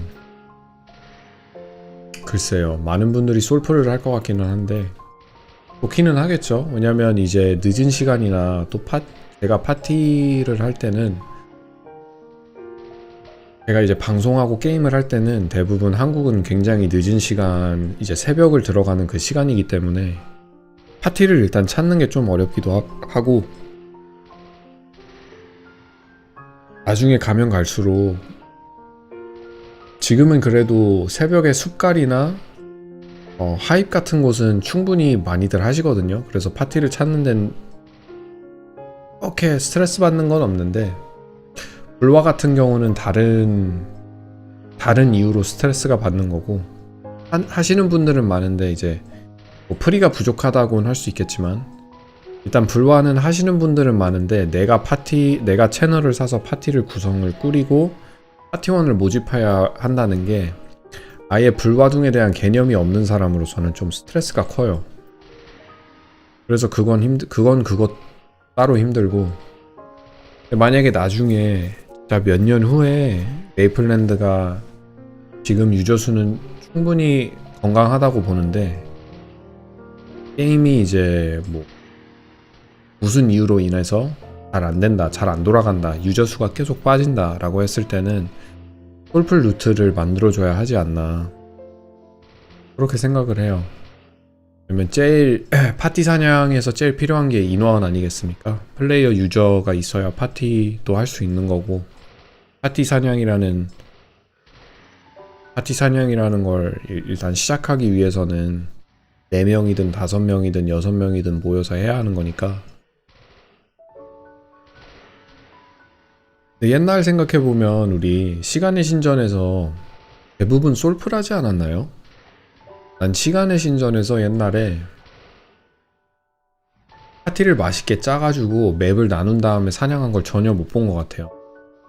그냥 그 캐스트를 빨리 만족하기 위해서 고래분들이 파티 구성이 어떻게 되든 상관없이 파티 해가지고 사냥했던 건 기억이 나는데, 뭔가 맛있게 파티를 구성을 잘 짜가지고 파티 사냥을 했던 기억은 잘 없거든요. 근데 메이플랜드의 커뮤니티 유저들은, 게임 유저들은 그런 것도 이제 다 연구해가지고 효율 잘 나오게끔 잘 할지 궁금하네요. 지금 보면 크림슨 우드도 많이 연구 중이라고 하시던데, 근데 뭐 마인탕님은 또 하시는 말이 이미 연구 다 끝났다, 벌써 파티 사냥 진행하고 있다라고 하시는데, 그렇게까지 빨리 한 거면 진짜 빨리 한 거거든요. 크림슨 우드가 이제 나온 지 일주일 정도밖에 안 됐는데, 일주일도 안 됐을 거예요 아마. 근데 그 넓은 맵들을 다 연구해서 효율 나오는 맵을 찾아서 파티 사냥을 하고 있다면 정말 대단한 거거든요.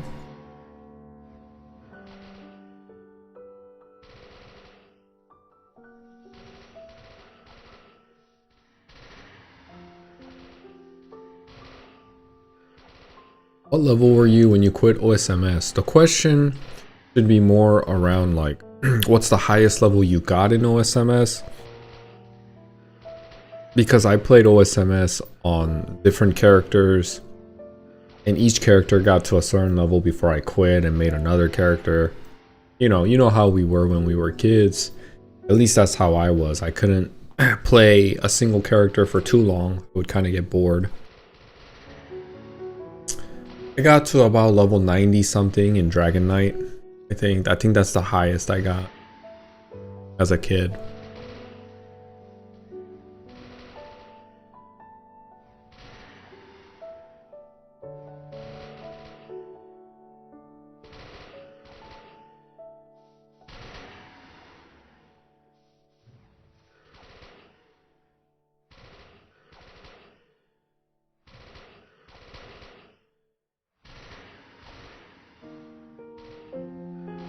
이제 조금 있으면 1시간 다 맞출 것 같은데, 한 4분 정도 남았거든요. 근데 360 채울 수 있을라나? 제가 숲갈에서 제일 많이 먹어본 게 1시간에 360만이거든요. 숟갈인가? 파입인가? 하여튼 협동 로어 파티는 일단 별로 안 좋다고 생각합니다. 올 필요가 없다 굳이. 차라리 여기서 75만원 80만원 돈 내고 하는 것보다 숟갈 가서 40만원 내고 1케어 받으면서 사냥하면서 호진공창도 노려보고 블러드 대거도 노려보고 그리고 잡템이나 뭐 이제 주문서도 나오거든요. 그런 거 다 노려보면서 숟갈에서 하사하는 게 훨씬 더 나은 것 같아요.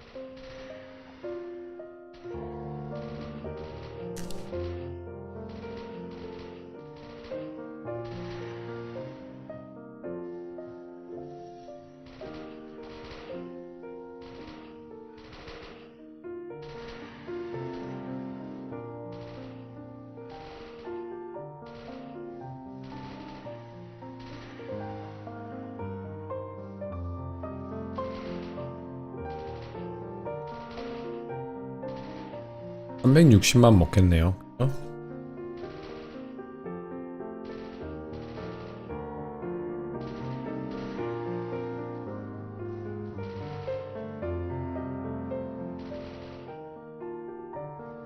와, 섀도어님은 진짜 많이 드셨네. 1700만 1시간에. 아, 2시간 하셨구나. 1700만이면 한 850만? 간당? 어?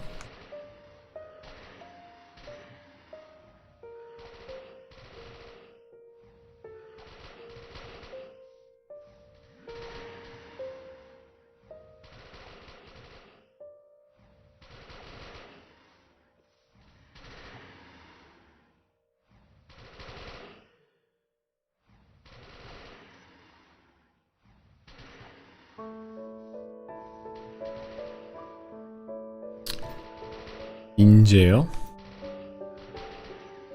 인제는 시베리아 옆이다.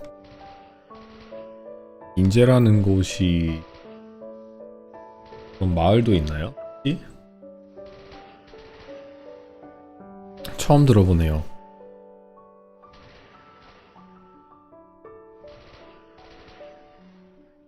아, 근데 우리 프리님 지금 엄청 프리님 지금 우리 프리님이 웃기신 게 정말 대단하신 게 로어가 조금이라도 멈추면은 바로 캐치하셔서 알려줍니다.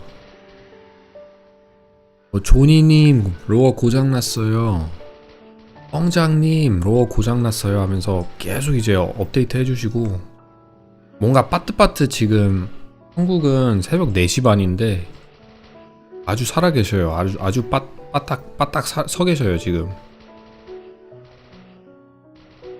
완전 집중하셨어. 거기다가 이제 채널 채팅까지 하고 계시거든요. 다른 사람과 소통하며 파티 원활하게 잘 돌아가는 기어 역할도 하시면서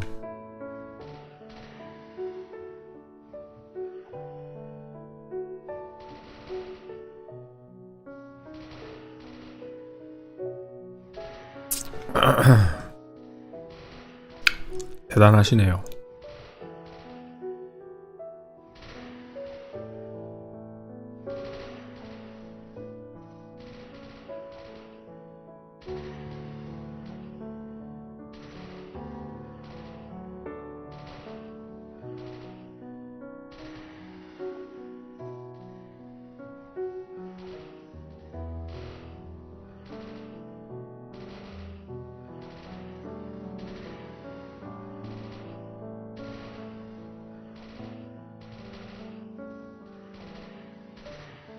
조니님 방송 오래 하시면 대박 나실 듯요.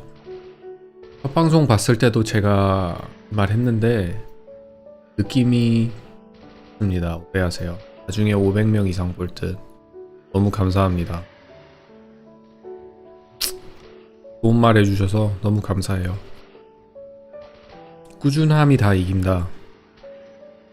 멋진 말을 하시네. 영어로는 그 말이 consistency is, 그러니까 많은 말이 있는데 consistency is king 그런 말? 꾸준함이 최고다. 꾸준함이 다 이긴다. consistency is the hard, 그리고 또 하는 말이 consistency is the hardest part. 꾸준함이 제일 어려운 파트다. 그런 말이 있어요. 모든 면에서 방송이 됐든 뭐 내가 사업을 시작했든 뭐가 됐든 꾸준하게 한 일을 시작했으면 끝을 보는 게 좀 힘들거든요. 근데 어렸을 때부터 저는 일단 여러분들은 모르겠지만 저는 한국에서 자랄 때부터 엄마가 늘 했던 말이, 그리고 그 사회에서 교육을 받은 게, 우리 한국에서 성장하면서 사회에서 교육을 받은 게 남자는 뭐 하나 집었으면 끝을 봐야 한다. 뭐 그런 얘기가 있잖아요. 사내가 왜 우냐. 사내가 됐으면 한번 시작했으면 끝을 봐라. 이런 얘기 많이 했잖아요. 우리 어릴 때. 그래서 그런지 확실히 뭐 그런 걸 많이 느끼긴 해요. 한번 시작했으면 그래도 최대한 내가 해볼 만큼은 해봐야지라는 마인드가 있거든요. 기본적으로 저는.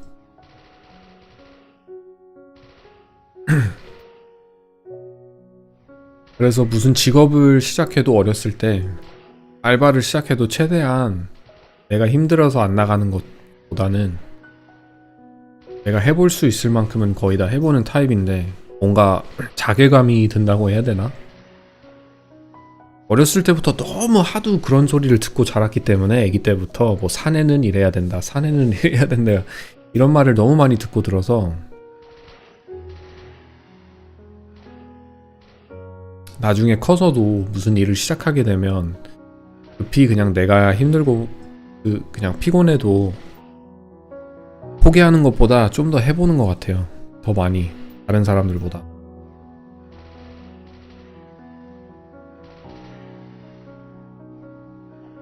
메렌이랑 안 어울리게 너무 고품격 신선한 방송이다. 정말 그렇게 느끼십니까? 감사합니다.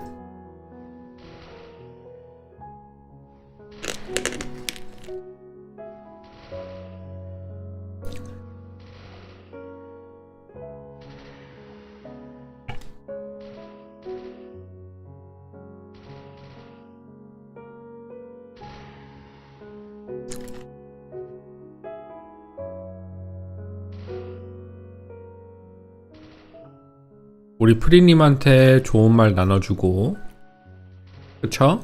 아, 웃는 거 봐.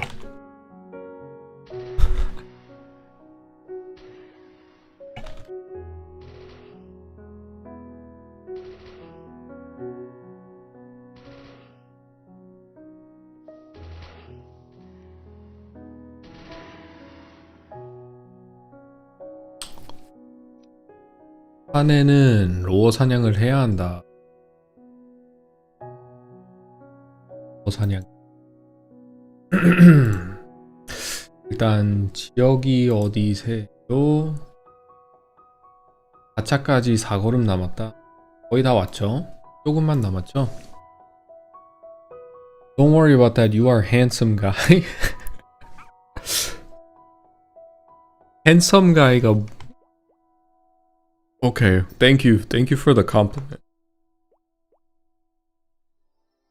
비록 효율이 좋지 못해도 그것이 약속이기 때문에. 아, 나는 로어 파티 사냥 한다고 약속한 적이 없는데. 그건 조금 더 생각해보고. 로어 파티 사냥이 이제 혼자 있으면서 유튜브 보거나 넷플릭스 보면서 할 때는 참 좋아요. 근데 방송하면서 하기에는 좀 무리가 있는 것 같아요. 질리기도 하고.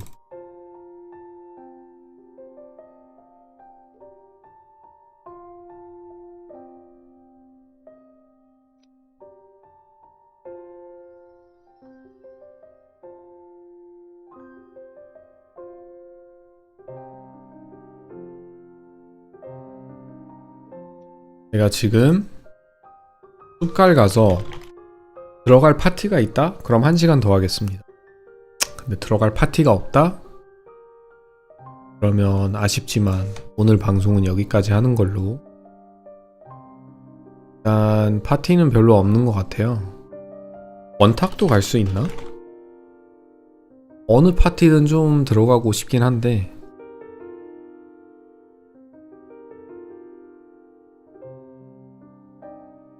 일단 파티는 없어 보이는 것 같거든요. 시간이 너무 늦어가지고. 토비 맥과이어 닮으신 듯 스파이더맨. 토비 맥과이어 좋죠. 토비 맥과이어 정도면 굉장히 유명하고 훌륭한 배우라. 자, 숲갈, 뭐 전장, 불어전 한번 볼까요? 여기 불어전 구하시는 분이 있는데 좌삼 한 타임 해볼까요? 어떻게 득템 할 것 같아요? 한 타임 더 하면?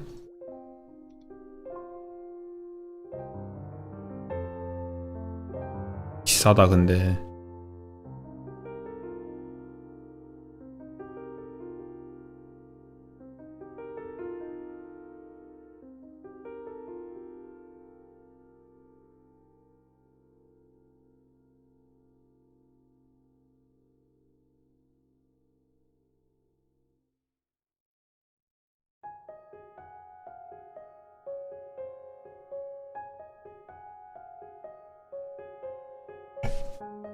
돈이 엄청 많이 빨릴 것 같은데 일단 지원해볼게요.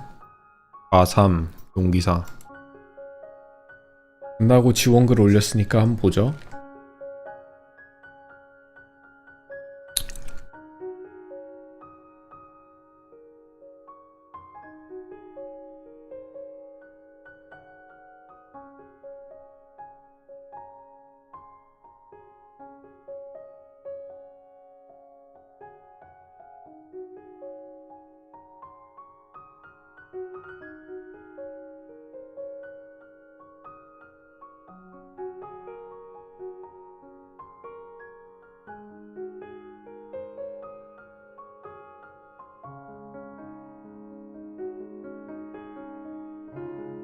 아니 불어전 좌3 간다고 했거든요. 116 용기사 불어전 좌3 갑니다 하니까 좌3이요? 이러는데 뭐? 좌3? 이러는데 용기사가 대부분 좌3 안 가나요? 일단 오라고 하네요. 파티는 찾은 것 같은데 VPN 좀 킬게요.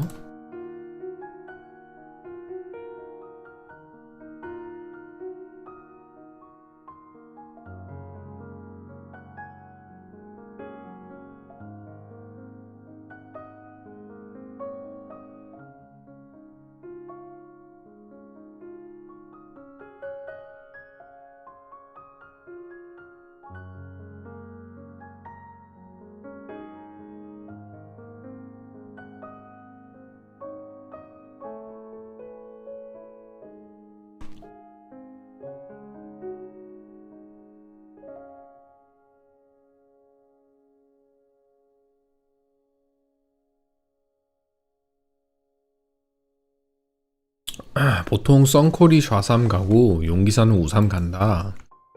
근데 용기사는 둘 다 가능하긴 하다. 35채널로 오라고 하는데 이게 H인지 H 맞구나.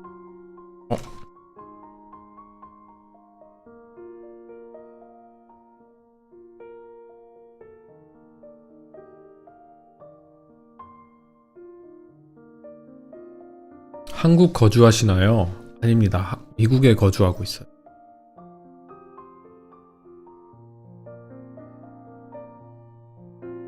H입니다.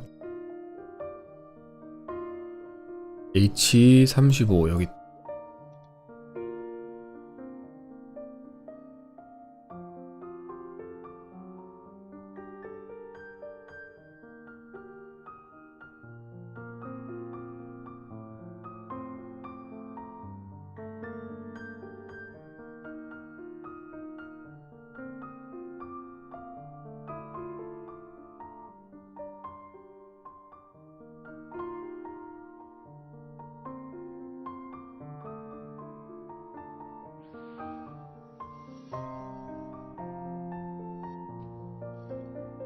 어디 주에 있냐? 버지니아주요. 버지니아주라고 워싱턴 바로 밑에 있는 주.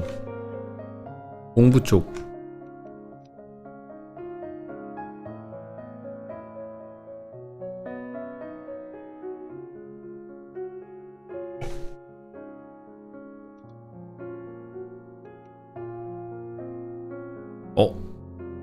레벨 77? 아, 허미케인가 보다.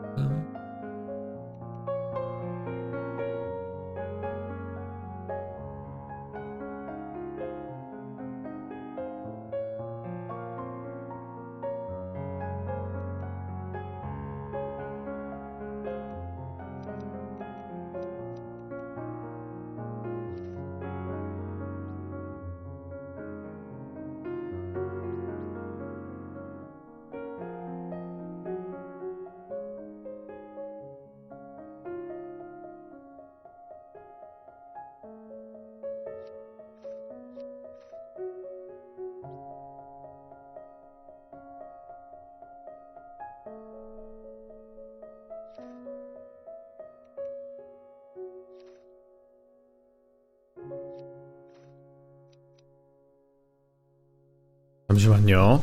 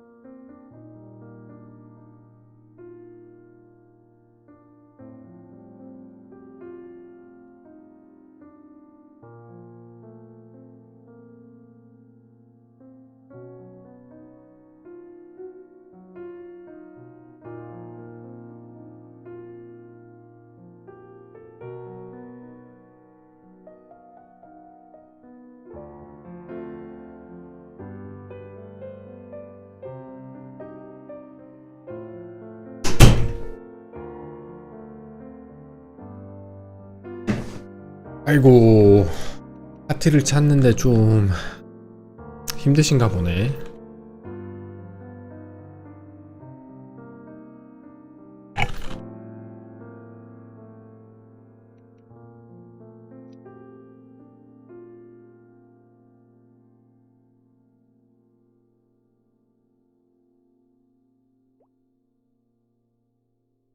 아, 1, 2만 남았다.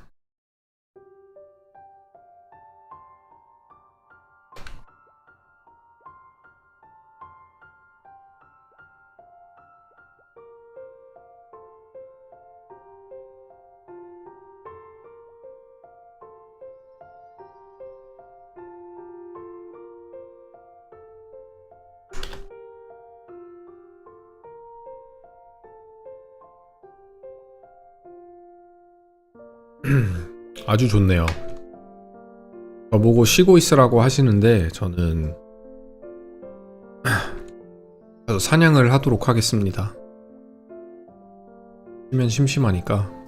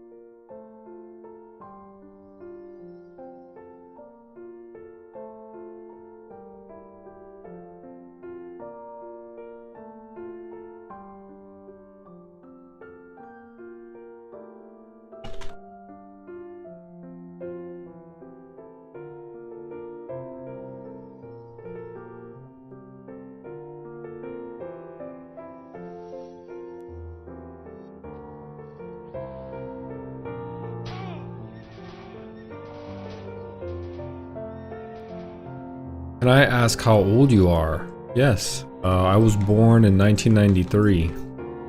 영어도 하시네. 93년생입니다.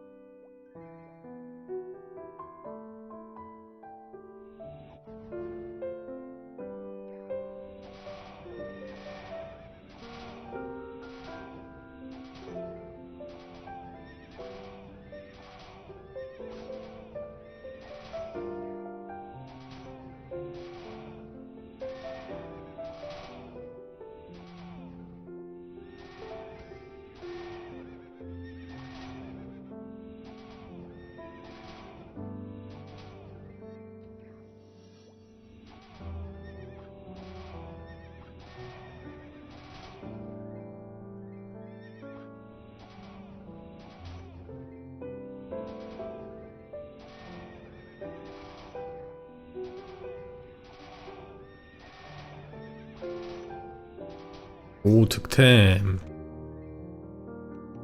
뭔가 느낌이 좋았거든요. 일단 그렇게 큰 득템은 아니지만 오늘 느낌이 사냥하면서 득템을 한 번도 안 했단 말이죠.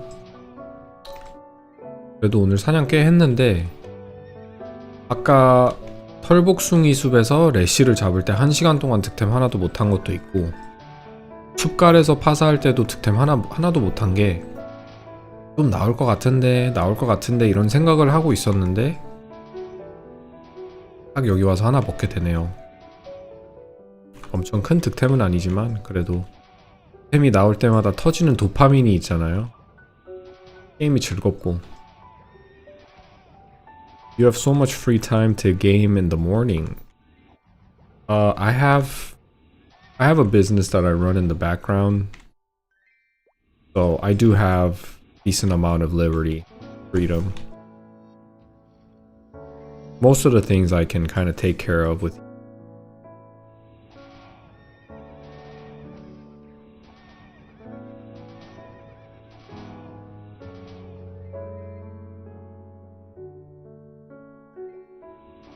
And it also helps that I'm in the East Coast, so it helps that I'm in the East Coast because if it's like 12 a.m. or if it's like 11 a.m. here or 1 p.m., 2 p.m. here, it's only 11 a.m. in West Coast or even in Central Midwest. They're like 2 hours behind us or 1 hour behind us.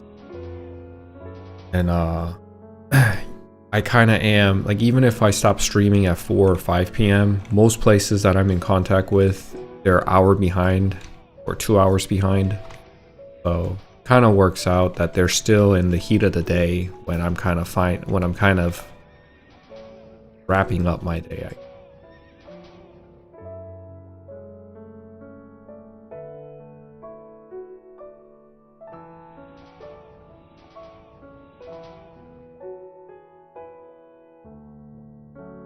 Very late grats on 116. Thank you very much, sir. Appreciate it.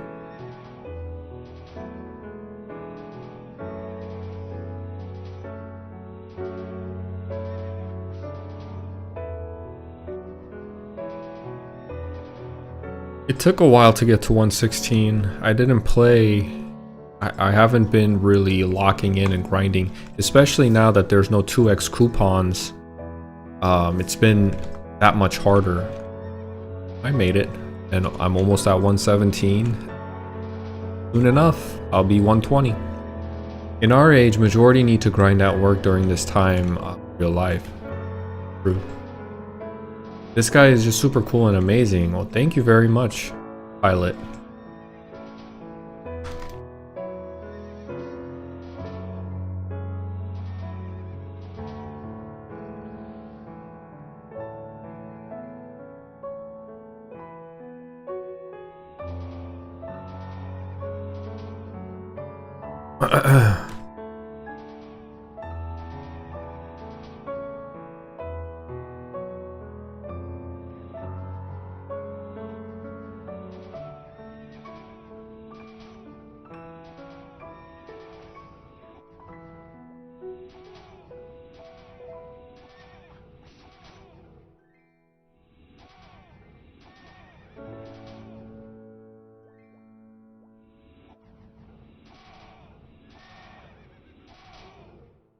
Are you gonna play Global Maplestory Classic?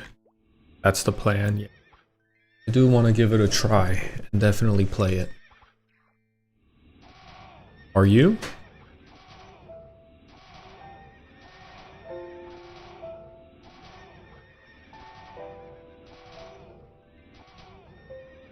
Do you have any idea when GMS Classic is coming out? What's up, Jimmy? Welcome back. We don't know anything yet. The event is currently ongoing in California, and it'll go on until middle of February. But for now, it looks like they're just letting people try out the game in a cafe setting, just as they did last time. So nothing really has changed, and no new official information or statement has come out. A lot of people are anticipating at the latest this summer, though.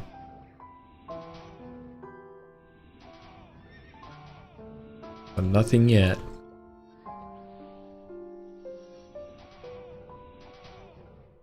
Oh, that was awesome. I just two-shotted a Kenta.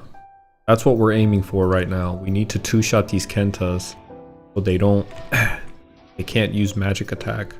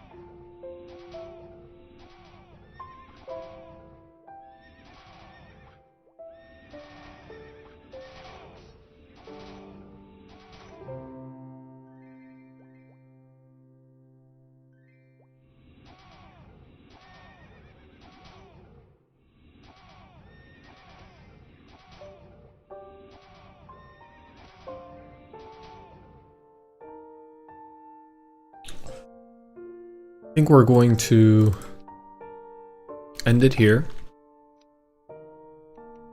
I did get one item at least, right?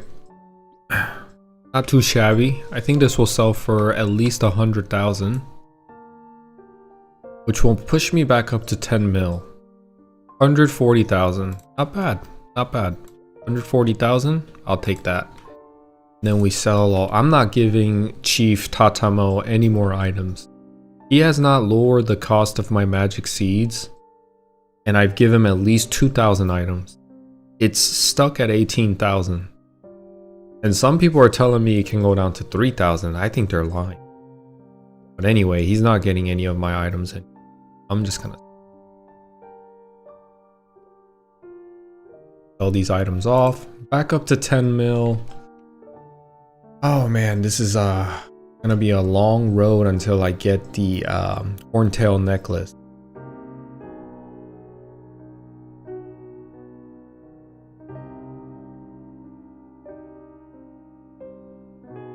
I wonder what they're gonna release for belt. The fact that there's a belt here, pretty. You know, they used to have Zakun belt and stuff. Yeah, I wonder what will come in the belt slot. That's kind of cool. The rings are here, ready to be used. The eye accessory, that's really interesting too. I wonder what they're gonna release for eye accessory. This is gonna fall off here shortly. Also gonna lose this here shortly. All these items are gonna disappear. These two give me so much stat, so much benefit, especially this one. This one is a +6 weapon attack. And once this goes away, my damage is gonna tank significantly. Anyways, today was a good stream. Thank you guys for tuning in and coming to check out the stream. Make sure you like the video and subscribe to my channel.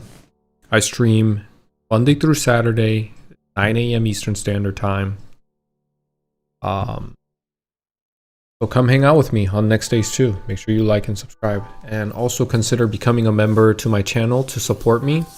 You get exclusive emojis and a badge attached to your name. Kind of like Twitch in a way. They're starting something similar to Twitch on YouTube, which is really cool. 저는 오늘 방송 여기까지만 하고 내일 저녁 11시쯤 11시경쯤에 다시 방송 키도록 하겠습니다. 오늘 새로 오신 분들, 시청해주신 분들 감사하고 동영상 한번 좋아요 한 번씩 하고 구독 안 하셨으면 구독 눌러주시고 어느 정도 여유가 있으시면 유튜브 채널에 멤버십 가입하셔서 조니 팬덤의 멤버십에 가입을 해서 특유의 이모티콘과 배지를 받을 수 있도록 받으셔서 하시면 좋을 것 같아요. 그럼 저는 방송 오늘 여기까지 하고 내일 저녁 11시에 방송 다시 틀도록 하겠습니다. 좋은 하루 보내시고 이따 저녁에 봬요. Everybody have a great night and I'll see you tomorrow morning. Bye!